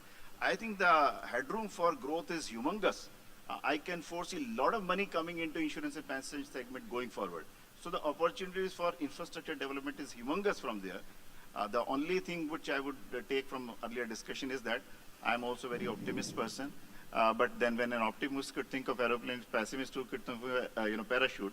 So I think we'll have to cater to both the sides of it. We'll have to work out on the risk management as well as value enhancement from this thing. And I'm very sure and confident it's going to be a win-win proposition for you. Sure. Thank you, sir. Shriramji, I had a question that, most of your global peers have 10 to 15% allocation to infrastructure, and relatively these, allocation could be slightly smaller. And, a decade old or maybe 2 decades old question that, double A is a benchmark and that comes in the way of investments for pensions as well as insurance. Can I have your quick response on, how this can change in your view, lower rated? And whether the partially credit enhanced can help in that. Certainly, I think the partial credit enhancement framework that was introduced today and was spoken about earlier as well is certainly a step in the right direction. I think we need to keep in mind that, things like mandating a certain amount of allocation to infra, those steps may not necessarily serve the purpose that is that we set out on. I think it is important for us to recognize that pension funds are monies that belong to individual subscribers, mark to market daily. And I think Mr. Pant spoke about this. For us, return on capital and return off capital, both of those are equally important. And therefore, making sure that we are, and you also have to recognize the fact that the industry is nascent, right? Today, our ability to evaluate complex infrastructure projects is limited. And I think if you're able to lean on the PCE framework or what I heard, NAPED speaking about providing expertise in evaluating, right? Co-lending with institutions is something that we could look at. Those are all alternatives that will be definitely very, very useful for us to make sure that we're able to up the allocation that we're making today. Even today, the number is not inconsequential, just to sort of clarify. Thank you. Thank you. Jitubhai, in interest of time, I'm going to ask you one quick question to both of you is, what is your, one line, probably a response on how do you see infrastructure segment happening in next 2 to 3 years? So basically, what we are all talking, what I am understanding is that the funds are available and bonds are available. Both are there. Only the matching is not there, because I had not seen any insurance companies or pension funds saying, okay, we are not having a funds. So the funds are available. Second thing, after this partial credit enhancement guarantee from 20% to 50%, there is a huge scope available that money will be available to the market, because credit enhancement from A to the triple A can happen, or triple B to AA plus can happen, and that all this lead to be investable by the all insurance companies and pension funds. So I think that can also become a very good chance for new investors to come in, or larger funds can be available to that, and without a risk free. If we can increase a better kind of infrastructuring, I think more requirements are in today's market is the structuring. If the structuring can be done properly, and because see, ultimately, as you rightly said, that insurance company needs a better return, because you required capital back also and good return also. So these can be possible with the right structuring also.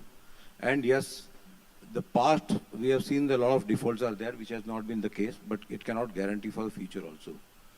So to overcome these, I think the better structuring, if we do it, the fund is not the constraint. So we can, on behalf of all capital market and all that, we can say to the governments also that, okay, you go ahead, develop the India, we are all here to fund you, and that funding is available. And with this, I think different kind of structuring we can develop it. Thank you, Jitubhai. I think last sentence to you on how you see this going. Your last word of how you see the markets in next. Yeah, thank you. Since MD LIC raised a few points, let me just answer his concerns. I can assure you, definitely whatever we have in mind will be value additive, not cost additive. So we will definitely bring value to the table through this partial credit enhancement. And as Crisil had mentioned, the recent RBI guidelines, August 6th, has made the product commercially viable. Now, the reason why it didn't take off earlier was it was not very commercially attractive given the capital requirement. But today, with the tweak in the regulatory guidelines on capital allocation, it is today viable. So it will be a win-win situation for the issuer, for the credit enhancement provider, and for the investors. There will be something left on the table for everybody. And you also touched upon the monitoring. So what we are going to do is not a one-time exercise of assessing and helping in the rating or helping in the credit enhancement rating upgrade. We will continuously monitor the project and we will put out reports. The reason being, we will have a 20% or a 30% stake in the credit. And so periodic assessment we will do, we will put it out for investors such as yours. So there will be a continuous monitoring.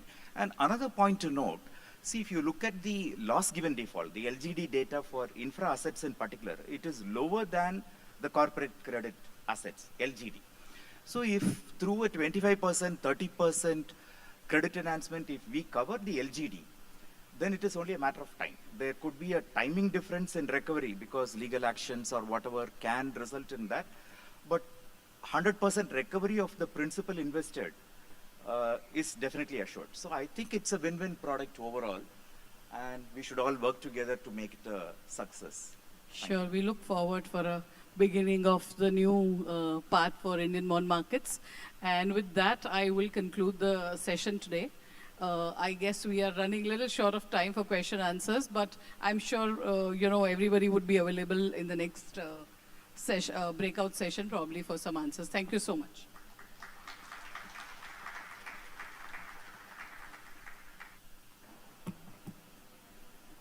Check. Thank you so much. Thank you to our panelists. May I request you to please stay a moment longer with us on stage, and I'd like to invite back Mr. Piyush Gupta from CRISIL as well. As I request Mr. Jabaraj to kindly give a small token of appreciation to all our panelists and moderator. Can we have the gifts on stage, please?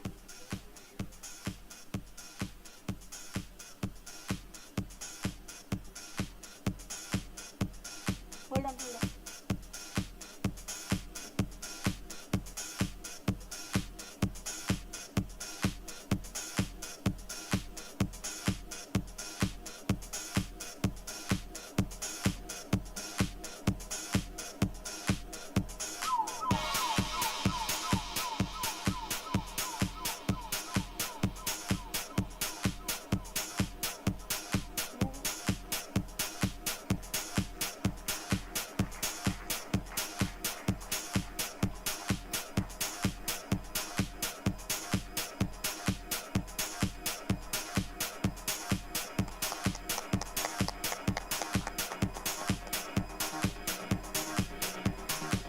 Again, thank you to all our panelists, moderator.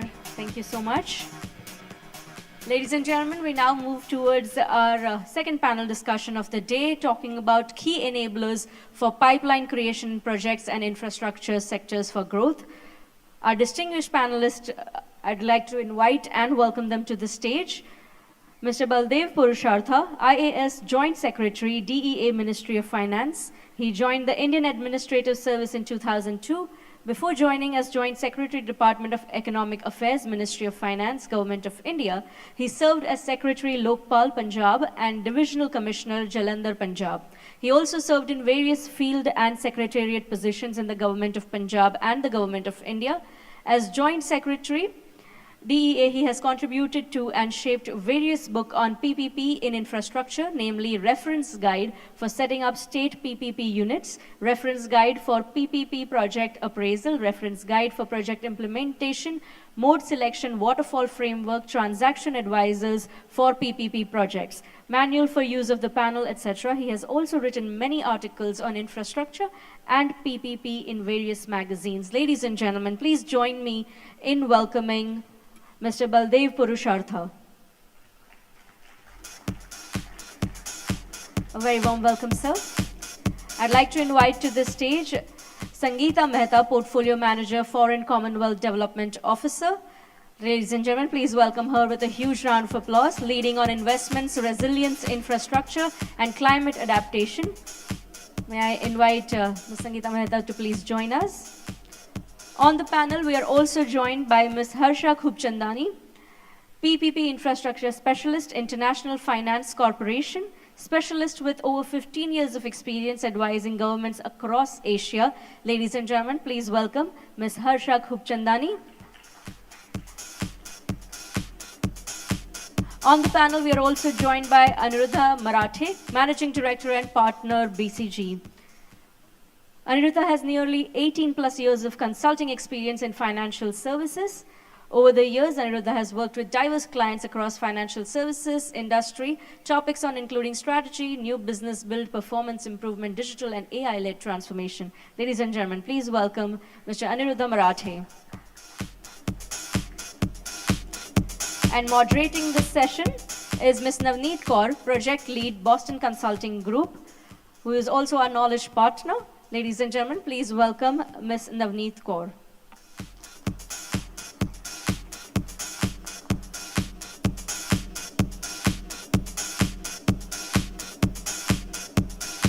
A very warm welcome to all our panelists. And Navneet, I'll leave the stage to you.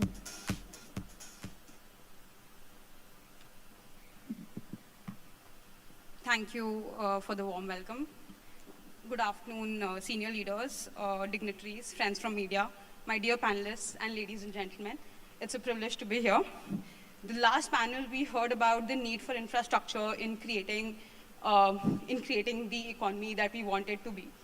The government in the last few years has given this push to create this infrastructure and to put the amount of finance that is needed for us to become a Viksit Bharat by 2047. Last year itself, in FY24, the government had put in 25 lakh crore worth of investment into infrastructure at a 17% year-on-year growth. It is important that the government and private participation comes together for this thing to happen. This entail requires a lot of project preparation, project structuring, as well as project preparation to attract private capital. In this panel today, we will explore perspectives on the key enablers for project pipeline development in infrastructure sectors to drive growth. Thank you, panelists, for agreeing to do this. Starting with some questions. Mr. Purushottam, we know that the PPP model is more established in a few sectors than the others. As we look to drive infrastructure creation, where do you see greater potential of PPP creation in traditional as well as emerging sectors? Thank you. I think there is a potential of not only in those sectors where there is a lot of PPP are happening, but also in those sectors which have traditionally been not suitable or at least not considered suitable for the PPP. And there are many reasons, The earlier panel was discussing and many of them has given various assessments of infrastructure requirement in coming years. Maybe by what amount we require by 2030, by 2035 or 40 or 47. There are n number of assessments. Irrespective of which assessments you are picking up, at least one thing is clear that we require a huge amount of investment in infrastructure if we want to make Viksit Bharat or if we want to provide infrastructure facilities, world-class infrastructure facilities to public at large. Now, this huge investment cannot be coming only through government budgetary funding. There is a limit up to what government can, spend on infrastructure because government has other potential areas or much more important areas than infrastructure as well. So it is a kind of need and it puts a kind of, mandatory requirement upon us that we bring private investment into infrastructure. And therefore, PPP has to be promoted in a big way. And PPP is not only for bringing private investment, but it is also for bringing private efficiency. And with private efficiency, the other element coming through PPP is that then we start looking at the infrastructure more as a service and less as an asset itself, which traditionally we think of if we do only infrastructure development through budgetary funding. There we are much more concerned about building the asset, but less concerned about how it is going to be utilized for next 15, 20, 25, 30 years. And that element, which we generally call life cycle element into, infrastructure asset, and more emphasis on service, less on asset creation itself, that comes in. So PPP brings a lot of benefit. But that doesn't mean that PPP is the, Ramban for every ill happening in infrastructure sector. It has to be done in a manner which is, which is a thought through method, with due diligence, and with a lot of mechanism into place which ensure that things are not going hayward. Now, if you see traditionally PPP are happening in which area? So in road sector, it's the sector in which PPP has started at the beginning, and this was a kind of road opener for the PPP in India. Then shipping sector picked up a lot.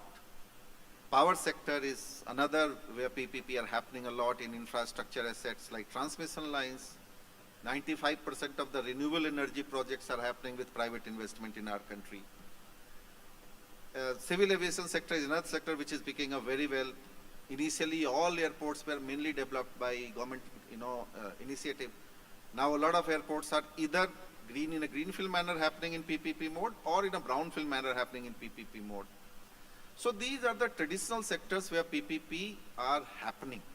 But there are a lot of other sectors which hitherto has not seen good PPP models or successful PPP models. For example, healthcare, social sectors like healthcare or education, water sector, sewage treatment plants, solid waste disposal. So a whole lot of sector is there where till date majority of investment is coming through government expenditure. Now this is an area where PPP can come up in a big way, and I am happy to share this detail with all of you that health sector is picking up very fast. And we have successfully bidded out good, tertiary care health treatment hospitals in Odisha, 4 hospitals in DB-40 mode. Why it is important that you see in Europe, you will not find hospital projects happening in DB-40 mode, where the financial risk is also being taken by the concessionaire itself. England, where this PFI initiative has come up, they have lost their interest in PPP. So in that scenario, in India, if we are able to do healthcare projects in DB-40 mode, that also in underdeveloped and hilly terrains of Orissa and aspirational districts of Orissa, this was a big success. Similarly, one project we have approved in Arunachal Pradesh, Namsa in Arunachal Pradesh in Northeast.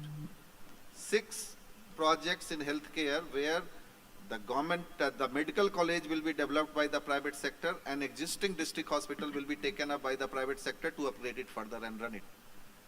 This has been, done in UP. 3 have been successfully bidded out. 3 are going to be rebidded.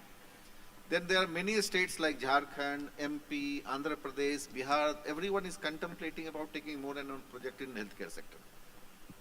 The same is happening in terms of solid waste processing plants.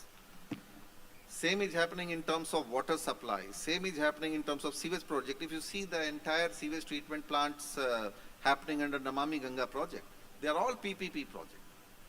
So there is enough scope. Education sector is one sector where there is still a good model to be found out, but there are elements of education sector where PPP have started happening, like hostel projects and other educational, building facility and other facility in education. So I am hopeful that PPP India, and we must be very proud that today in the world, India is the largest player offering the variety of PPP opportunity across the spectrum of infrastructure. There is not a single sector in infrastructure where PPP are not happening in India. But there is still to be a lot of things are to be done, and I am hopeful that in coming years, more and more PPP will happen in various sectors. Thank you. Thank you so much. This was quite interesting. Harsha, my next question is to you.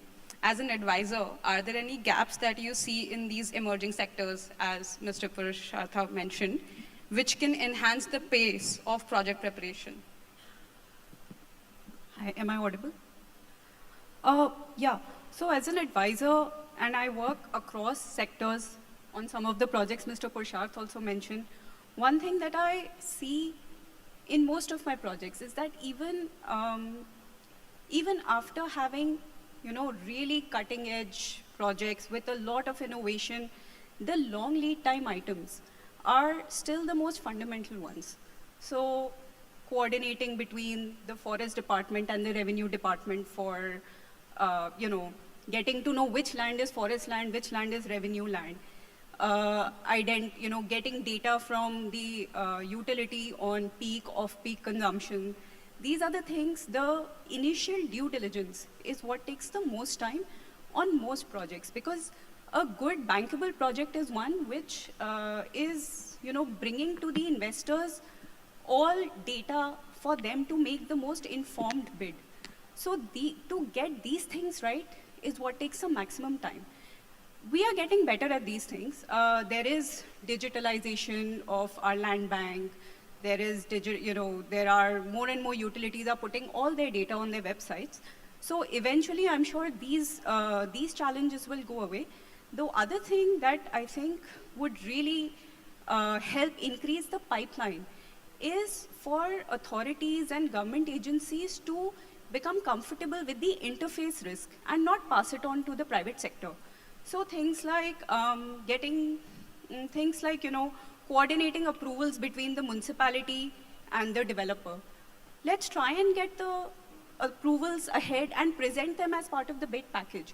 That would really go a long way in building investor confidence and, not having them to budget extra time, extra risk premium in, worrying about these uncertainties. Thanks. Anirudh, my next question. What are some of the most effective strategies, specifically, say, financial, regulatory, or institutional, that can help India scale up its investment in these emerging sectors? Interesting question, Navneet. It's a very multi-pronged problem, right? There are financiers involved, government has to play a role, regulators have to play a role, there are supporting other organizations have to play a role. Let me start with financiers. There is a tendency that we have seen in infrastructure finance that the banks, financial institutions have very high dependence on credit ratings or external evaluation of the credit. There has to be somebody else who has to give a certificate of a certain type. Especially when it comes to emerging sector, honestly, nobody has figured it out fully.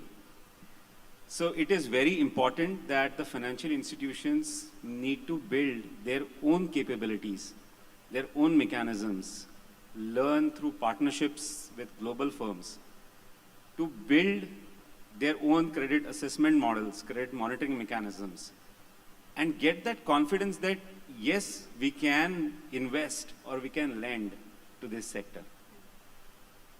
This is an important element, not only from the perspective of just offering that credit supply, but also then looking at what products in which that supply can be offered. Let me come to the regulators. We have different regulators, and some of the regulators have been present today as well at the highest level.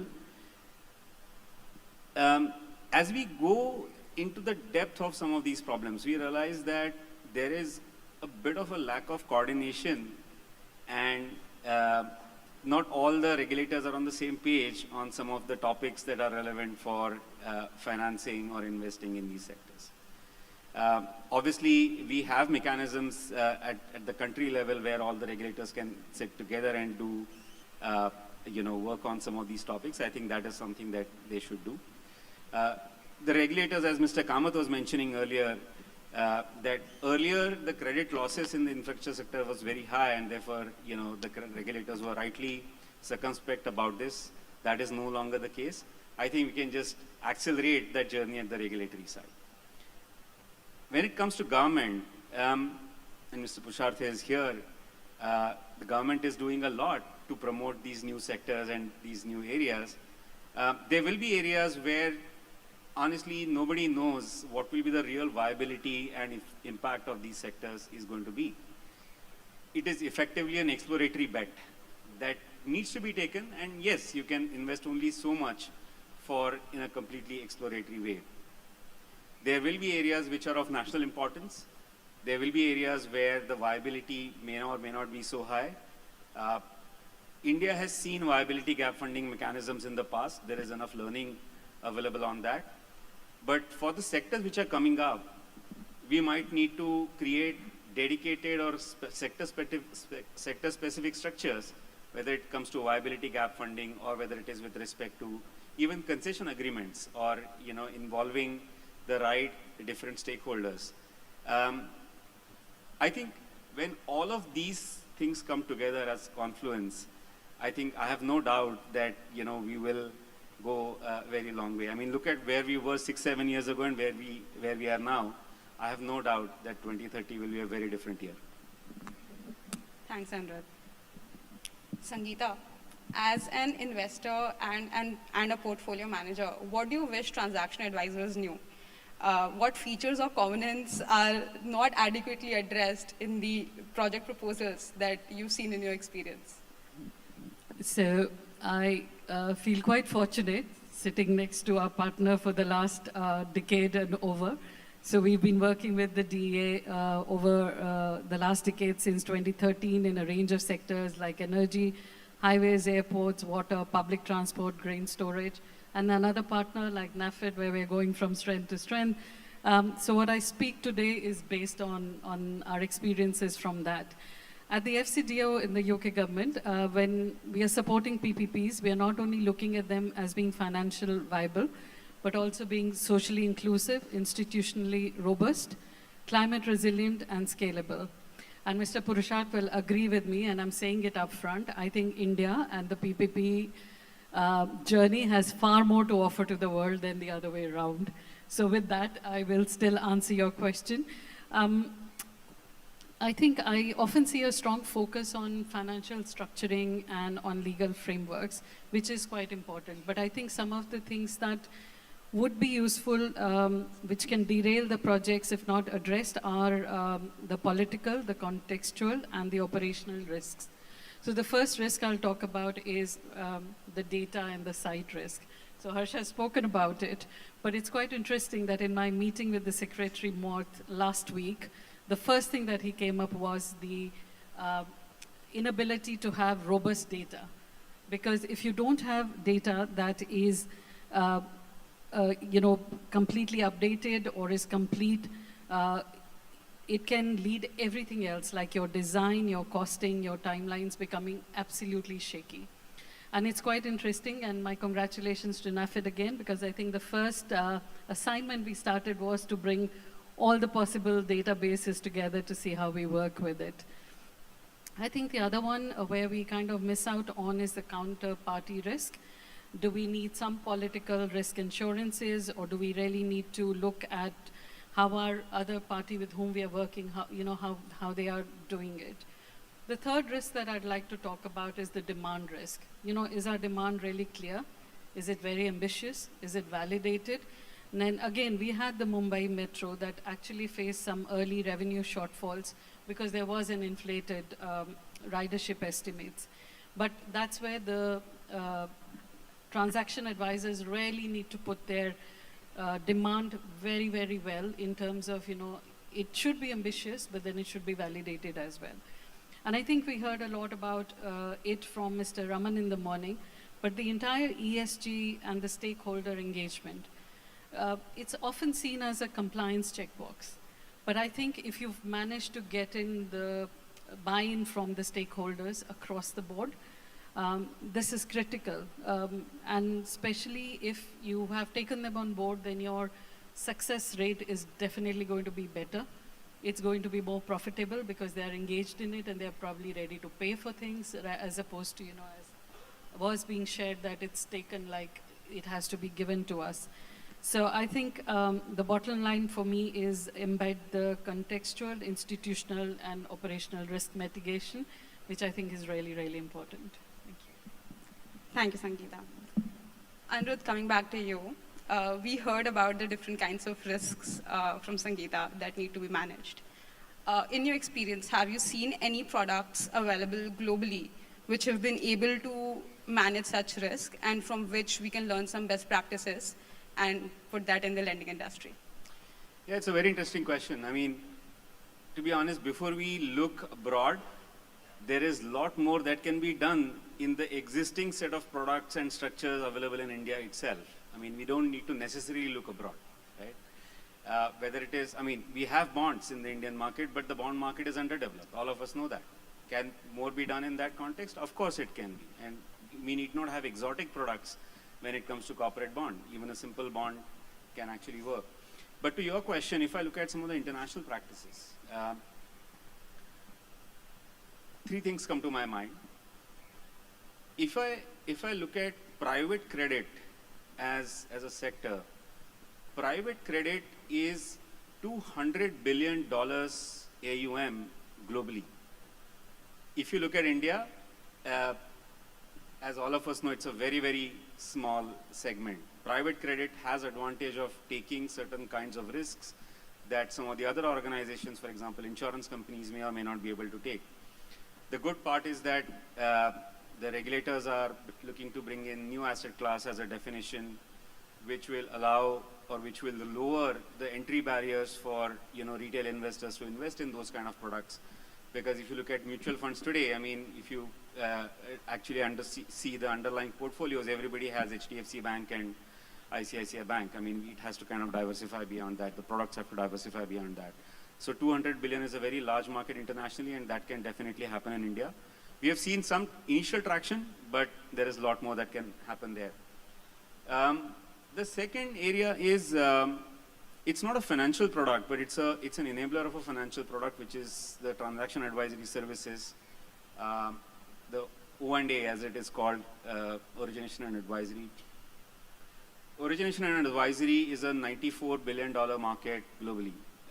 India will be just a small fraction of it.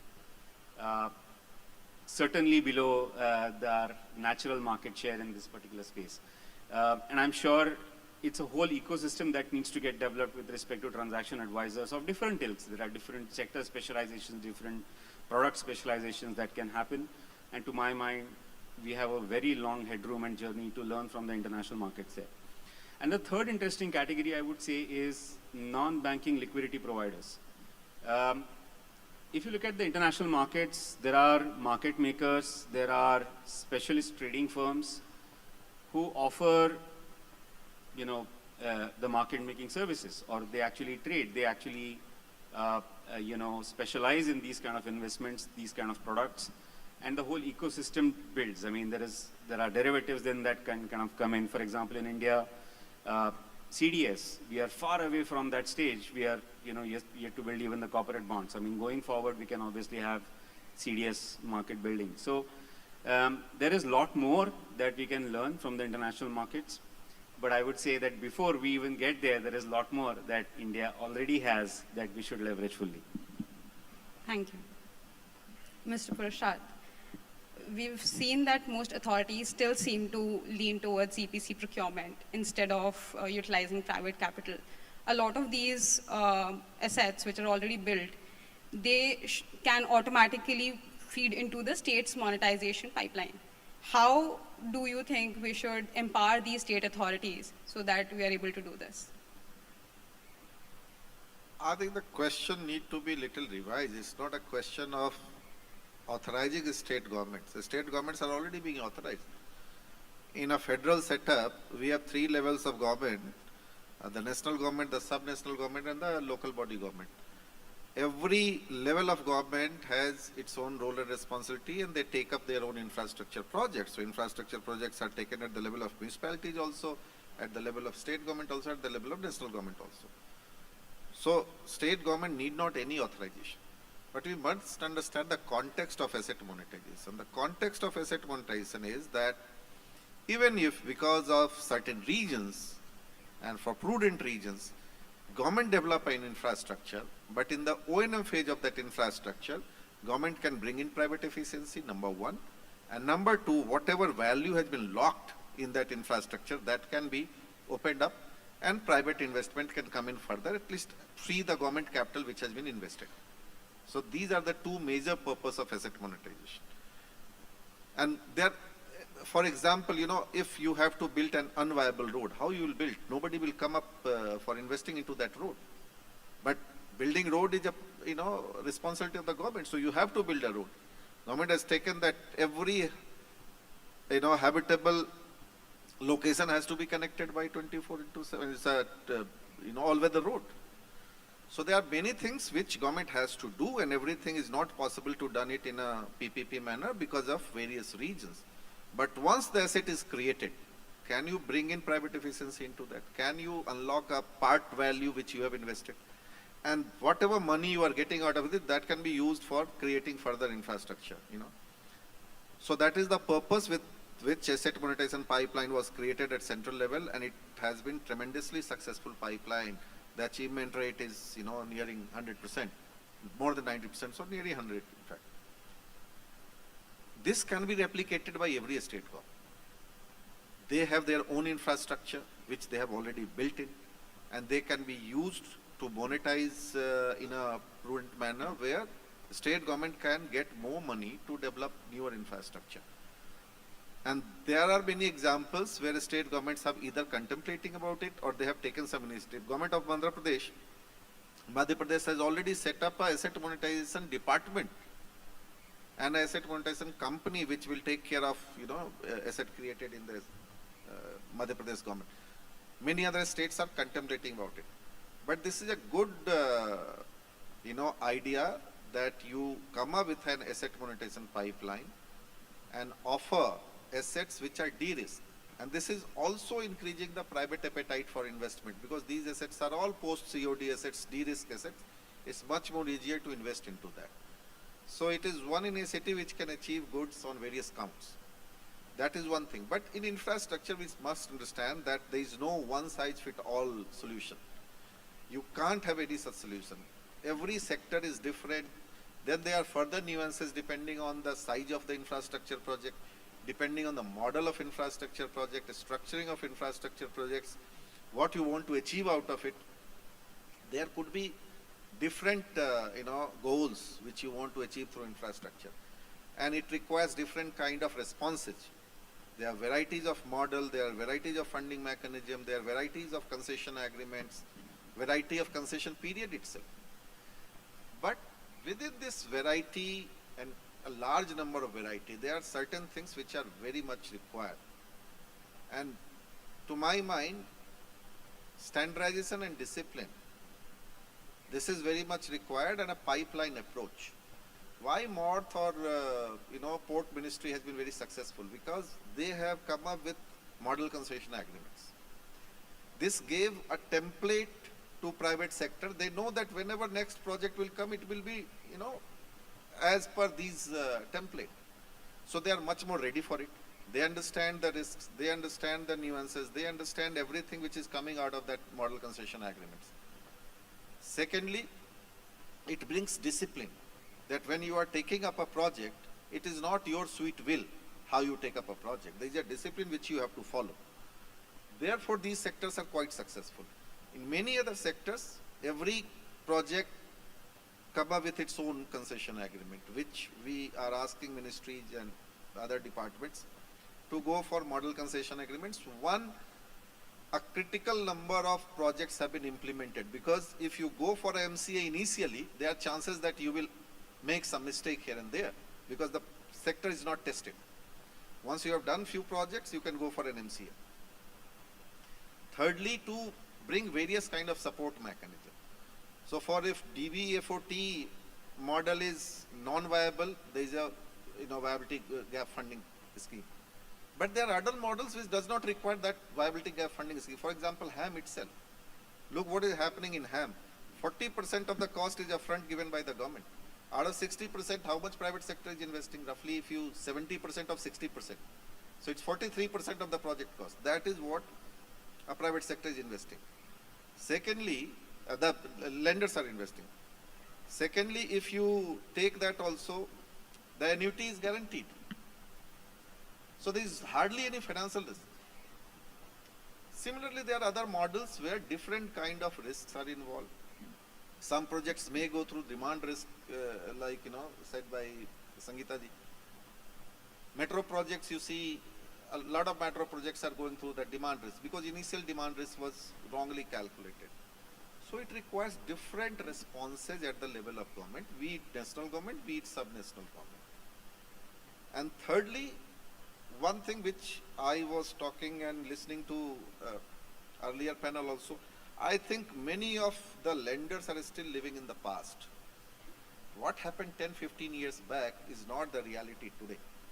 The concession agreements were not evolved that time. If you take concession agreement of 2012, 13, 14, it's not a properly evolved concession agreement. Our concession agreements today are much more robust.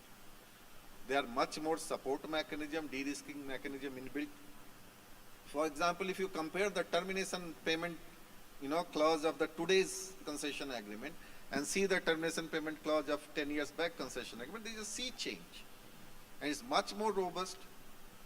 Thirdly, infrastructure project itself are having further 2-3 very good elements into it. Number one, the yield is always inflation indexed. So you need not worry about inflation. Every infrastructure project, I think the tariff rate, etc., are all inflation indexed. So that is one good. Thirdly, it's the project finance which is important. So it's the proper project, how much financing is done, it's for the projects, the SPV mode of doing that thing, and your money which is coming out of project is always ring fenced. So a lot of security mechanism are already been inbuilt. But the matter is bringing it more and more to the people who are at the level of investment, etc. And there is a need of capacity building in the government entities, and in the private sector also. They also need to develop their capacities. And you would be surprised to know recently we were in London and discussing some of the international investors to invest into India.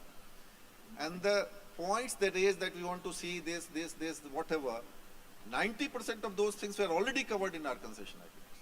But it's a communication gap. Sometimes the perception is not up to the mark. So these things also required to get corrected. But at the same time, it's an evolving field. We can never say that we have done everything. There is always a gap. There is always a scope to further cover, and there is always a scope for improvement. Thank you. Thank you so much, Mr. Prashad. Sangeeta, over to you. How do you think we should move away from, say, state or sovereign or sponsor-backed guarantees to finance PPPs into a more project receivable sort of a model for project financing? So I think I'll pick it up from where Mr. Prashad left us, because I think it's a transition that will require systemic and multi-pronged approach. I'll try and limit this around 4 main areas. I think the first one is building of credible revenue models. And I think he's touched upon it already, which is that projects need to have a transparent and a bankable revenue stream. Now, whether you use your user fees or annuity payment or viability gap funding or whatever else, otherwise the lenders will always look to the sovereign comfort to see that they are, getting it. In the morning, everyone's spoken a lot about a lot of innovative financing structures. I think those need to be nurtured and brought up, whether it's blended finance, climate funds, bonds, infrastructure investment trusts, or whatever else. Let's try and use those.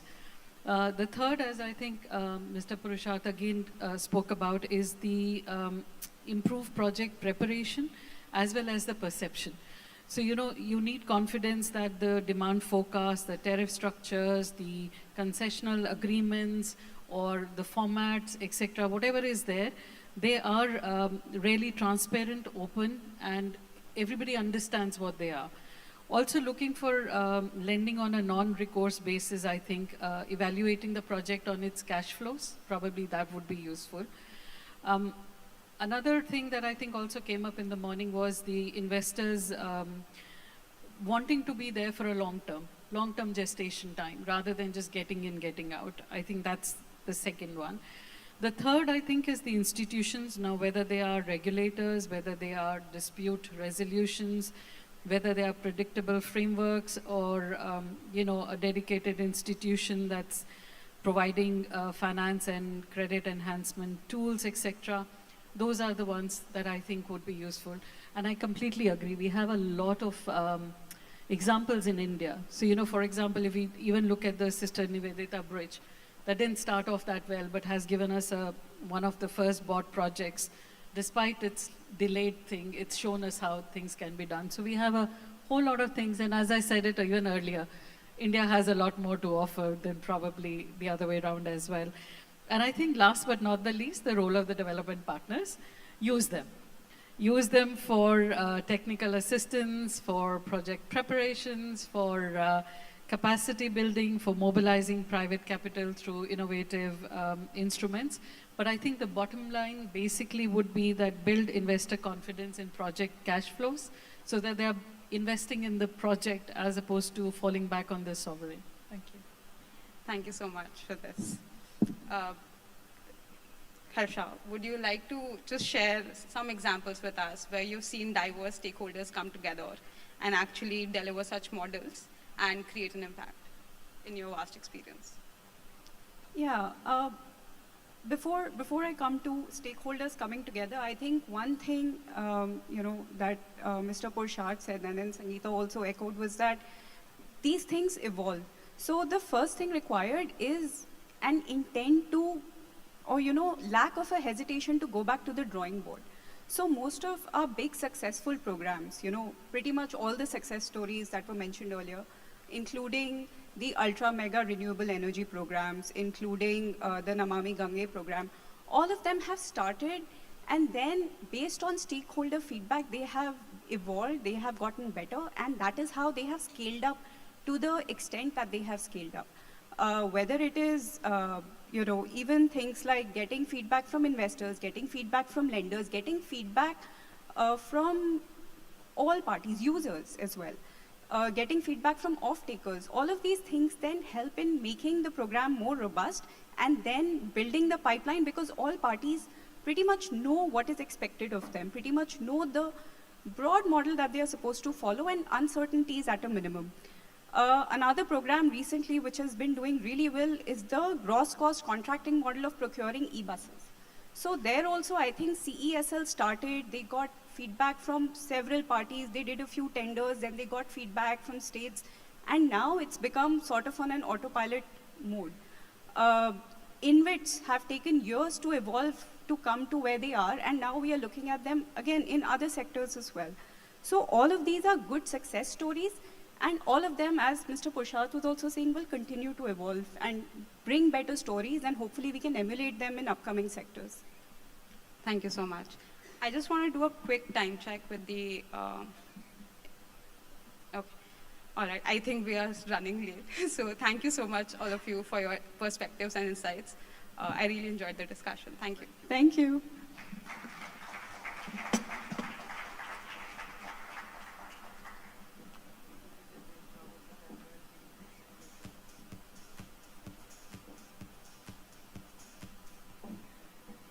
Thank you so much. May I request you to come together for a photograph as I invite on stage Mr. B.S. Venkatesha, Deputy Managing Director at National Bank for Financing Infrastructure and Development, to kindly come on stage and present a token of appreciation to our esteemed panelists and our moderator, please.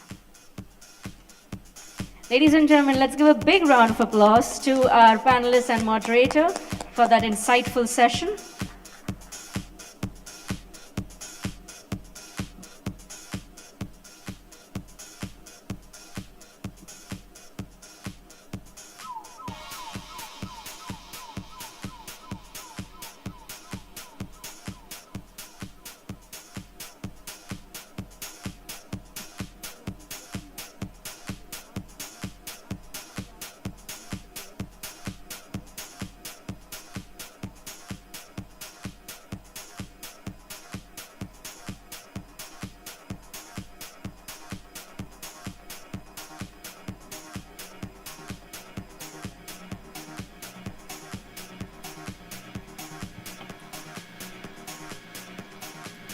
Thank you once again. Ladies and gentlemen, with that, we will take a lunch break now. The lunch is being served in the dining area. Please take this opportunity to network with fellow participants. Post-lunch, we have sessions on city infrastructure and technology-driven project financing. The lunch break is for 45 minutes. We request you to please be back in time so that we can begin the sessions on time. Thank you so much, everyone. I hope you'll enjoy the lunch. We'll see you after a short break. Thank you.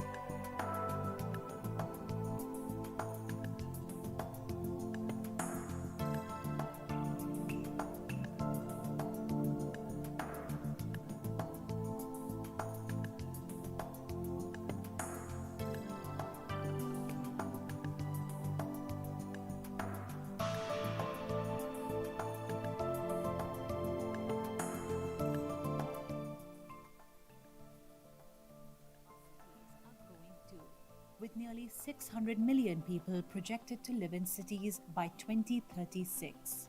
With that, the need for cleaner and more sustainable cities is expected to grow. Growth brings its share of challenges, but also powerful opportunities to design, innovate, and bring transforming solutions. India generates 62 million tons of municipal solid waste annually, expected to reach 165 million tons by 2031 and 436 million tons by 2050. Our landfills are overflowing. Untreated sewage pollutes our rivers, and greenhouse gases choke our air. India has the potential to generate 5,690 megawatts of power from waste and produce up to 60 million metric tons of biogas every year. Yet, less than 15% of this potential is realized for power and less than 1% for biogas. With urban wastewater generation of 72,000 million litres per day, we have the chance to convert today's waste into tomorrow's clean energy and water security. However, the infrastructure to harness this potential remains inadequate. Municipal corporations collect only 75 to 80% of waste generated in urban municipal areas, and a fraction of it is treated. This challenge holds untapped potential and opportunity to transform waste into wealth, power, and progress. Introducing National Bank for Financing Infrastructure and Development's program-based lending for waste management, a pioneering financing solution designed to harness the potential of India's waste-to-energy opportunity. The program-based lending approach makes this vision possible by funding projects that convert municipal waste into power, transform solid waste into biogas, bio-CNG, and fertilizers, build advanced sewage treatment plants to protect our water bodies. We support waste management through two robust financing models: direct lending to urban local bodies via rupee term loans or bonds, project financing under PPP models to SPVs awarded by urban local bodies. We also provide transaction advisory services to urban local bodies, assisting with PPP structuring, developer identification, and project implementation strategies. The impact? Cleaner cities with reduced landfills and lower greenhouse emissions. Renewable energy, reducing dependence on fossil fuels. Thousands of new jobs, a sustainable future powered by green finance. We believe waste is not the end of a cycle, but the beginning of transformation. Together, let's turn waste into opportunity and opportunity into a cleaner, greener India. National Bank for Financing Infrastructure and Development, powering waste management, financing the future.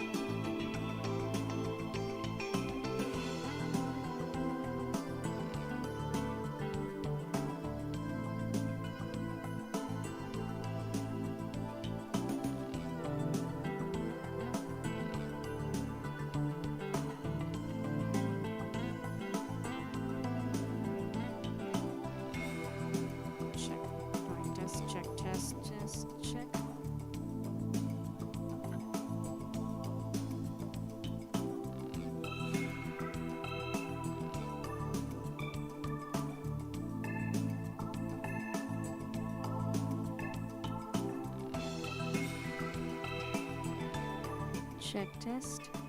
A very good afternoon, ladies and gentlemen. We welcome you back after the lunch break, requesting you to please reconvene in the hall and take your seats as we are ready to resume the conclave. May I request all our guests, dignitaries, speakers, participants to please join us back in the hall. We're ready to reconvene the conclave after the lunch break. Thank you.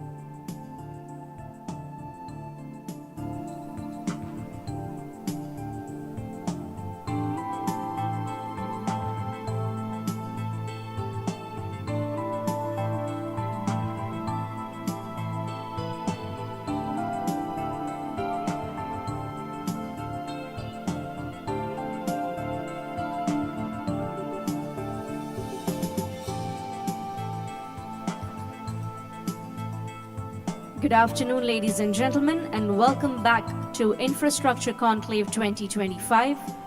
We are ready to start our third panel of the day, requesting your presence in the hall. Kindly take your seats. We begin in next 1 minute. Thank you.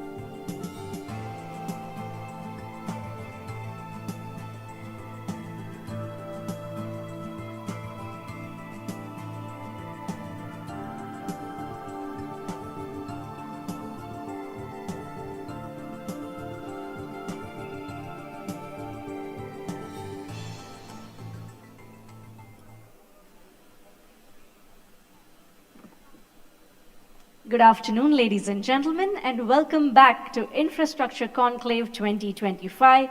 I hope all of you have enjoyed the lunch, got ample time to meet your peers and have a conversation with them. We have our next panel ready to come up on stage, but I'd request all of you to first come inside and take your seats. Ladies and gentlemen, our cities are the engines of growth and play a pivotal role in shaping India's development journey. Strengthening urban local bodies is central to ensuring sustainable urbanization, efficient governance, and improved quality of life for citizens. To highlight this vision and the initiatives underway, we now present an audiovisual on urban local bodies. Can we have the video, please?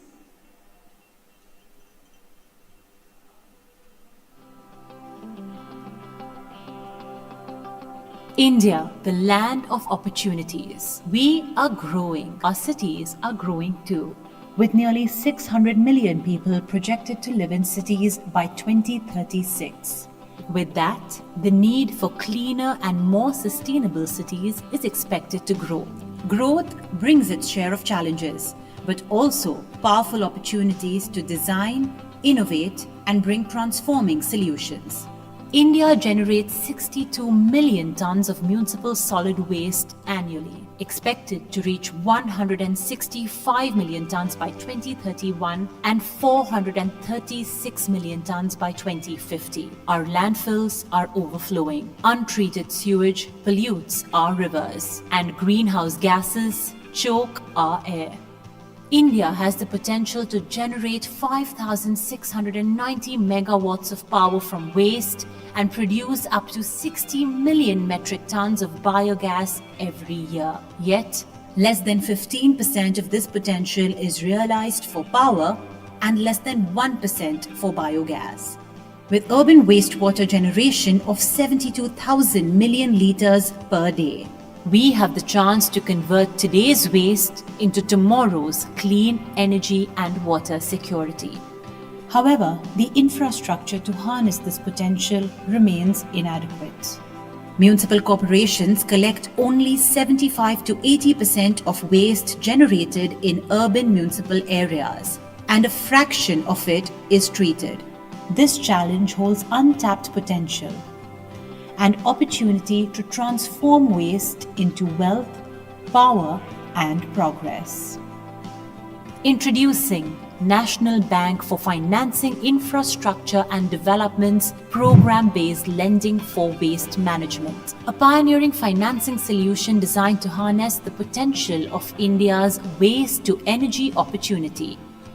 The program-based lending approach makes this vision possible by funding projects that convert municipal waste into power, transform solid waste into biogas, bio-CNG, and fertilizers, build advanced sewage treatment plants to protect our water bodies. We support waste management through two robust financing models: direct lending to urban local bodies via rupee term loans or bonds, project financing under PPP models to SPVs awarded by urban local bodies. We also provide transaction advisory services to urban local bodies, assisting with PPP structuring, developer identification, and project implementation strategies. The impact? Cleaner cities with reduced landfills and lower greenhouse emissions. Renewable energy, reducing dependence on fossil fuels. Thousands of new jobs, a sustainable future powered by green finance. We believe waste is not the end of a cycle, but the beginning of transformation. Together, let's turn waste into opportunity and opportunity into a cleaner, greener India. National Bank for Financing Infrastructure and Development, powering waste management, financing the future. Well, that was an insightful glimpse into the role of urban local bodies in driving sustainable urban growth. With that perspective in mind, let us now move to our next session, which focuses on stimulating city infrastructure with focus on urban local bodies. And to set the context for the session, may I please invite to the stage Mr. Ashish Modani, Senior Vice President and Group Head at ICRA Limited. He has over 16 years of experience. Ashish is currently leading the analytical team in the transportation infrastructure and real estate vertical. He's a regular speaker at industry conferences and has also been interviewed by leading business news channels. He's also authored various research articles on Indian credits in infrastructure space. So ladies and gentlemen, please join me in welcoming Mr. Ashish Modani.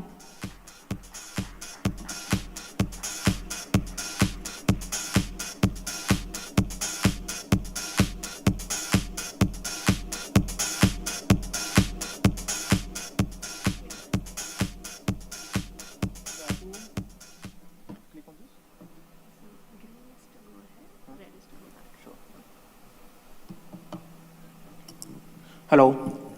Good afternoon, everyone. Post-lunch session is generally very heavy, right? So I want to keep it light and want to give you certain very insightful data regarding urban local bodies, which is generally not comes in the limelight in the current infrastructure vertical when you talks about. Recently, ICRA did a study when we realized that people talk about roads, railways, energy to a large extent, but one thing which is completely neglected and which is going to be accounting for almost half of the incremental investment that is required in the next 20-25 years is the urban infrastructure. So let me touch upon certain data point with you and see how and from where the India is growing. So if you look at this data over here, if you look at the past trends, this is talking about almost more than a half a century data. Earlier, every 5 years, the urbanization grows by 1%. So 2% growth of over a 10-year period. 25 years back, it started growing and increasing. We are talking about the data, the urbanization growing up by almost 3.5 to 4% in a decade. Now, going forward, when we are talking about, again, this pace is going to double. And our infrastructure or city infrastructure is ready to tackle this kind of massive growth in urbanization. So where we are heading, we are talking about more than half of the Indian population staying in the cities in, let's say, by mid of the century. But if you talk about and compare the other markets, let's say the likes of US, Brazil, or even when we compare India with the other market like Brazil and China, they're already way ahead. They're already more than 50 to 60% urbanized in the current scenario itself. But if we look at the current infrastructure in India, we are already seeing a lot of traffic jams, a lot of issues regarding affluent treatment, sewage treatment, transportation-related issues. So whenever there is an issue, there is an opportunity, right, end of the day. And as a lender, as a financial, as a stakeholder in the system, there is a lot more opportunities which is going to be there for almost every one of us. So one of the key data points that I think in the multiple other discussions in the today morning, first half we discussed about the urban local bodies.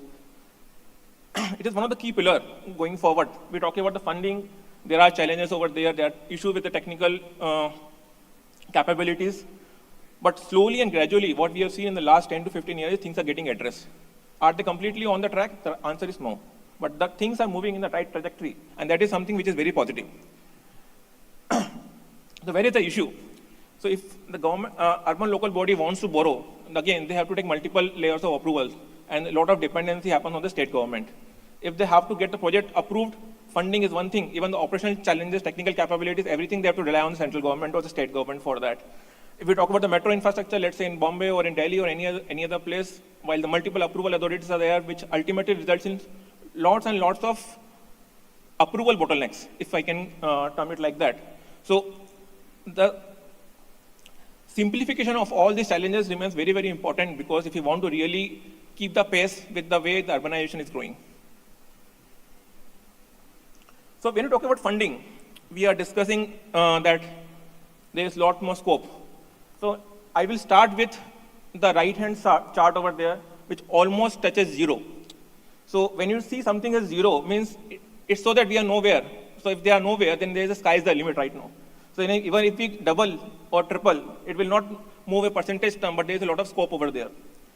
So where is the problem? The problem is on the left-hand side. If you look at there, our ICRA study says that half of the funding for the ULBs comes from the state government grants. There is hardly any dependency on the bank funding, and the bonds comes towards the last of the priority. And I will touch upon what is the issue over there so that our esteemed panel can discuss on that. But if you look at the major chunk of funding, the funding largely comes from the state government and grant directly and from their own property tax collection. So there is absolutely no reliance or no requirement to take all the headache of complying with the multiple regulations and go for the bank borrowings. And even bonds come later on. So where is the issue? This is the data which talks about the US market. Now, if I keep this as a benchmark, right now, when you're talking about $500 billion market, purely on the municipal bonds, with a good chunk of institutional investors over there, retail borrowings, and when we look at the compare with the Indian market, the answer is we are less than 1% over there. So what I'm trying to put forward these two particular points is the sky is the limit, and we have to significantly deepen the bond market in India. And there are certain steps which have been taken by the regulators and also by the RBI also. So what is the issue? So if state government is already ready to fund you, why you need to go somewhere else and ask for money? If you talk about any market intermediary over there, the kind of regulations or the requirement that is there, we have seen municipal bodies not even coming out with the annual report after 2 years, right? So, and when you go to the bond market, you need to be very timely, and in the listed bond, you need to come out with the quarterly data also. So the compliance becomes an additional burden for the people who are engaged over there. So that is one of the biggest issue, and that needs to be, if they are digital, if we're talking about digitalization of the overall financial ecosystem, there is a lot more scope over there, and we see that the improvement in the financial disclosures and regulations remains very, very important for ULBs to come on the track and start trapping the bond market, even in the bank line market. The other big issue is the grant-based funding, and second is, if you look at the liquidity, ultimately, while we discussed in subsequent slides that RBI and SEBI has taken multiple steps to deepen the bond, the reach, but there is not enough appetite for this kind of bonds. Multiple levels of structuring can be done. ICRA has written multiple bonds in the past, which has been multiple structuring, a pool of multiple local volatiles can be there, which can provide enough credit enhancement, and those bonds, which can be a pool of multiple sub-investment grade and a low investment grade entities can be pooled together, and those rating can also touch upon a AA category ratings.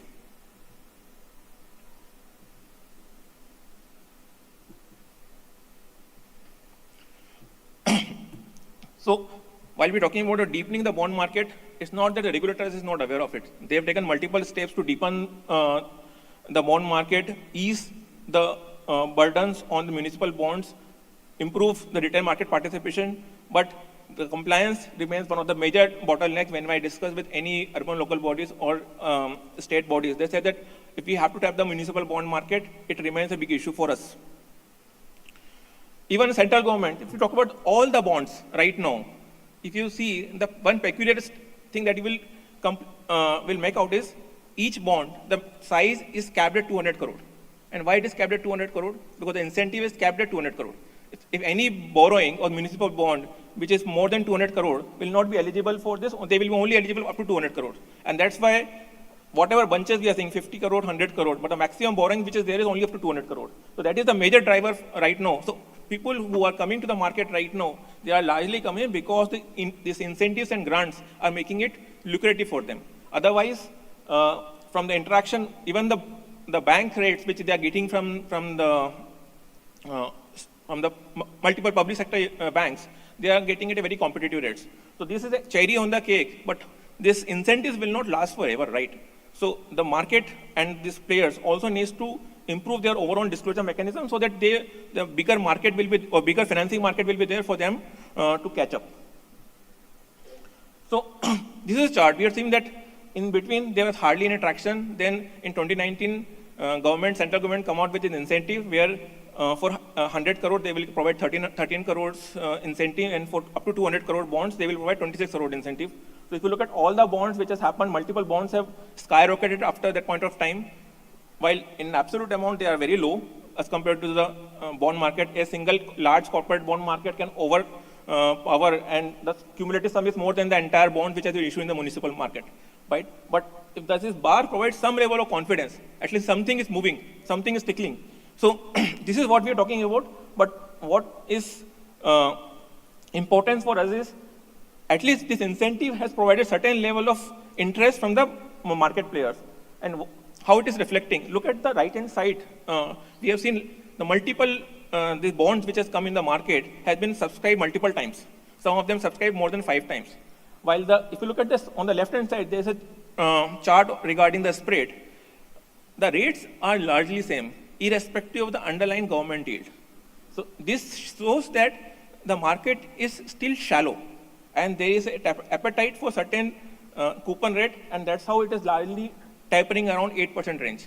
Otherwise, ideally, a bond rate should move in tandem with the GSEC rate with a decent spread.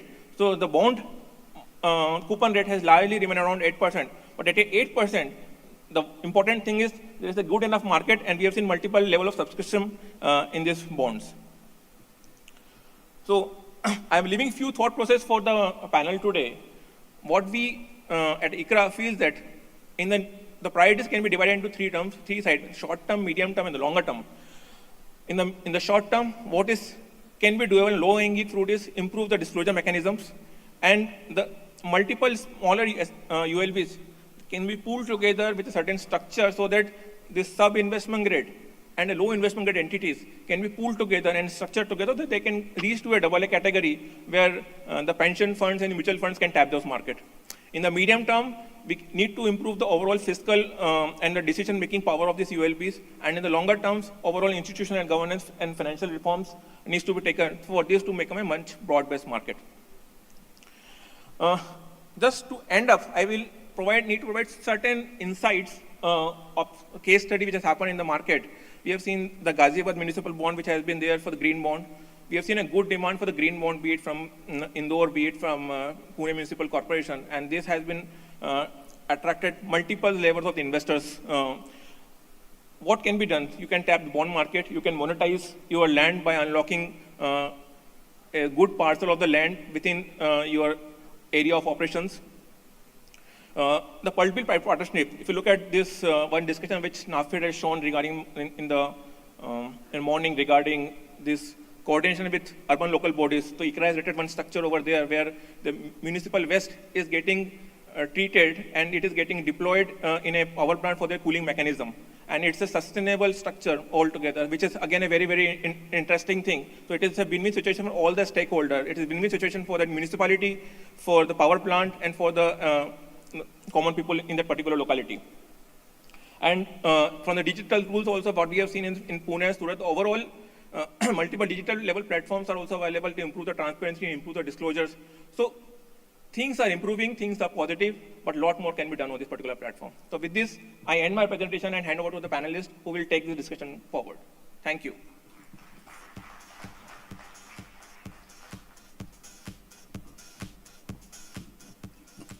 Thank you very much. Ladies and gentlemen, I would now like to invite our panelists who will be discussing on stimulating city infrastructure with focus on urban local bodies. Please join me in welcoming our eminent panelists. We have with us Mr. K. Ravichandra, EVP and Chief Rating Officer at ICRA. He has an aggregate work experience of around 31 years, out of which he has been with ICRA Limited, an affiliate of Moody's in their ratings division, for a period of 28 years. He currently heads the entire analytical team in ICRA, comprising corporate, financial, structured finance sectors. He also oversees the functioning of the rating committees in ICRA. His other responsibilities include regulatory interactions and credit policy reviews. He is a regular speaker in industry conferences and has also been interviewed by leading business news channels. He has also authored various research pieces on Indian credits. Ladies and gentlemen, please join me in welcoming Mr. K. Ravichandra.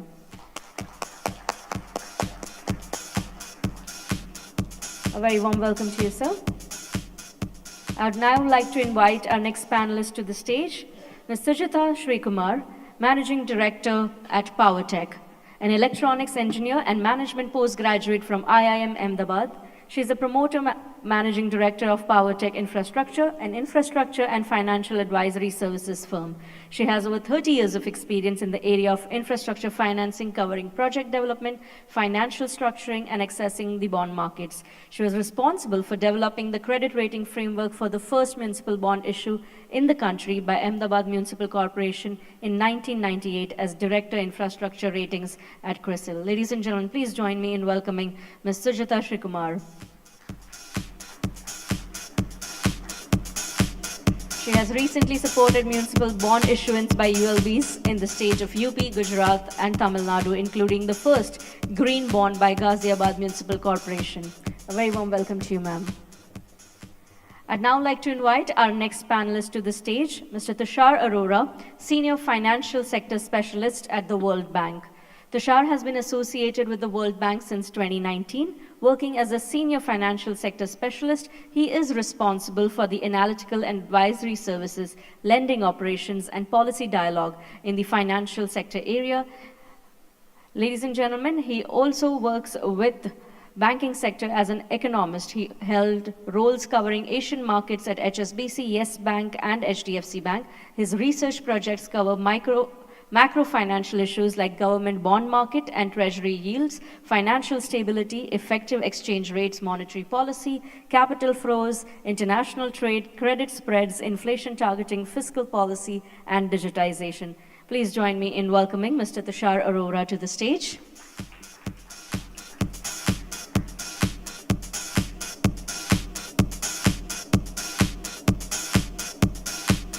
very warm welcome to you. Joining them on the panel, we have with us Mr. B.S. Venkatesha, DMD CRO at National Bank for Financing Infrastructure and Development.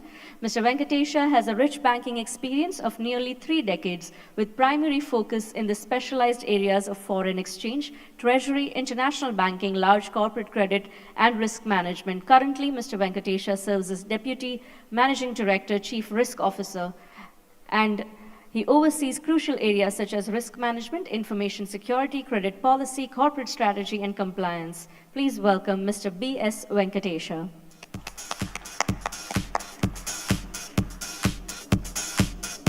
A very warm welcome to you as well, sir. And moderating this session, we have with us Mr. Himanshu Gulani, who is the Head of Corporate Strategy, Partnerships and Ecosystem Development at the National Bank for Financing Infrastructure and Development, with over 20 years of experience across leading institutions like ICICI Bank, IndusInd, Macquarie, Axis. He has worked extensively in investment banking, project finance, and sustainable finance across India, the UAE, and Australia. He holds an MBA from ISB Hyderabad and is a CAIA charter holder with deep expertise in ESG and infrastructure financing. At National Bank for Financing, Infrastructure and Development, he leads business strategy, product development, governance, risk management, and ESG initiatives, while also driving partnerships, joint ventures, and policy advocacy. Ladies and gentlemen, please join me in welcoming Mr. Himanshu Gulani.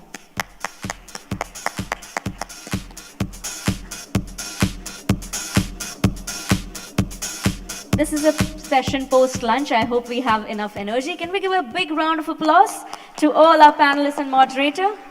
A very warm welcome to you all. And Himanshu, I'd leave the stage to you. Thank you. Thank you. Hi. A very good afternoon to all of you. Difficult session to moderate, especially the siesta time post-lunch.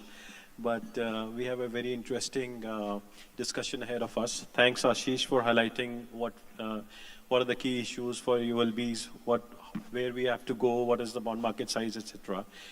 So we're going to start with that Viksit Bharat 2047 agenda is a comprehensive vision which has been set by government of India, encompassing various aspects of development, including economic growth, social progress, environment, and all this is built around good governance. However, Ashish also highlighted that by 2050, our population will hit around 50%. But by 2030 itself, 42% of our population will be living in urban areas. And we have to solve for that so that we have, the ULBs themselves play a critical role in essential services, delivering of essential services like healthcare, housing, waste management. And we have to strengthen them and try and identify the issues which are surrounding ULB right now. 4 key areas of ULB financing are to be solved as of today. There is lack of capacity in the ULBs. There's lack of systems at ULBs. There's inadequate collection of own revenue, and also there is lack of focus on innovation. So let's start the panel with that. And the first question I'll ask will be to Mr. Ravi Chandran, and it's around capacity building. So infrastructure has to grow multifold to stimulate the cities, and the operational capacity at ULB is weak. What are the various measures you think the stakeholders can take to support the capacity building at the ULBs? Before I address that, in fact, as credit analyst, I wanted to say that we do rate a lot of ULBs. One thing that we realize is that every time whenever we rate a particular ULB, they would give their estimate for the next financial year as to how much they will spend. Capital expenditure, revenue expenditure, etc. While on the revenue expenditure, generally they will meet up to 100%. But when it comes to capital expenditure, actual utilization has been only about 40%, 50%. So there are several issues, which bother the ULBs. Even if they have massive plans, they are unable to complete those projects in a timely manner.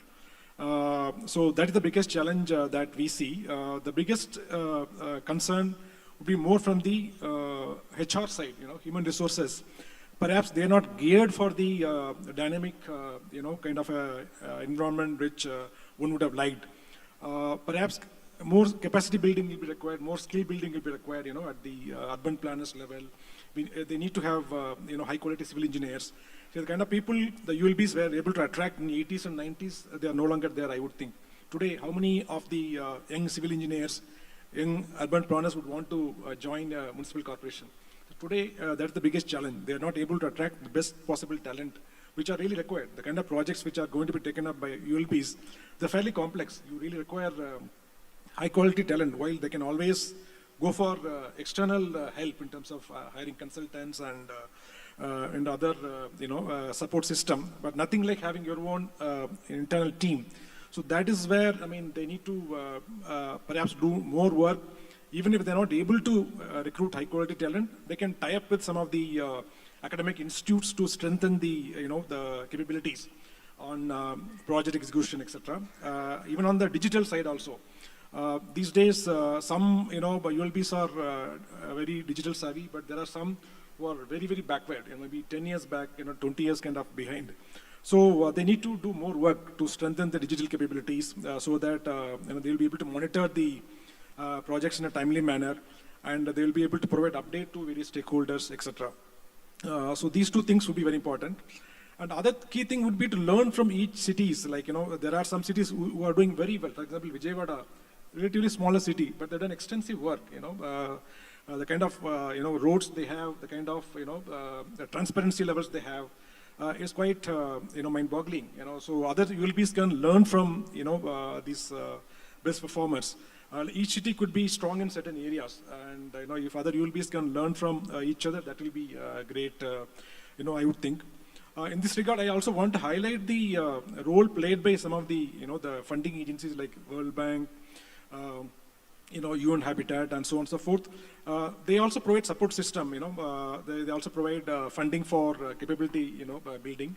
So proactively, I would think the ULB should seek their expertise, so that right from the top to the lowermost level, they are aware about, the skills which are demanded in the modern environment. So more openness with regard to hiring best possible skills. That is one thing I would strongly, expect, from the ULBs, for them to deliver.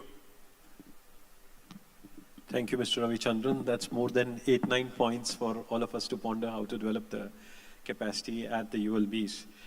My next question surrounds sustainability and waste management, and that question is to Ms. Sujata.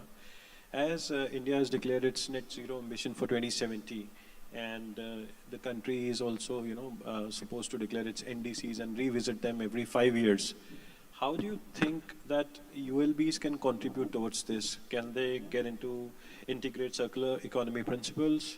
And basically, how can they aggregate their actions, operations, so that they can contribute to India's net zero goal?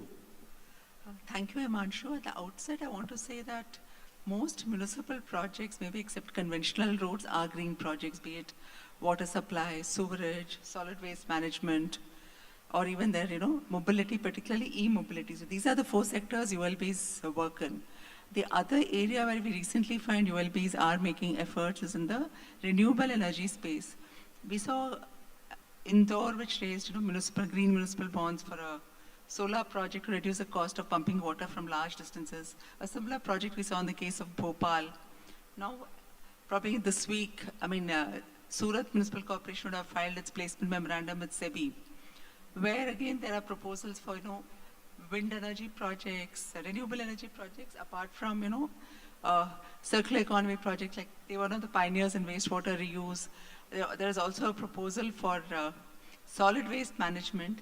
An interesting thing to note is that generally, as far as the government of India or the SEBI regulation, solid waste management is considered as a green sector. But when you go for certification and you look at the requirements of, say, international agencies like Climate Bonds Initiative, in Surat's case, it was found that their sanitary landfill project was not eligible for green certification. So they had to change the project into a material recovery facility. So there are these slight dichotomies between international certification and our understanding of green. But the fact remains that the capacity in ULBs is weak. Most of their projects are green. They are supposed to manage green spaces. They are supposed to address climate change challenges. We find in many cities they're constructing projects on sites where there's frequent flooding, like even in Vijayawada's case we noticed. There are cities like Jaipur which are becoming hotter and hotter by the day, even Delhi for that matter. And cities really do not have the capacity to address these challenges. if you look at the process of capital investment planning at the cities, one, of course, Ravichandran highlighted the issue of, poor ability to execute projects and therefore draw down on capital expenditure. The other part is there's really no scientific planning in terms of what the city needs and how to go about it. So something like a slightly longer term, maybe a 5-year capital invest plan with a sort of concomitant financing plan. So what you need and how you will finance it. Typically, it's very knee-jerk. If the central government sanctions a project, you will take that up. If the state government sanctions or provides grants for a project, you will take them up. So the entire managerial systems in ULBs needs to be strengthened to help them, achieve targets for the country. They will have to contribute to achieving the country's net zero targets, be it, introducing public transport to reduce dependence on, ICE vehicles, quality of water, not just in terms of wastewater reuse for circularity, but also to cut down on non-revenue water and water leakages. So that's another huge sector which needs to be addressed. Then, of course, sewage treatment systems, solid waste management, be it composting of waste. Then you have waste energy projects, you have material recovery projects, also plastic reuse. That's becoming a new challenge in many cities today. In the case of segregation, I think every city has a different experience. Indore is a much touted successful example. Of late, we've also been hearing about Lucknow, but Lucknow was not a PPP model. They in fact had a PPP operator and they discontinued that contract and did it themselves. So every city's experience both with PPPs and with models is different. Secondly, if you look at waste to energy projects, I think the quality of waste also matters in making the project successful. In many cities, we've noticed that the waste to energy contractors or the PPP partners actually prefer to an integrated solid waste management project where they have control over collections and the quality of waste coming to them. The other issue in waste to energy projects is that there's a difference between the cost of generation of a waste to energy project and the price which the utility is willing to pay. In the case of Chennai, we noticed this difference was actually provided as a subsidy by the Greater Chennai Corporation. So the question is now whether it's the Swachh Bharat mission or the newly launched, the new proposed Urban Challenge Fund, there's a proposal to provide capital grant which would bring down the cost of the project. The challenge in many of these sectors is, do you provide capital grant in the form of viability gap, or do you provide grants for O&M, operations and maintenance, which is also a huge challenge.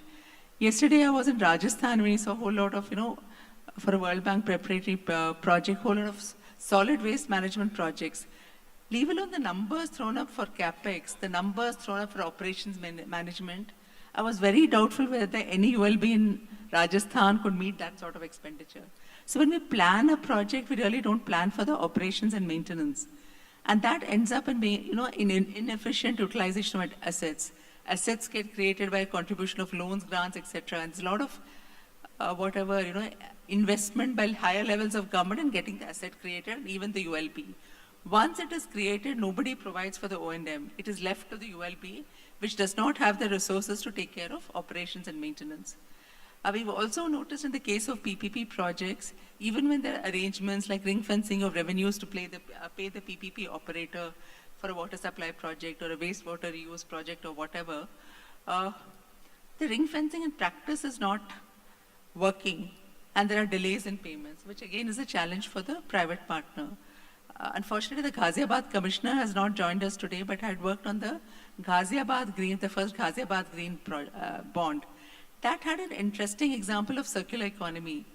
There were textile units in the Saibabad industrial area, which by court order and the Pollution Control Board order were banned from extracting groundwater.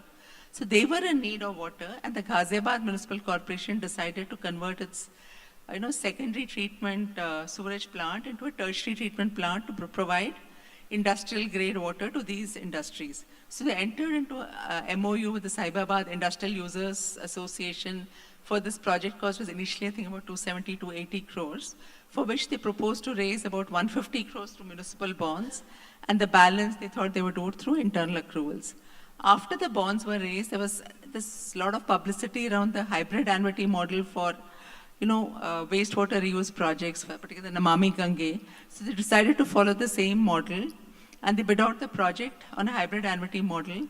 The municipal bonds went towards paying most of the capex costs, and the remaining portion of capex and operations and maintenance was to be paid by the ULB over a period of time. So this is one example where a city has combined both bonds and PPPs into a single project supporting a circular economy. Another interesting example is the case of Bhubaneswar.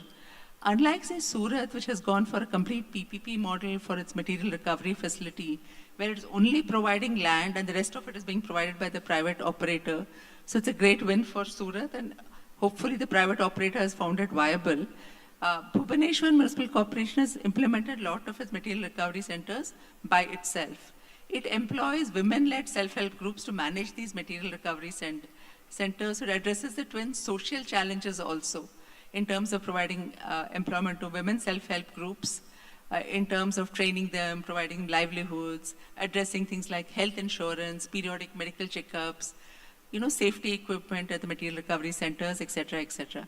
Another innovation they came up with was this dealing with with that huge mountain of plastic waste. A lot of the other waste in the material recovery centers, like, this PET bottles, etc., they were able to process, or even the MLPs they were able to sell. But some of these low-value plastics were being sent to a cement plant, the Dalmia cement plant in Rajgangpur, many kilometers away, and the municipal corporation used to spend crores of rupees on transportation. So there was a technical assistance provided by UN Habitat, where some new technologies for, converting, using these low-value plastics, combining it with, silica, other waste, and converting into silica plastic bricks, which could be used for, say, pavements, etc., was proposed. And this project, the technology provider was a small SME business, was taken on under a PPP model, and he had also the responsibility for training the staff and then to help the city in a citywide rollout if the, the pilot project clicked. So there are examples of where some of these interventions in circular economy are working and where it is failing. I think managerial capacity and managerial issues are very significant in this sector, and of course the need for capacity building is huge. Thank you. Thank you, Sujata. The plethora of knowledge you have, I think next time we need a fireside chat with you for a longer time. Maybe we'll have more inputs from you. Thank you for that. And we were also eagerly looking forward to Mr. Vikramaditya's, who's Ghaziabad's commissioner, participation, but he has a Honorable Chief Minister's visit tomorrow morning, so it got cancelled last night. So our next question is to Mr. Arora from World Bank, and it's around governance. So ULBs are the last mile bodies wherein the central and state government policies efficiency is driven down to the last local level, which is the common man. Now, Tushar, do you think is it time to redesign our ULBs? Should we start afresh, or fix the building blocks of ULBs, or also, I think I'll request you just start with what is the structure right now, and what is the devolution of power, and how it can be improved. What new we can do so that the service delivery to the last man, the last stakeholder in the entire value chain is enhanced. Thank you. Let me start by firstly thanking NAPFED for this conclave. I think I was there last year as well, and the success of this conclave today can be judged from the fact that all the stakeholders which we can imagine in the infrastructure financing space, all of them were there. So kudos to the NAPFED team for organizing such a successful conclave, and thanks for having all of us stay connected.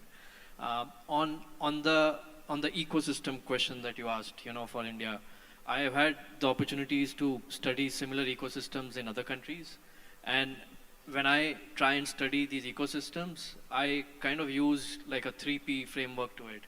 And it becomes good to use such a framework so that you get to know what is happening in one country and how is it different from other countries, and similarly you can draw some learnings and some shortcomings as well. When we apply this 3P framework to India, and what I mean by 3P is the power question, the purse question, and the people question. You are able to judge all these three aspects on the entire ecosystem. The power question: what sort of services ULBs are allowed to offer? What sort of powers do they have in terms of user charges? What sort of devolution of tax distribution has happened between the center, state, and the ULBs? That is the first P then that needs to be looked into.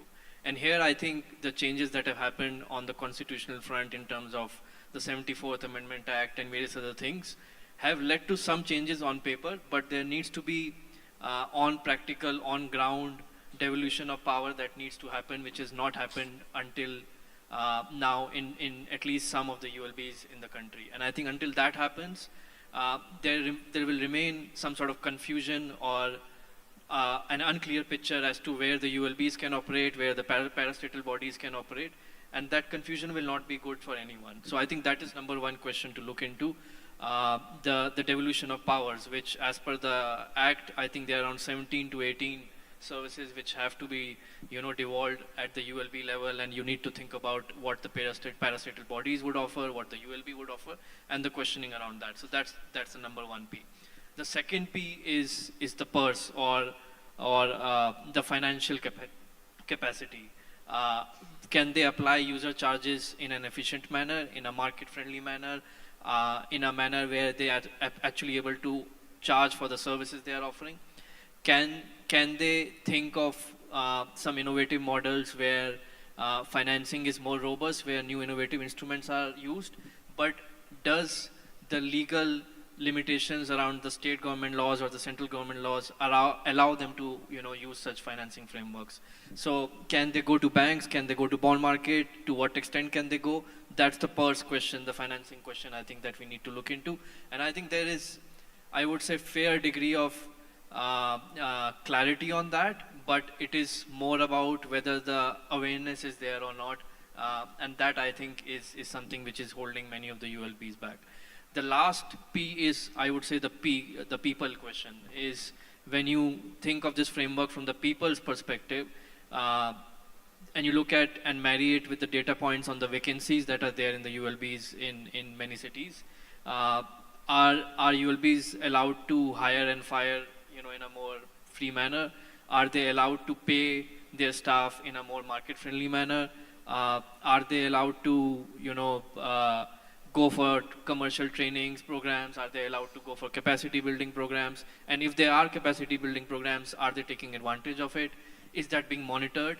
And I think that's again the third P of my framework. So if you combine all these P and if you look at the current ecosystem in India, I think it has evolved quite considerably in the last few years, but it is still not there where some of the successful other ecosystems globally are. And there's a lot of work which can be done on all these three fronts, and maybe we can talk more as we progress further in this panel. But this is how I would look at the ecosystem in India. Thank you, Tushar. That was very insightful. I'll remember this 3P model. Now, my question to Mr. Venkatesha, and this pleases me most because not every day you can ask question to your boss and you don't have to provide the answer. So, sir, what are the foundational steps that ULBs should take in preparing to raise capital commercial finance? How can they ensure that they meet the requirements of financial markets? And based on global examples, what are some of the proven lessons and strategies in raising commercial finance for the cities? Yeah, thank you, Himanshu. See, the basic four elements, any credit lending activity when we are looking at, especially if we focus on the urban local bodies, so first is the revenue model. So what kind of revenue model the urban local body is into? Therefore, that is the first element. The second element comes to the governance aspect, governance and transparency in their financing and accounting system. And the third element is with respect to the credit rating. So how equipped they are for credit rating. And the last one, which we all discussed so far, is about the capacity at the municipal level. So the first pillar, if you take, that is the revenue model. So the ICRA presentation clearly showed that the dependency on the central and state government grant, which has made for years together, even though the bond market in India started from 1997, but still it has not able to evolve to the level it should have evolved over a period of time. If you look at the lending market and the capital market, they have evolved very much. Now there is a good appetite for taking municipal corporation bond exposure, but the capacity of the municipal corporation has not increased. So that is where the revenue model has not improved. That is where the biggest challenge coming from municipal corporations. The revenue model has to be the owned revenue to the total revenue. That is the ratio, which is one of the important ratios which everybody looks at, has to be at least above 50%. So now if you see, there are hardly 3 or 4 municipal corporations where that ratio is above 85%. The examples are Surat, which is around 95%, and we have Pune, which is around 85%, and we have even the greater Hyderabad, that is around 93%. Apart from that, most of the other 6-7 municipal corporations are in the range of 50 to 65%. So rest are all below 50%. That means they are completely dependent on the grant. So this has to be addressed. The one revenue model has to improve, and even that revenue model also has to be more diversified. It cannot be one particular source. Property tax is not the sole revenue model. It has to be user fee, and then the user fee as well as the service taxes which they have to impose on the various services they are providing. So the model has to be robust. It should be diversified. And the city should not depend on a single industry where it can, because they're all exposed to a lot huge macroeconomic risks, because anything which happens in the economy, the impact is on the at the user end level. So that is where the revenue shrinks. So this revenue model has to be very robust. Once that is fixed, then we need to look at the accounting practices, governance, and transparency in activity. So a lot of government initiatives have already been done, whether it is Smart City program or Amrut program, where government is nudging the municipal corporations to get into these accounting practices. There is a clear accounting standard which central government has imposed on urban bodies. That needs to be picked up very fast, and it needs to be done. But there is a nudging which is required. So various technical assistance program, which World Bank and other multilateral banks are really helping them, and NAFID is also looking for getting into that activity and pick few urban local bodies and try to provide them complete technical assistance, bring them to the market. That is what the agenda which we also carrying as a part of our market making system. So the third element is the credit risk. So the rating is something which is quite essential. This rating exercise again is a function of the revenue model as well as the governance. So if these two things are fixed, definitely the rating is going to be up to the mark, because but another important element in rating is the security mechanism, whether the urban local bodies are able to provide escrow mechanism for the repayment of the bonds or even for the loans for the commercial banks, and as well as the availability of the state government guarantee wherever there is a real need for the weaker municipal corporations. If these security systems are in place, definitely the rating is going to be the above investment grade, so it will attract. And capacity building we already discussed. So if you look at these 4 elements are taken care, definitely the municipal corporations will make a cut in commercial capital market as well as in the loan market. But if you take the examples of other nations, if we have to see, it is the US which is the highest, very big market in terms of municipal bond issuance. The market is almost 60% of their GDP. It is $4 trillion US dollar bond market. So the complete model on US bond market, in US market about the municipal bond is on the tax-free structure which they have provided, and it is more open to the public. So the 50% of the investment in US bonds are from the retail investors. So that's why they have moved everything to the retail investors. As a result, the participation of the individuals has increased the awareness of the municipal corporation, and they are responsibly paying the user fee, as well as there is a less resistance for improvement in the market. So it is a complete participation type of model which has really moved very well in the US market, and it's quite successful. And if we compare, the other biggest market is the China market. So China, whatever may be the numbers, but the model they have adopted is 2 types. One, the local bond, local government bonds, they call it the LGBs. These are the bonds which are actually balance sheet borrowing of the local government. So those bonds are completely part of the sovereign borrowing limits. So it is like how we have at GSEC, government, central government GSEC and SDLs. Even in China, they are allowed municipal bonds also as a part of government securities. So as a part of that, that bond has really evolved very well. And if you, in China, it is the very unique situation where GSEC is very less in number as a percentage of the whole bond market, but LGBs are quite good. So that means they are quite effectively using the tools available and made the government bodies to work very well in putting the systems in place. And for project-specific issues, they are issuing the specific bonds. They are called, they are all the local government financing vehicles, that we call it as SPVs here. Those instruments are completely outside the sovereign borrowing limits, and these bonds are issued for the purpose of project. Once the project takes off, then this borrowing will move on to the new developer or the maintainer who is going to buy that particular asset and maintain going forward. So it moves out of the local government system. If the asset did not take off, if there is any stress in the asset, then they are replaced with the special bonds which the again local governments will issue, and they will take it to the sovereign limit, borrowing limit. So this model looks really good, and that those things can be evolved even at the Indian market. This can be an experimentation which we can be looked at. So these are some of the international experiences and what is expectation from the lending institutions and the investors from the local governments. Thank you, sir. A lot of learning there.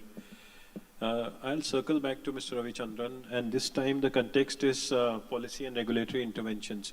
I think Ashish also mentioned that there's an incentive of 13 crores per 100 crores of bond raising, and the cap is 200 crores. So it kind of becomes a winner's curse, you know. So what kind of regulatory changes from RBI and SEBI would you outline or suggest to encourage ULBs to raise long-term financing at a greater volumes? Yeah, first of all, this incentive structure, while it's welcome, it's somewhat lopsided, and to that extent, it has been capping the size of the the issuances. So maximum has been 200 crore. While we had about 17 corporations by now having tapped the bond market, maximum has been only about 200 crore. In some cases, 100 crore, 50 crore, etc.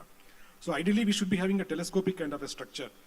Depending on the volume of funds raised from the market, incentives should be graded, or it should be linked to the population of the city or revenue base of the city. You can't have a situation where a city with 10 million population is equated with a city with 1 million population. There should be equity in whatever incentive structure that we design. So that is number one thing one has to address. I'm sure it's easily solvable. It's not such a difficult thing, I would think. Now coming to the regulatory side, SEBI has done a lot of work, to make the product attractive, to the investors, and also safer to the investor. See, bond market is highly disciplined in the sense that even a day's delay is treated as a default. From rating agency's point of view, we can't afford to have even a single day delay. So in order to ensure that fair amount of structuring is done, whenever any corporation goes for a bond issue, first layer of comfort would be escrow of property tax or any other tax which are given as security from certain wards or certain kind of regions. That is first layer of safety. Second would be interest paying account. There is a IPA. To service the coupon on an annual basis or semi-annual basis, you create a IPA and also DSRA, debt service reserve account, which will be sufficient for at least 1 year. We have this 3 layer of safety. In certain cases, we also seen state governments also providing liquidity support. For a brief period, it's only for a fixed amount. Once it is drawn down, it's not replenished. So there are several layers of safety to ensure that the investors are paid in a timely manner. So to that extent, SEBI has played a very, very important role, and they come out with various FAQs for various market participants, whether it is the registrars or debenture trustees, and even for the issuers, etc. And even for another important thing from the market point of view would be the accounting. Many corporations had been following single entry system of accounting, cash-based accounting. So now these days, they have to follow double entry system, and but unfortunately, you don't have timely financials. As Ashish highlighted, there are cases where the accounts are delayed by 2 years. Whereas if you look at the typical corporate bond market, even though a particular company is not listed on the equity side, if you are listed on the debt side, you have to disclose your financials on a quarterly, semi-annual basis, etc. So those kind of things are missing from the corporation side. But having said that, overall SEBI has done a lot of good work. It is also felt that the corporations are not geared for the compliance which is required, from the bond market point of view. I was earlier talking about the HR issues. One of the HR issues is they don't even have a compliance officer, to handle, complaints of this rigor. So there's another thing perhaps they need to look at, investor relation. So if you're talking about attracting pension funds and insurance companies, you need to have a good IR team, to follow up with investors. They may have their own queries, once the money is raised, whether the corporation is doing well, and so on and so forth. So certain amount of work is required at the corporation level. But the regulatory level, SEBI has done quite a lot of work. If at all anything required, it can be only simplification of current regulations. Perhaps they are too onerous for these corporations to really follow. That is something SEBI could look at. But otherwise, from the investor mandate point of view, RBI, perhaps can, nudge the banks to invest in some of the municipal bonds. Today, there is no PSL, the mandate for investing in the municipal bonds. Of course, the money raised is very small. We are talking about 3,000 crore. There's nothing in relation to the money available with the various institutional investors. When the market grows, let's say from 3,000 crore to, we're talking about 1 lakh crore. But at that stage, it's important, for us to have certain investment mandates. Insurance companies can be asked to invest certain portion of their, overall surplus within the, the municipal bond portfolio. So those are the things which will be required at a later point in time. But at this juncture, the issuance are too small, which can be absorbed by even one investor only. You do not really require investment mandates at this juncture.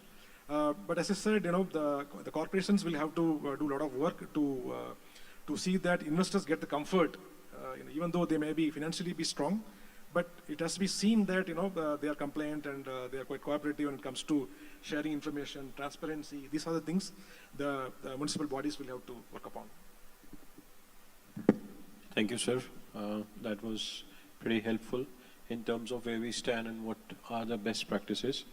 The next question is to Sujata. It's on the revenue model. So property tax is one of the biggest sources of revenue for our own local bodies, but they pale in comparison to what is the percentage of collection as a percentage of collection by the ULBs overseas as a percentage to their GDP. In US, UK and Canada, I think it's between 2 to 3%. India is 0.15%. So how can we improve the efficiency of collections in India? And what kind of value capture financing methods? What are the, in essence, how can we increase revenue of ULBs? You raised a very important point, Himanshu, the one which is constraining credit rating of ULBs. If you look at the revenue base of the ULBs, like the ICRA study pointed out, in some of the best ULBs, property tax is about 1/3 of their revenues. And maybe 1/3 comes from non-tax and 1/3 from state government. And in the weaker ULBs, obviously the proportion of what comes from the state government and central government is much, much higher.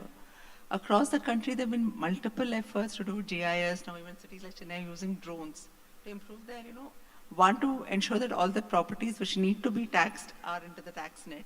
Second, to issue notices and ensure that you collect. Typically, the experience has been there are two efficiency parameters you look at the ULB. One is collection efficiency for current taxes, what you raise during the year and what you collect. And then is how well do you collect your arrears. So collection efficiency for arrears, and then there's of course overall collection efficiency. Some of the smaller cities like Tirupur, I was very impressed, they had a collection efficiency of about 90%. Larger cities like Chennai, other cities, even Ahmedabad, etc., 60, 70% is the collection efficiency. So a lot of places there are disputes, it goes up to the High Court, they don't get resolved, and then it just languishes. So while one recognizes, particularly from a rating perspective, that's a very stable source of revenues. A municipal corporation is able to levy property taxes by virtue of being the municipal corporation in that city. It doesn't really, it's not something where, if you're generating electricity, you have to generate electricity to raise a bill. But here, by being a third level of government and municipal corporation, by whatever the statutory, constitutional, you have a right to levy property taxes. Unfortunately, it has not been a very elastic source of income for ULBs. So once what is left for ULBs to collect, the issue of user charges, whether it's charging for water supply, sewerage, or conservancy, or solid waste, it's, I think, become a very politically sensitive issue. Even in Tamil Nadu, where I'm recently working, in the city of Tirupur, just as it's a very rich city, but just an annual increase of 6% raised to, protests outside the municipal corporation gate, hearing of the commissioner, the usual politically led interventions which sort of try to stop any efforts to increase taxes. Water charges, sewerage charges, all these again become, at some level, very sensitive. Yesterday I was in Jaipur, and there, for solid waste management purposes, many of them were saying that citizens are not willing to pay 50 rupees for solid waste management services in the city of Jaipur. In Delhi, I pay 800. So I don't know, across our country, I think there has to be, one, an understanding that these cost money and they can't always be provided by the government because the taxes you're paying are not sufficient, particularly the local body level. So there have to be other avenues for success. One is, of course, like you notice states like Gujarat and Maharashtra compared to other states in the country transfer more to the ULBs. So financial position of the cities in Gujarat and Maharashtra are much, much better than other parts of the country. The second is, what can you do with user charges? Politically, if you can bite the bullet, yes, that's possible. The third avenue is, of course, land value capture mechanisms. Maharashtra has used it due to transfer of development rights. In Gujarat, they have these town planning schemes where every time a new scheme is notified, then other charges are levied, and then the developed land is sold and the municipal corporation makes money. Very interestingly, this year there was a bond issue by Gandhinagar Municipal Corporation. And earlier they had a revenue base of 200, 250 crores, and suddenly it went up to over 400 crores. Just in a matter of 1 year, through implementation of town planning schemes, they've collected 150, 200 crores. I've also been hearing that Hyderabad is doing very good work in terms of, levying land value-based capture taxes, levying additional taxes wherever they're developing, along the Musi riverfront, etc. So there are examples where these are working. Gujarat is one state, Maharashtra is one state. There are a lot of legal regulations which have to come in place in terms of get into land value capture mechanisms. So I think the country needs to move in this direction. Property taxes, the reforms which have happened in terms of, like I mentioned, technology, in terms of, moving away from the earlier methods to, now to the capital value method or whatever. Some improvements happen, but they're not sufficient to make a municipal corporation strong financially. So this is where we stand. Land value is one hope. Of course, ultimately as a country, we need to pay for services. I don't know when we will do. I will ask a sub-question to that. So if I remember well, property coverage ratios are also very low. You have a couple of lines to say on that. How to increase the coverage ratio itself? How many properties are covered under the property tax and all? Anything on that? I think what is happening now with GIS-based mapping and drone surveys, etc. So, cities to some level, they're getting these, there are a lot of push given by the national government to get this done. So many cities do have this data in terms of coverage they are capturing. They're, issuing taxes to the uncovered properties, plus addition of new areas, new properties are coming into the net. But fundamental issues remain in terms of, the disputes. Like I was told Jaipur yesterday that hotels are not paying property tax. If they don't pay property tax, who will pay property tax? So there are all these sort of, I won't say historical issues, political issues. It's a combination of political economy plus whatever managerial issues which is just holding back the sector. It's a huge management challenge actually. It's not. Thank you. Don't sound easy to solve, but we'll get there one day. Yes, someday. Some places they manage. Yes. So the next question goes to Tushar, and the context is around urban planning. Tushar, what are a few of the most effective models in urban planning which can help build the future-ready cities? Now, you being a part of World Bank, you have experience of helping various countries, build up their cities. What do you think can help this country in coming to the right level of urban planning, which will enable the government at the last level deliver the services to the ultimate customer, which is the normal man, local man or woman? So I would start by saying, and this is something some of the earlier panelists also pointed out too, and I think Mr. Rai also alluded to. I think more important that NAFID's financing, it will be your transaction advisory or a project preparation facility kind of institutions or facilities in the country would be helpful. And I say this because when you go to ULBs and when you speak to ULB level staff and when you speak to various stakeholders in this ecosystem, the biggest missing point is the quality of the DPRs and the quality of the projects that are being prepared. I think if we can solve that, everything will be sorted out. So let's put the models that have been successful in the other countries as a secondary approach. They are important, yes, and I will come to that. But I think more primary aspect is having these project preparation systems in the country.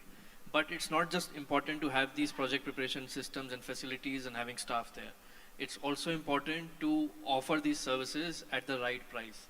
Because I think important to note, we are dealing with the player or the ecosystem which do not have the very good capacity to pay.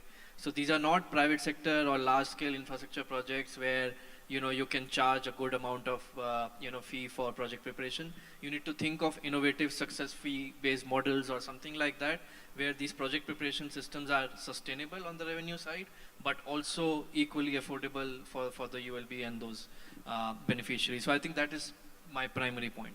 The second is there are a lot of models which have got popular globally and lot of panelists also alluded to, but maybe three models which I can highlight which have not got the adequate attention in the country.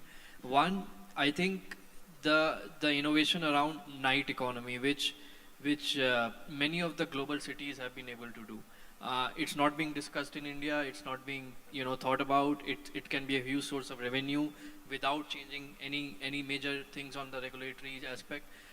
So I think this night economy, at least in very large cities, have a lot of revenue potential, and these can solve a lot of financing aspects for newer projects. The second is combining sustainability or climate related threats with planning. And here cities like in Netherlands and various other countries have good examples to show where they've combined planning with how to deal with floods and disaster, with canal development and such things, and at the same time they have offered cycling ecosystems on the side which allow passengers to move around. So I think this mixing of planning with sustainability aspect needs bit more discussion at the ULB and state level. And thirdly is the transit oriented system. It is being discussed, but I think it has a lot more potential to offer to a country like India. We have not been able to take advantage of it, the kind of potential we have on this front. A lot of successful models in developed countries like Japan and Singapore, but also emerging markets like Brazil have been able to do a good transit-oriented development in some parts of their country. So these three things, I think, are good models to follow, but the precursor to that is a good project preparation system, in my view. Thank you, Tushar. So that makes it 6 points. The 3P models and the 3 models you said here. But I want to highlight 2 things before I ask the next question. The night economy was tried in Mumbai. They tried opening the malls for 24 hours, even in Delhi for some time, and get more revenue. And as the Mumbai Metro develops, they have plans to monetize the corridor around 100 meter around the line for transit-oriented development. So hopefully we'll get there. So the last question for today, we are just about running out of time to Mr. Venkatesha is, sir, in terms of what are the most effective PPP models for ULB financing? How can VGF or credit enhancement or credit guarantees enhance the financing mechanisms for ULB? See, a lot of things have been discussed, more particularly for urban local bodies, the public-private partnership scheme. Normally, the 3 elements of successful PPP are, number 1, it should be the bankable projects. So creating a pipeline of good bankable projects, which is even the task of Urban Challenge Fund. We have been seeing the Ministry of Home and Urban Affairs is collecting all the list of bankable projects. The definition of Urban Challenge Fund is also, it is applicable only for bankable projects. So that collection, if you see the quality of data, when we went through the list of such projects, so it is really, there's no preparation at the urban local body level. So that thought is also not evolving. So that as long as you don't have that basic thought of creating a good pipeline of projects, which can be looked from public-private partnership angle, that is the basic step. That is the first step for getting into PPP. Second one is the model concession agreement. So the agreements now in India, these PPP successful models are already evolved. So morning even Mr. Purushartha was also talking about how in road sector as well as in port sector, the concession agreements have evolved and have become more matured. So where the clear risk sharing which has happened. So those kind of model concession agreements have to be percolated down, and those things should be taken as the right models to create agreements and bid the projects. So that is something which is lacking. Now if you see the model concession agreements, even whatever PPP have happened, so there is a loose language and a lot of issues with respect to capturing the right risk elements for lenders. So that is something which needs to be fixed. And the third element is on the capacity to bid as well as the strong counterparty for the public-private partnership. So municipal corporation as a counterparty, it is really difficult for any private player to accept. So that is where we need to build certain structures like credit enhancement, guarantees, or a new counterparty for all the urban municipal corporations together, whether at the state level can an agency be built, an authority, who will take up all these public-private partnership projects, even starting from DPR to bidding and then awarding and also standing as a counterparty for the public-private partnership. Because dealing with municipal corporations also for the private people is very difficult because the approach is totally different. So that way it becomes very difficult for private players to deal with urban local bodies as a counterparty. So that needs to be addressed. So the best model is to, at state level, a nodal agency or an authority at each state taking care of only urban local bodies is very essential. That is one of the recommendations which, as a part of our how to improve PPP to DA from NAFID, we have provided to Department of Economic Affairs. So these are some of the things, if built properly, these public-private partnership projects can be very well taken off at urban local bodies. Thank you. Thank you, sir. And with that, we come to the end of this amazing panel. I will not repeat all the things we said, but we just covered 8 different aspects of ULB financing, right from capacity building to governance to urban planning models and various other things. So if I can understand my own handwriting later, I'll be very fondly looking at all these notes. Thank you, all of you. To our thanks to all our esteemed panel members for this. Khyati.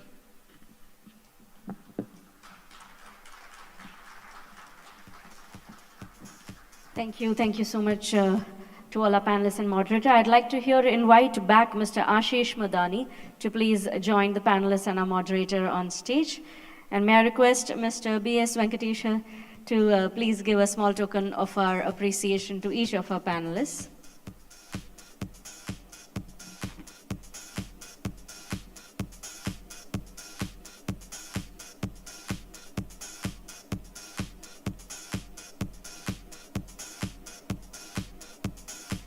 Mr. Venkatesha, please do the honors. I request you to please give a small token of appreciation to each of our panelists. Thank you so much for taking the time, sharing your perspectives and insights here with us.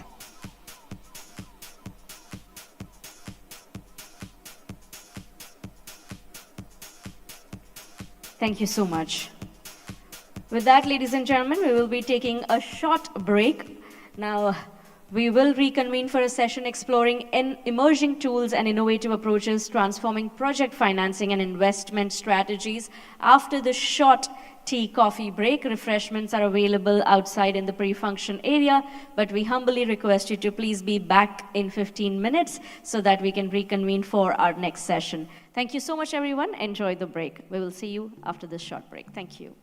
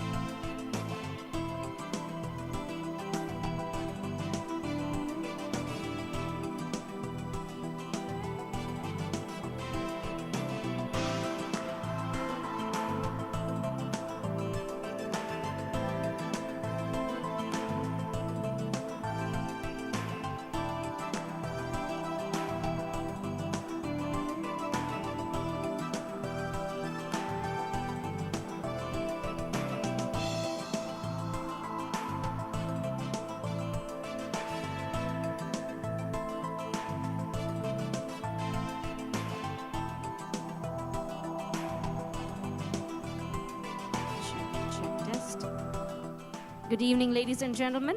Requesting all of you to kindly come towards the hall and take your seats. The stage is set for the last panel discussion of the day. Requesting all of you to kindly come inside the hall and grab a seat. We will begin in next 1 minute. Thank you.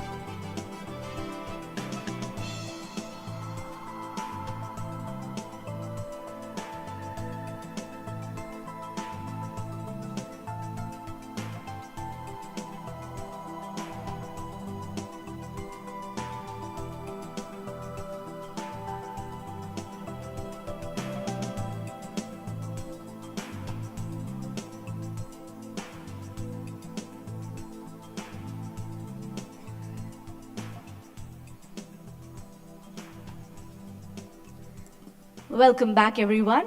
May I request everyone who's in the pre-function area, near the door, or anywhere around the hall to quickly come forward and grab a seat as we are set for the last panel discussion of the day, which is on the topic of role of data and AI in project financing and attracting investments. And to set the context for this panel discussion, I'd like to invite to the stage Mr. Ashish Kumar Adhikari, Principal PM Manager at Microsoft. With over 27 years of experience in engineering, consulting, and technology, helping business build products, increase revenue and market share, enhance branding, and lower operational costs, Mr. Adhikari is currently working with Microsoft Security Division, helping build security software for the world. He has authored books of Risks in Digital Transformation, India's Digital Personal Data Protection, DPD Act, bringing clarity on data privacy in business. Ashish has published various articles and blogs on cybersecurity as well. So ladies and gentlemen, I request you to please join me in welcoming Mr. Ashish Kumar Adhikari. A very warm welcome to you, sir.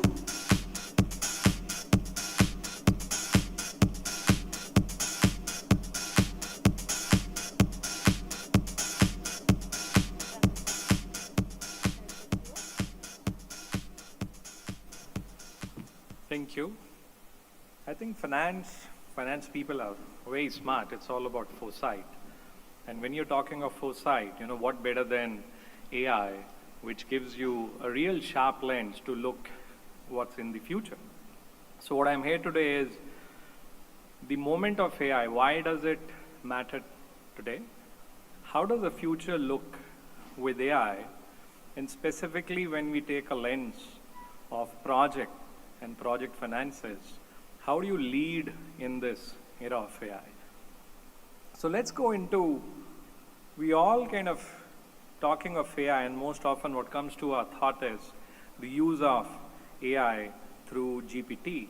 But that's a very small portion of AI, which is when you're generating something, leveraging in AI. Now, AI can think. It's not just about generation. it can solve some problems. Now, when you're doing a 2 plus 2, it's a formula.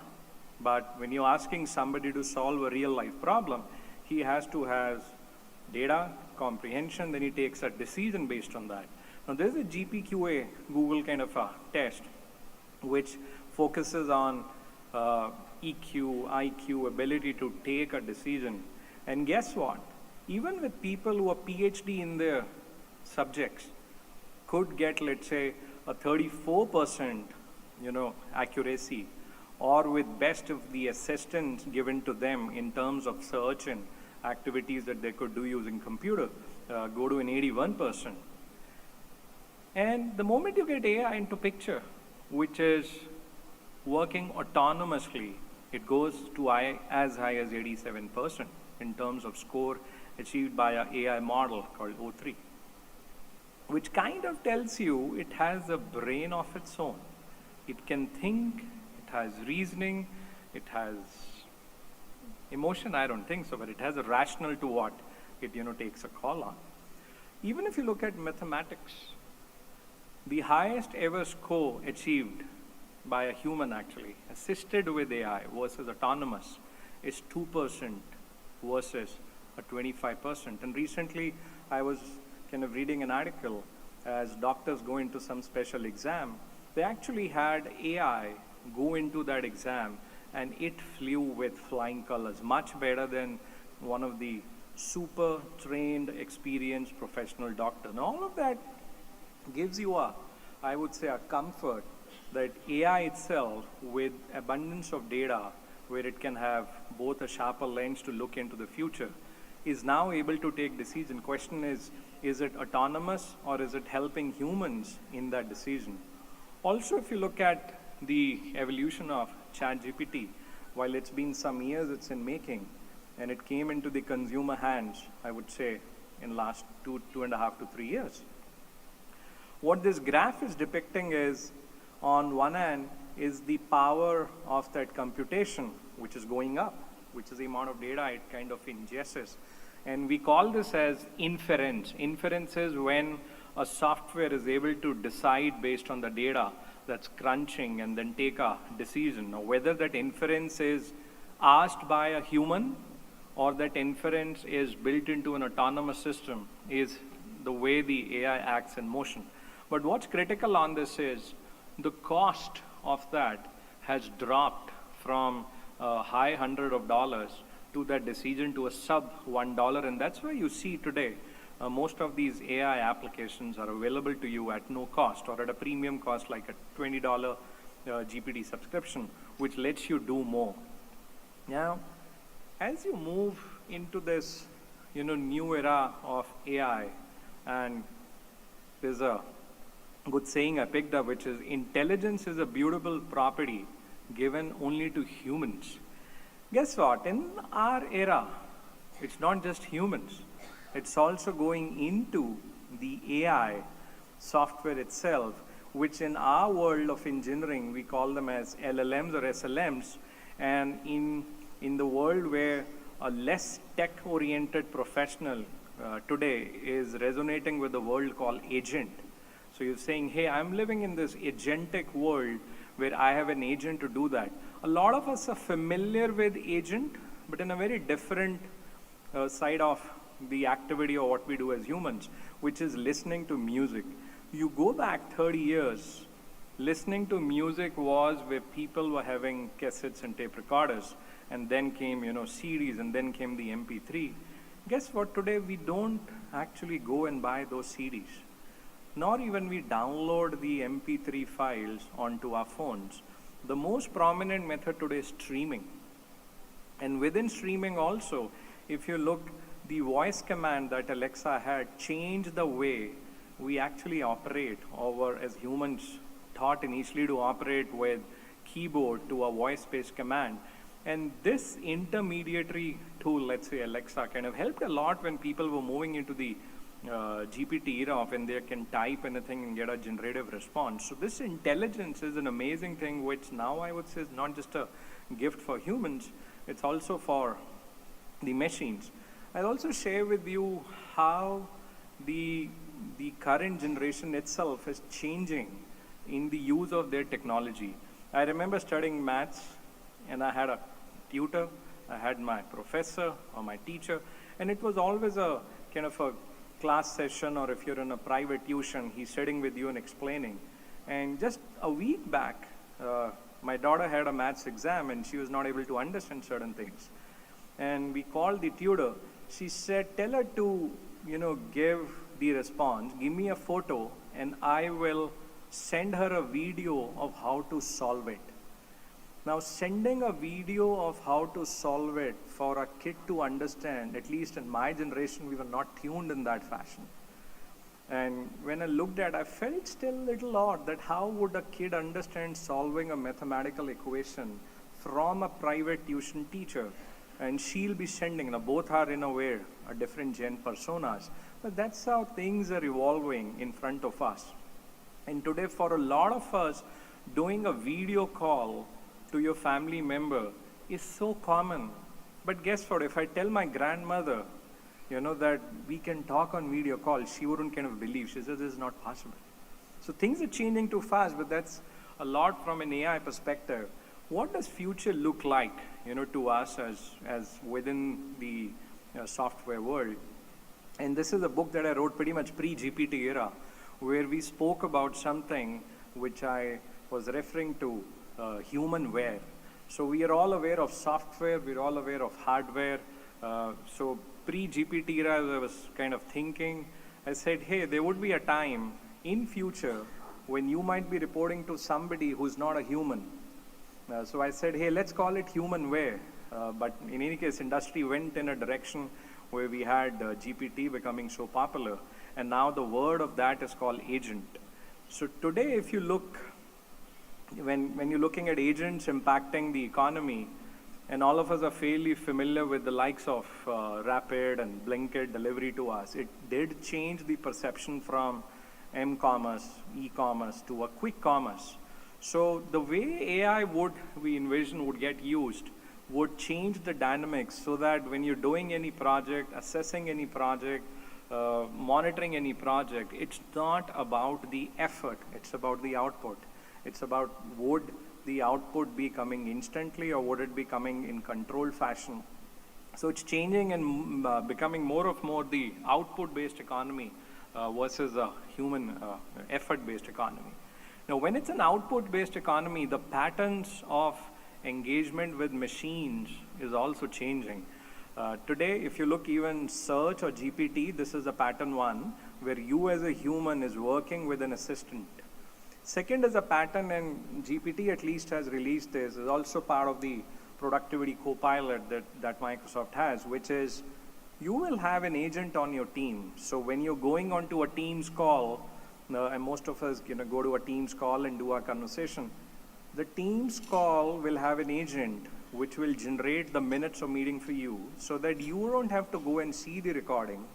And gone are the days when people were on the Teams call or Zoom call and they're taking notes. So there is an agent which is taking that for you. And then the second step would be, it would be allocating their job to the people who are on that call and then following with them, because on the call most often gets discussed, hey, let's do a follow-up on this after 2 weeks. But the follow-up rarely happens because nobody's kind of capturing that. So the agents will do that. And it'll be kind of an agent who's reporting into that software which you are using to another pattern where your peer could be an agent. So you could have a project which is 2,000-page report and you want to analyze it. So instead of you analyzing it, giving to a human, you're giving it to a finance agent. This finance agent is kind of trained on your data. He knows what kind of decisions are good for you. It's aware of how to kind of answer back to you in your taxonomy, your terminology, and that's how it will be a human-led, agent-operated world. And in short, the intelligence would be unmetered based on the data that you have and available to anybody in the organization as authorized to do that. And how can this help in the world of finance and world of project financing where a lot of decisions have to be taken? And this would be uncovered as we go into the panel conversation. We'll have a sort of esteemed panel and then kind of go into the discussion how AI could use that.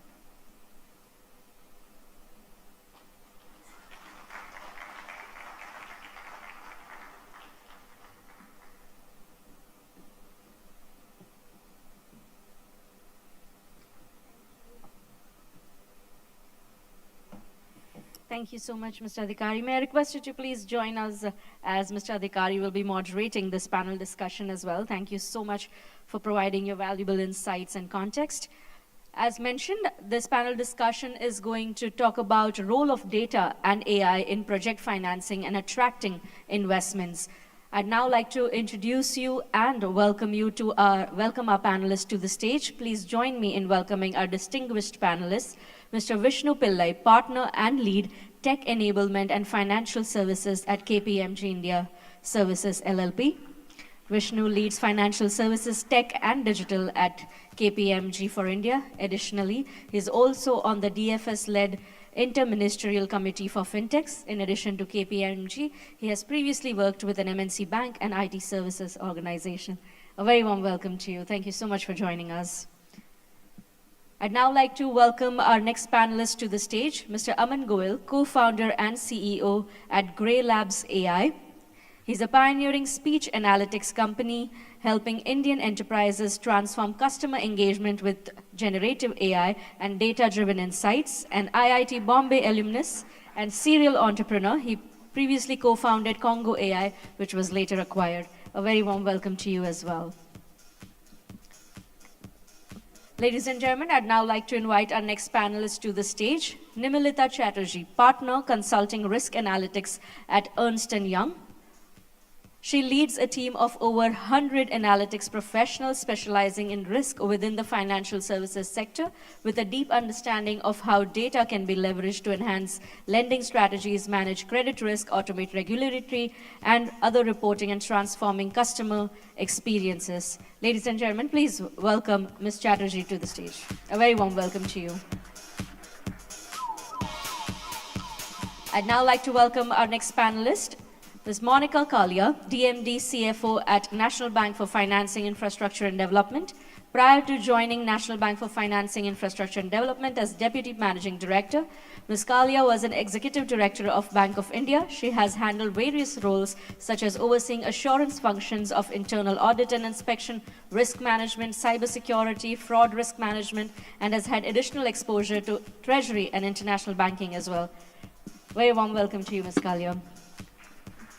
Yes. And as our moderator is already on stage, I'm going to leave the stage over to you, Mr. Adhikari. Sure, thanks, and very warm welcome to all the panelists. Thank you all. Let's go into the context, which is large infrastructure projects. They face delays. They have complex mechanisms of evaluating them, financing them, data and AI tools, ESG. And then again, if you look India's kind of a tool, which is Gati Shakti, that helps with a lot of data, which goes into analysis and decision making. So let me ask this question, ma'am, to you, which is focusing on finance and decision taking on these projects. What role do you kind of see AI can play in assimilating this data for a better decision? Thanks, Ashish. I think since morning we have been hearing to the panel discussions, and this has made my job really easier. We have seen a series of people talking that having very, very different perceptions of the infrastructure sector. While we see that we are saying that it is 0.3% as the default rate, it has become safe. At the same time, we have other panelists saying, no, it still had, 10 years back some other data. Mr. Baldev Pushata saying that,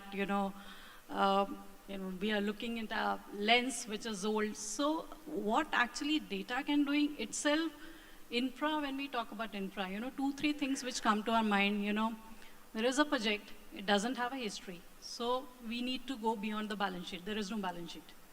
Second point, what we talk about is, it is long term, so it has to be sustainable. Sustainable from the finance perspective, from the tech perspective, from the scalability perspective, from the climate resilience perspective.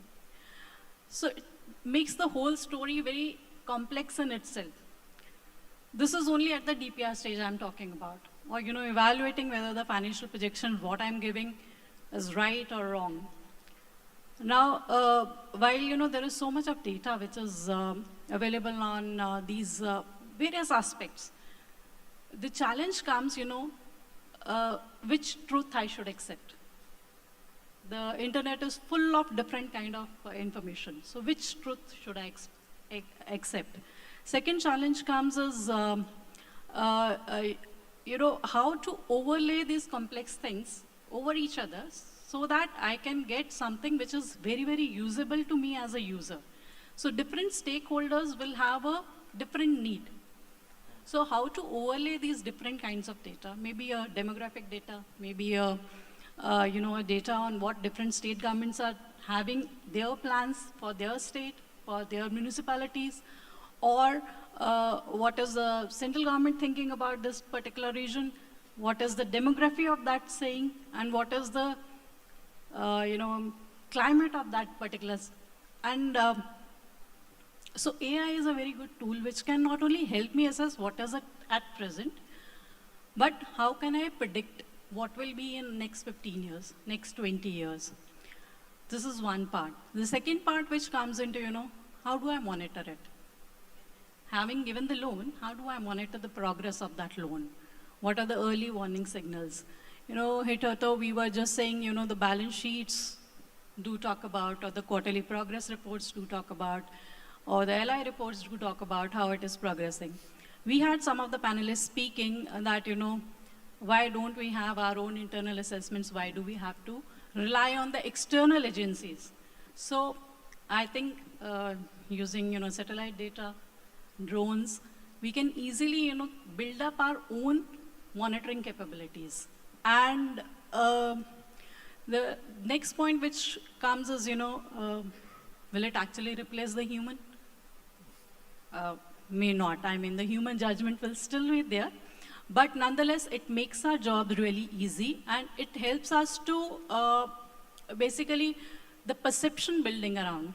Because when we talk about the, which data we are accepting as a source data, so it, brings about the one truth and a similar perception for each one of the stakeholders who are there.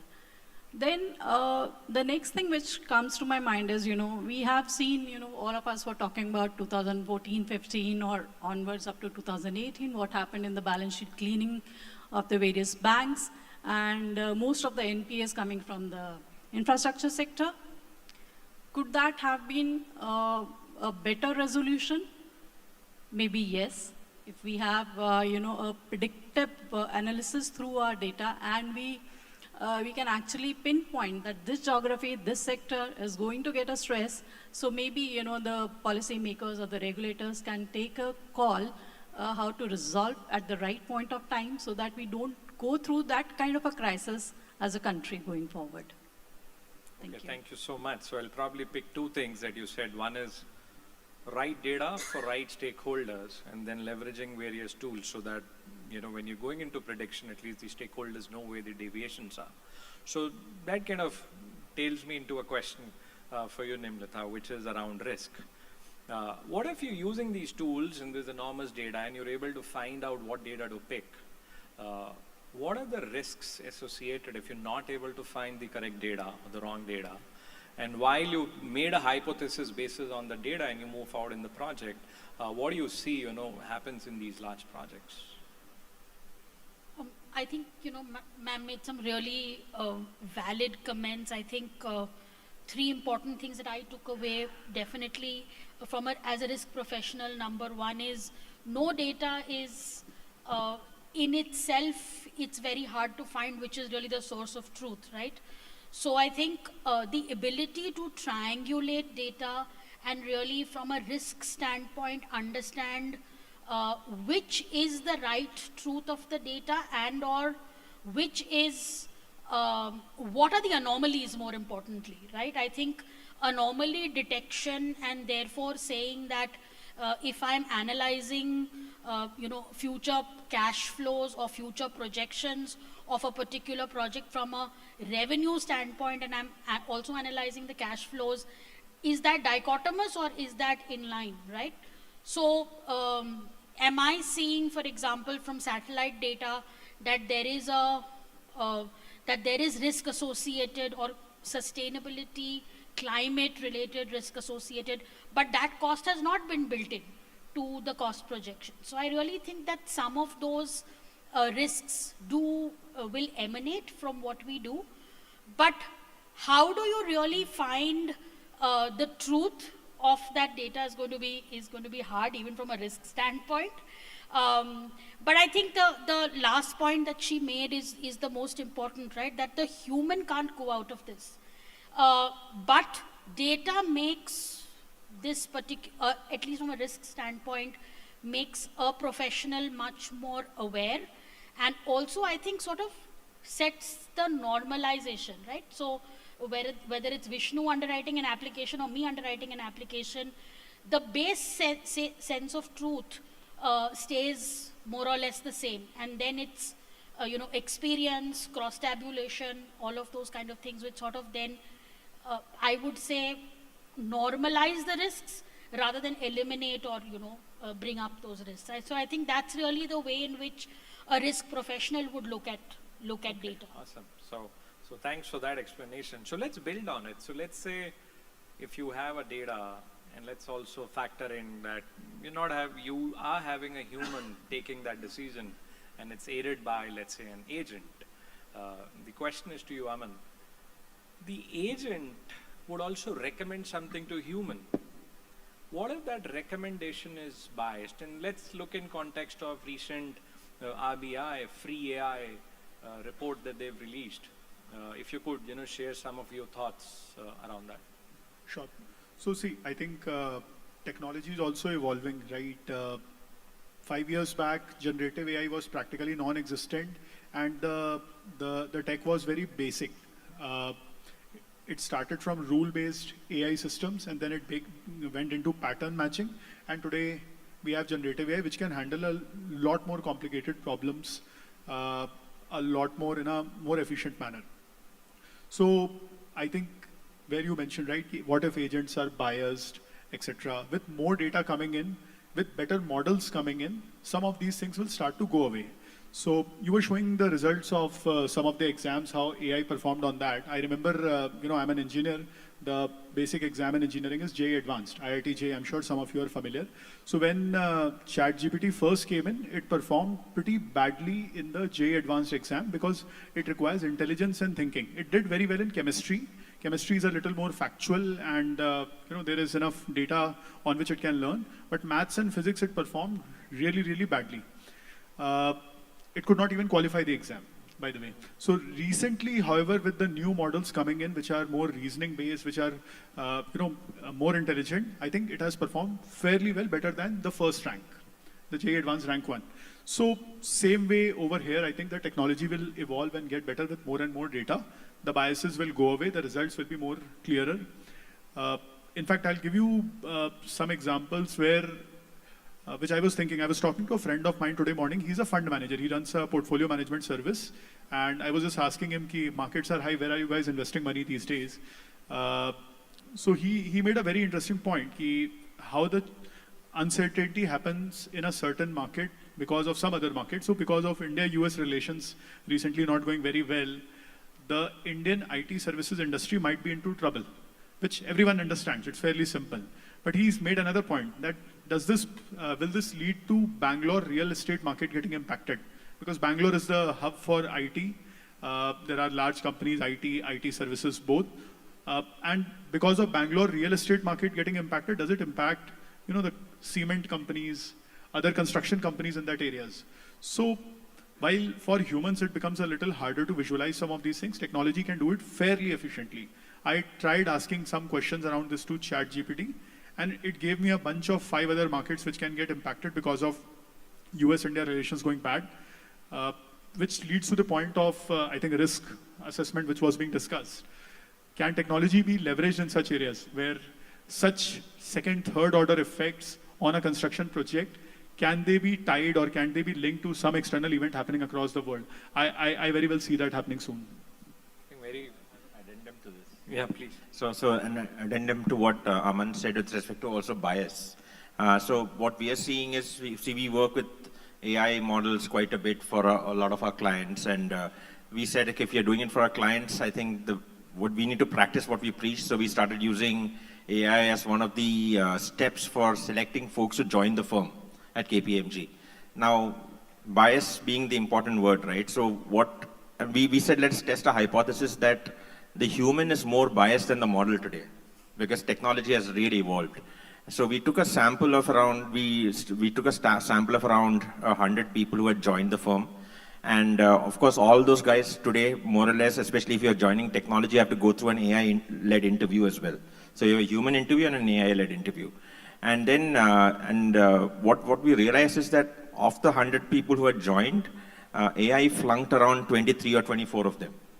Now HR came back to us and said, see, this particular tool or model doesn't really work, we are wasting money. But then the thought was, let's explore this a bit more, right? So what they said was, what we then evaluated was, let's dig 2 steps lower and figure out these 23 guys who got flunked, right? How are they actually performing at work? When that analysis got done, then we figured out that they are actually struggling, right? So AI had taken a leap of faith and said, let's not hire these guys. Whereas the human had said, let's hire them, they are onboarded, they are with us for the last 1.5 years, and we think they're doing awesome work. But technically their performance at work was suboptimal compared to the other 73, 74. So we as humans are now seemingly more biased in the model, right? So I just wanted to leave you with that input.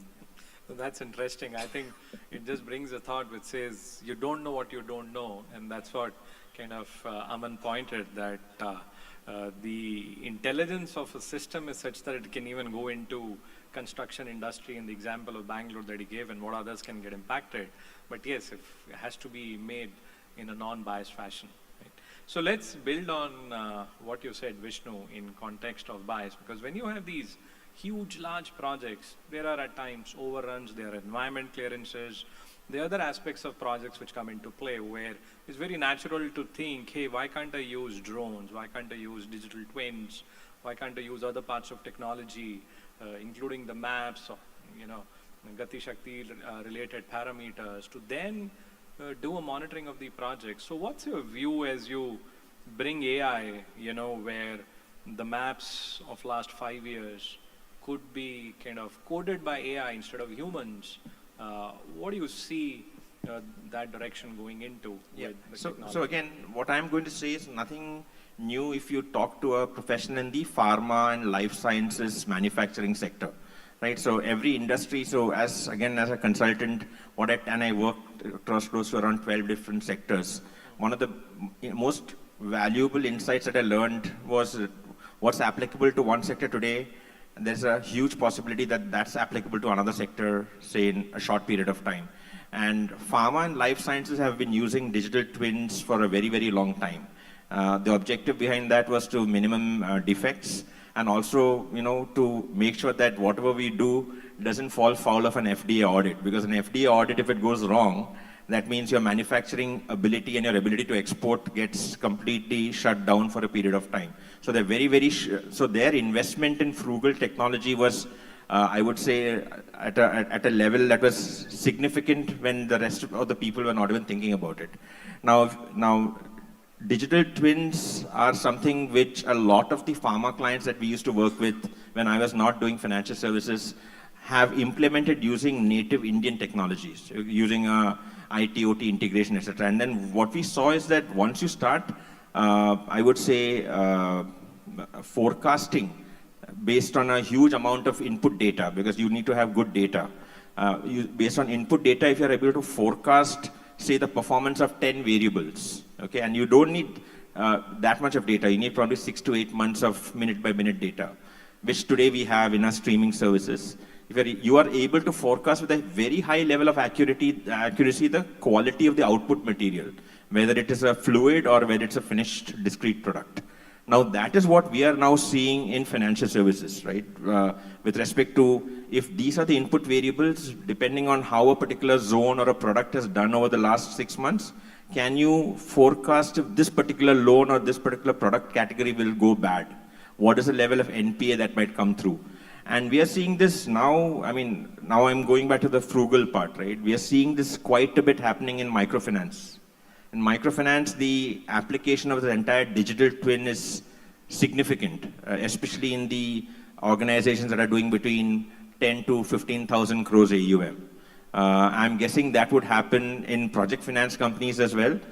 But the thought and I would say the thought is something that we need to implement, but it is for sure coming. And while of course a lot of this is done through machine learning and not really Gen AI will just amplify the capability. Okay, awesome. So I think that's a great viewpoint. Now let me ask a question which we could do a quick round on. See, most, I would say, executives use Excel in their life when they're forecasting, making decisions. And with AI coming in forefront, whether it's Copilot, or ChatGPT, there's a natural tendency they'll insert that data into that Copilot or GPT for further analysis. So I'll go to Monica first. What do you see this? Would this be disruptive? Would it require reskilling of people? What are your thoughts as this technology comes and gets used by a variety of people? See, what I really feel is, actually Excel, whenever you put a data, it looks, a lot of my own analysis which goes into it, I really have to have a lot of information which, like you said, I don't know what I don't know. So maybe, AI will help me include what I even don't know into my predictions.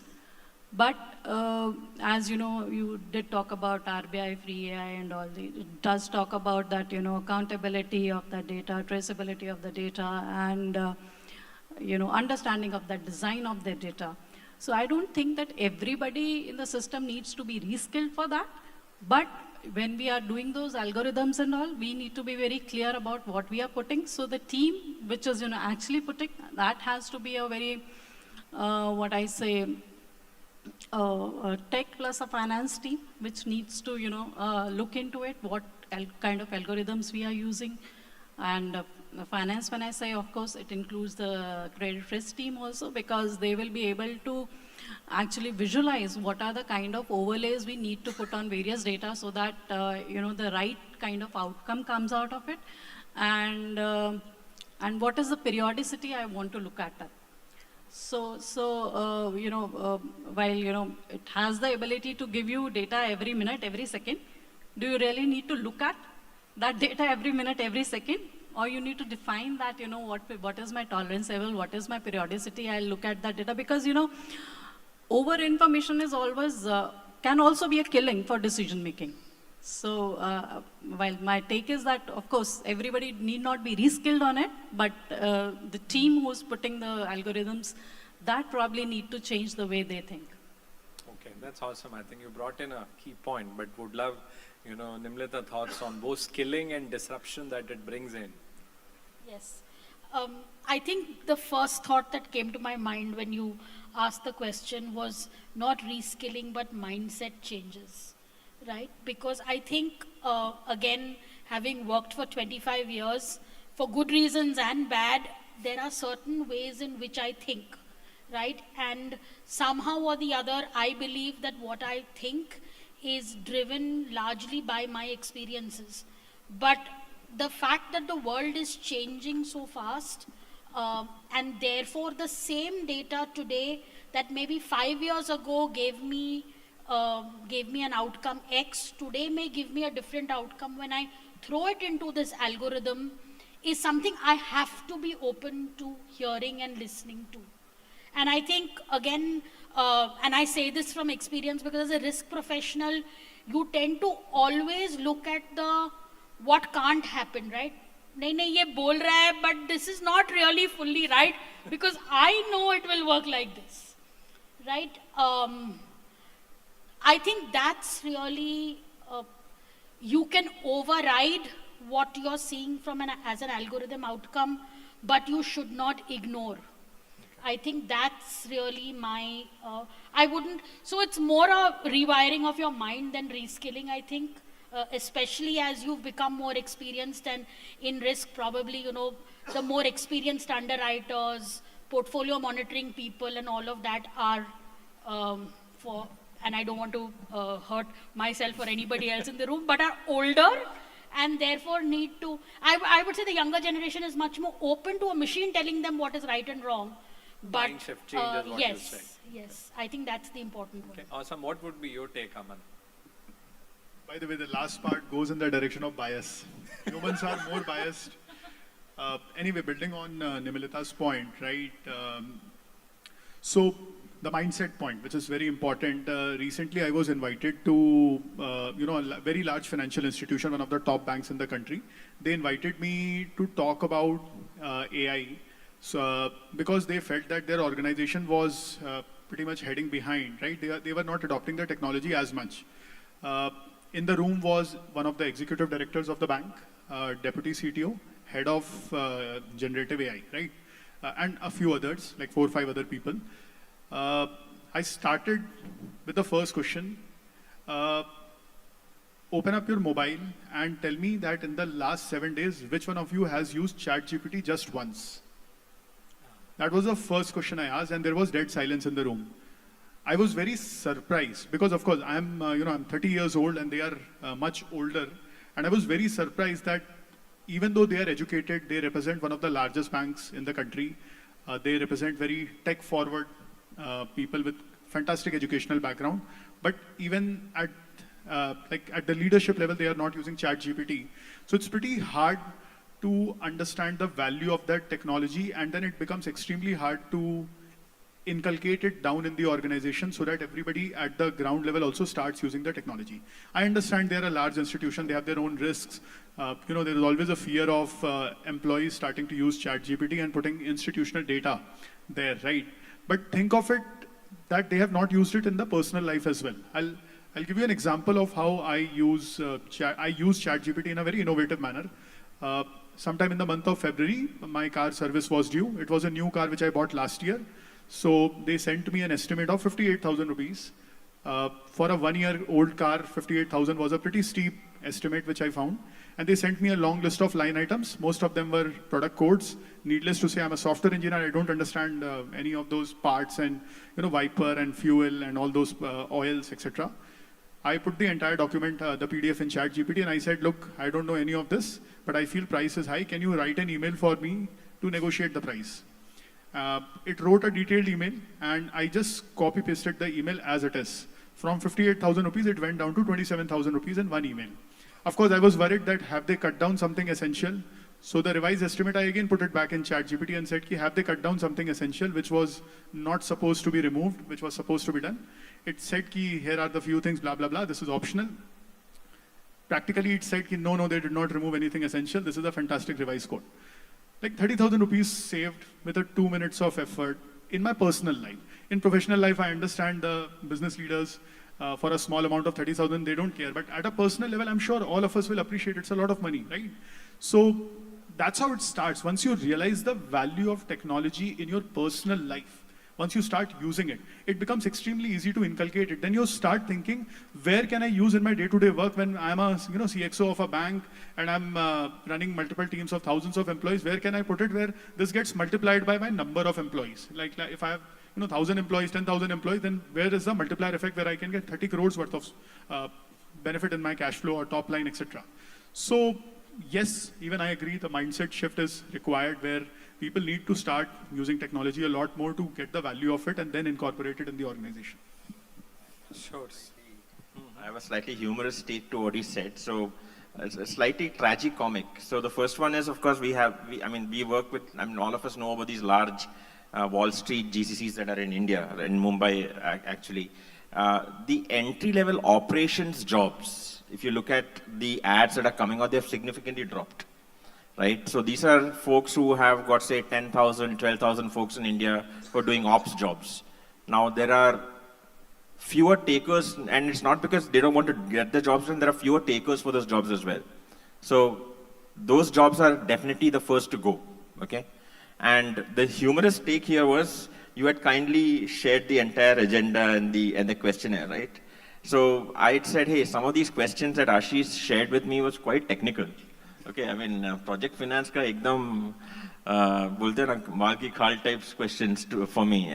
And then I said, okay, now, like what he did is I took a couple of these questions, took a snap of them, put them in my Gemini chatbot. And some of the answers that came out was things like, why didn't you talk about the question to me in the answer?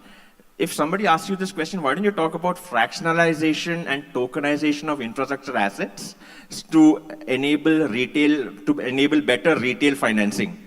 I said, wow, fractionalization and tokenization. See, that means this model has evolved, right? This entire model, the Gemini model has evolved significantly. It is no longer just machine learning. It has evolved significantly. My suggestion to all of you who are in this room to take forward what Aman said, I run 4 small models on my phone, and these phones are significantly powerful today. You should just you should say, okay, if I want to ask a question, I use Perplexity. If I want to go deep down research, I use Gemini. So we should have models for ourselves because the world is changing and we need to be ready to seize the opportunities in front of us. And these models are our humble servants.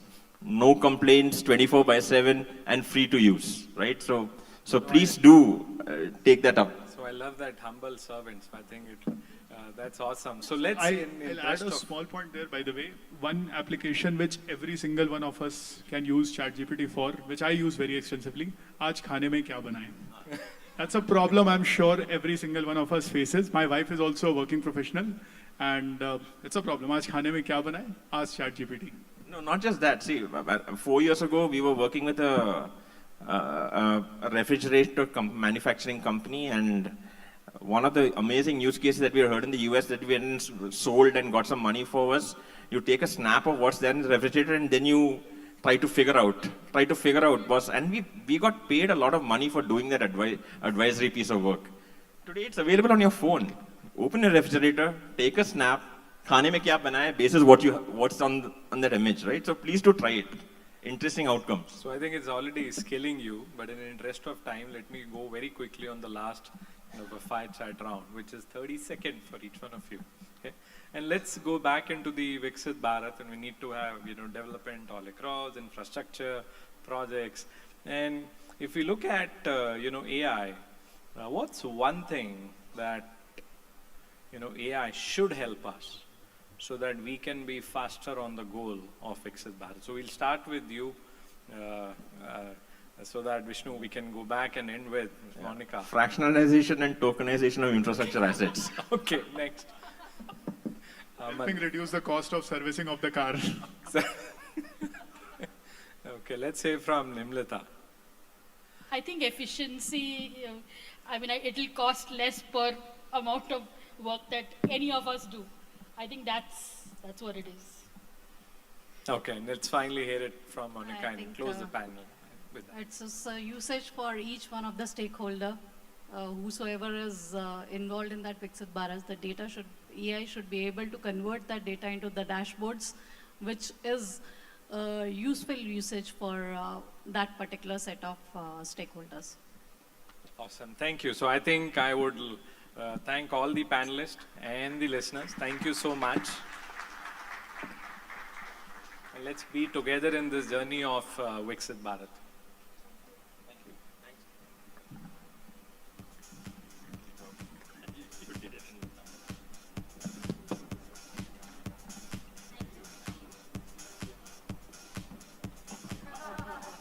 Thank you so much to all our panelists. May I request you to come together for a picture? And as we extend our sincere thanks to our distinguished panelists for sharing their insights on how technology and data are shaping project financing and investment strategies, I'd also like to request Ms. Monica Kalia, Deputy Managing Director, to kindly present a token of our appreciation to our esteemed panelists and moderator.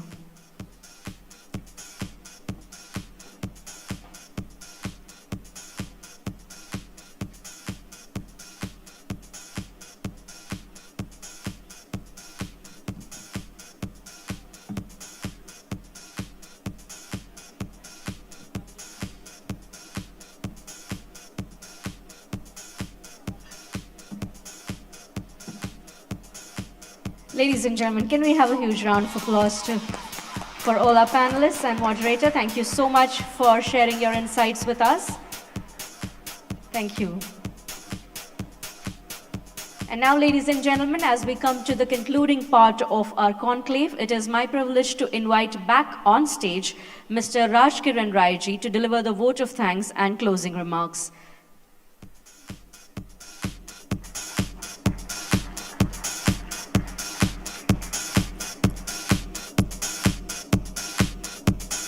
Welcome back, sir.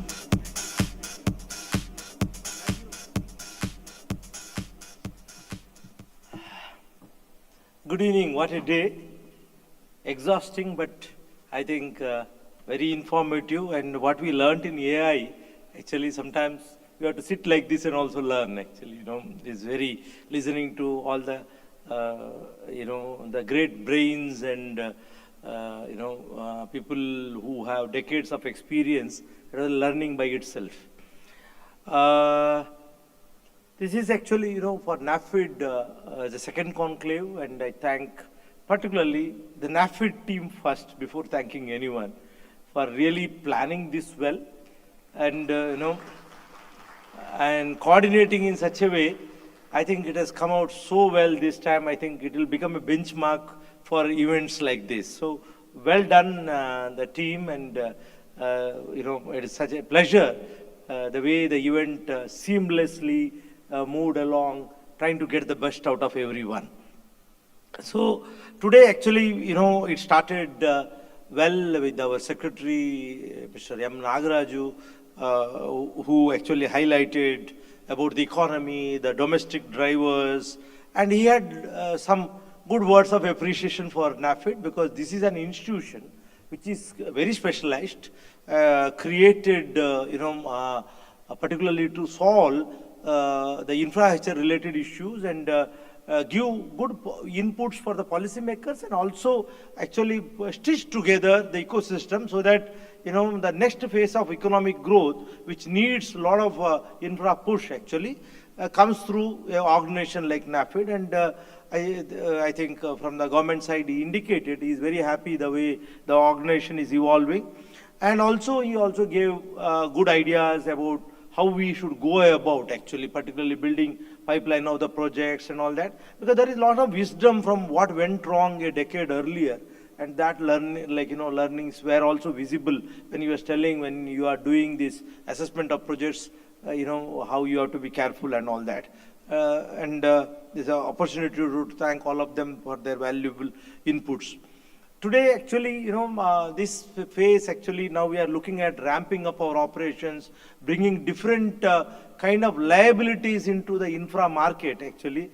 So the SEBI chairman, actually, his speech, he covered it very well, particularly on the role of capital markets in supporting infrastructure development, actually, particularly the bond market, equity markets. And I think the kind of policy changes which SEBI is bringing almost every day, actually, it is tuning the market. Like other day, they gave that equity status to the REITs, actually, while the InvITs are still they're treating as hybrid, and it is some time away, but then hopefully all these things are evolving in such a way that they're trying to connect all these missing pieces which are already available in developed economies to Indian economy, so that, we get the funding sources, diverse funding sources to take care of different investment needs, actually. The broadening of the investor class is something which he spoke about, and it was very informative. And he also spoke about municipal bonds. I think that is something which is missing in our country, because even though there are a few instances of municipal bonds happening, it is nowhere near, it is only tip of iceberg. I think NAFID is doing a lot of work trying to push this through. I think his words about municipal bonds, I think gives a lot of hope, because the regulatory is actually really concerned about it, and we can be rest assured that if you come with some innovations and all that, I think the support of the regulator will be always forthcoming. I think our teams have to work hard to develop and customize products to suit. Actually, we should understand the governance issues and other issues around the municipal bodies and the requirements what they have, because this is the next big piece in the years to come, and this is where a lot of credit absorption can happen. Now, Chairperson PFRDA, Mr. Shiva Subramaniam, actually recall the earlier days of NAFID actually, because NAFID actually is again a garage setup. We were the richest startup, I used to say.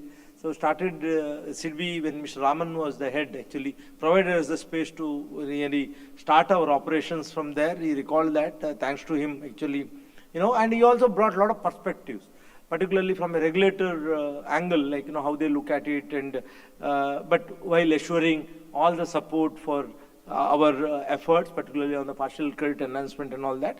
I think this is actually really, because these regulators coming in and giving support to us today, goes a long way for our teams to work and connect with them and customize products so that we take care of interest of both sides. While we need the investments to come in, at the same time there's necessity to protect the depositor or saver's interest also from their side. This was brought out very well by Mr. K.V. Kamath also during his chat with Mr. Tamal Bandyopadhyay. Actually, this is an event actually, everybody looks forward to, because Tamalji in his own way actually gets the best out of Mr. K.V. Kamath, and some of these questions are very relevant, and he always actually comes out very, very different. Actually, this time, when this event was planned, that's what I said, we should again have this. I personally went and requested Mr. K.V. Kamath to come, and he also graciously agreed. And that was a thing where a lot of learnings came from these discussions.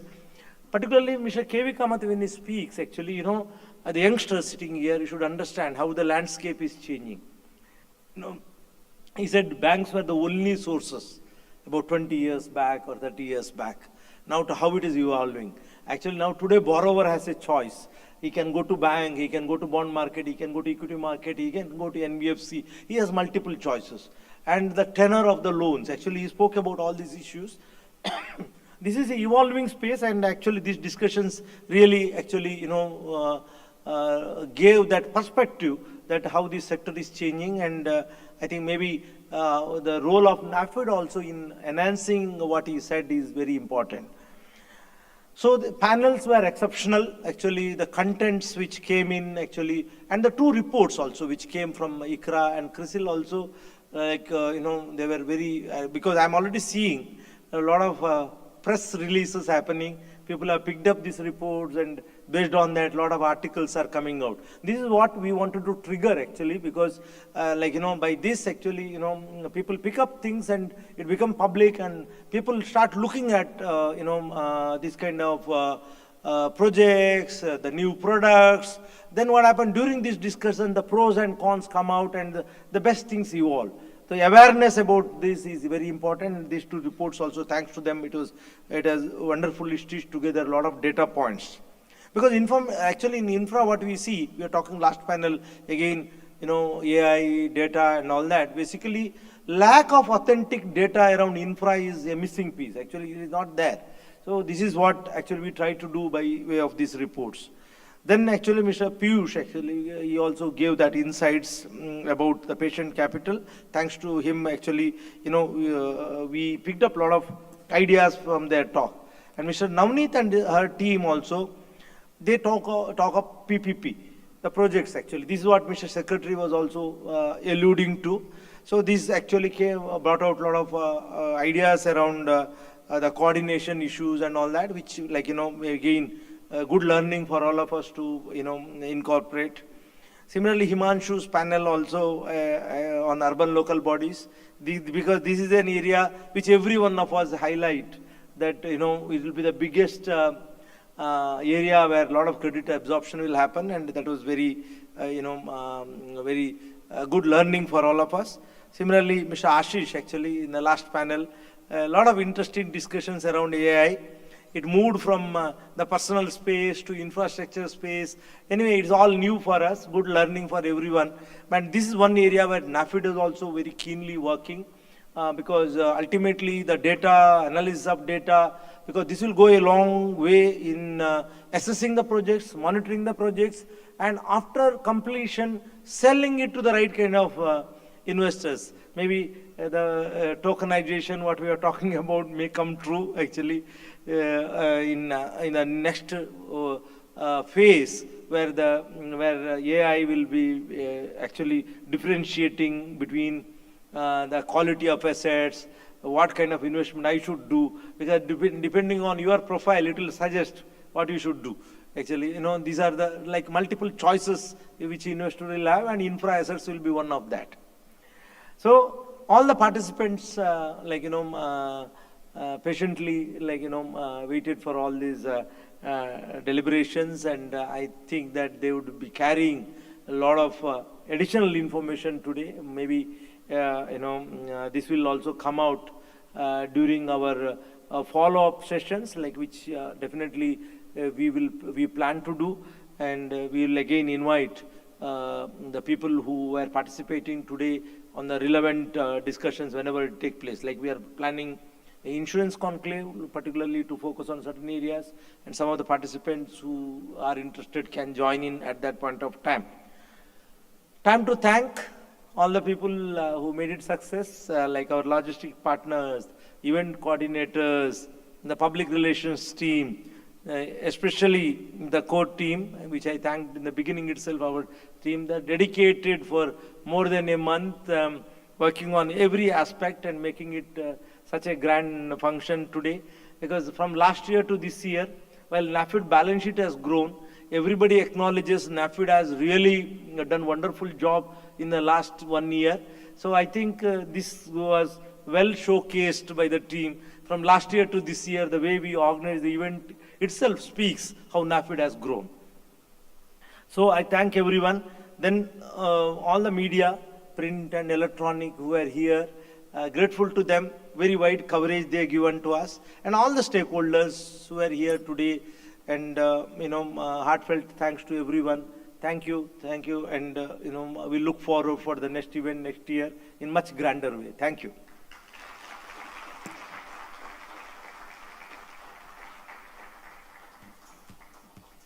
Thank you so much, Mr. Rai. I don't think this conclave could have been summarized better. Thank you so much for sharing your insights with us.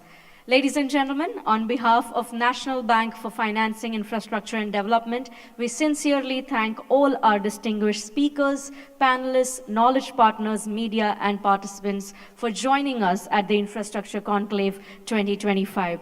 Today's discussions have highlighted India's infrastructure growth agenda, innovative financing models, and the role of technology and policy in unlocking investment potential. Your engagement has made this conclave meaningful and impactful platform, and we hope to foster these connections that we've made at the conclave and build together the infrastructure of India.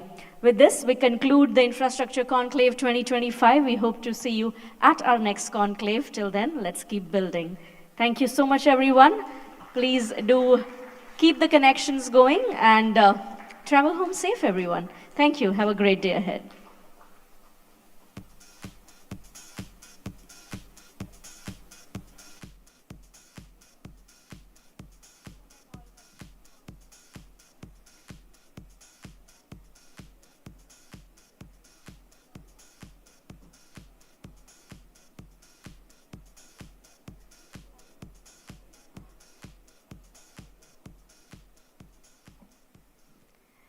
And like Mr. Rai mentioned, it does take a village to put up a show of this magnitude. And from our core team, Dhwani also celebrates her birthday today. She's still working somewhere here. So we would like to wish Dhwani a very happy birthday on behalf of all of us who are present here.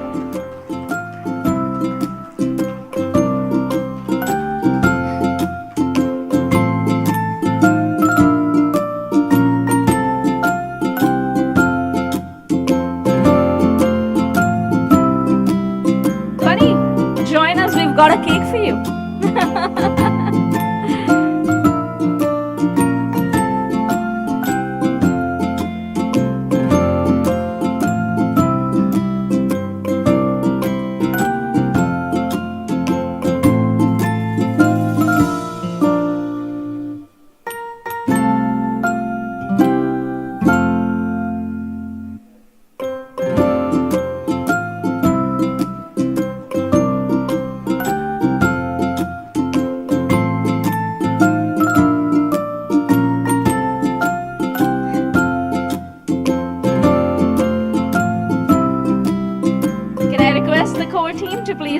is on stage. And all of us can be part of the sweet ending of the conclave and celebrate Dhwani's birthday together.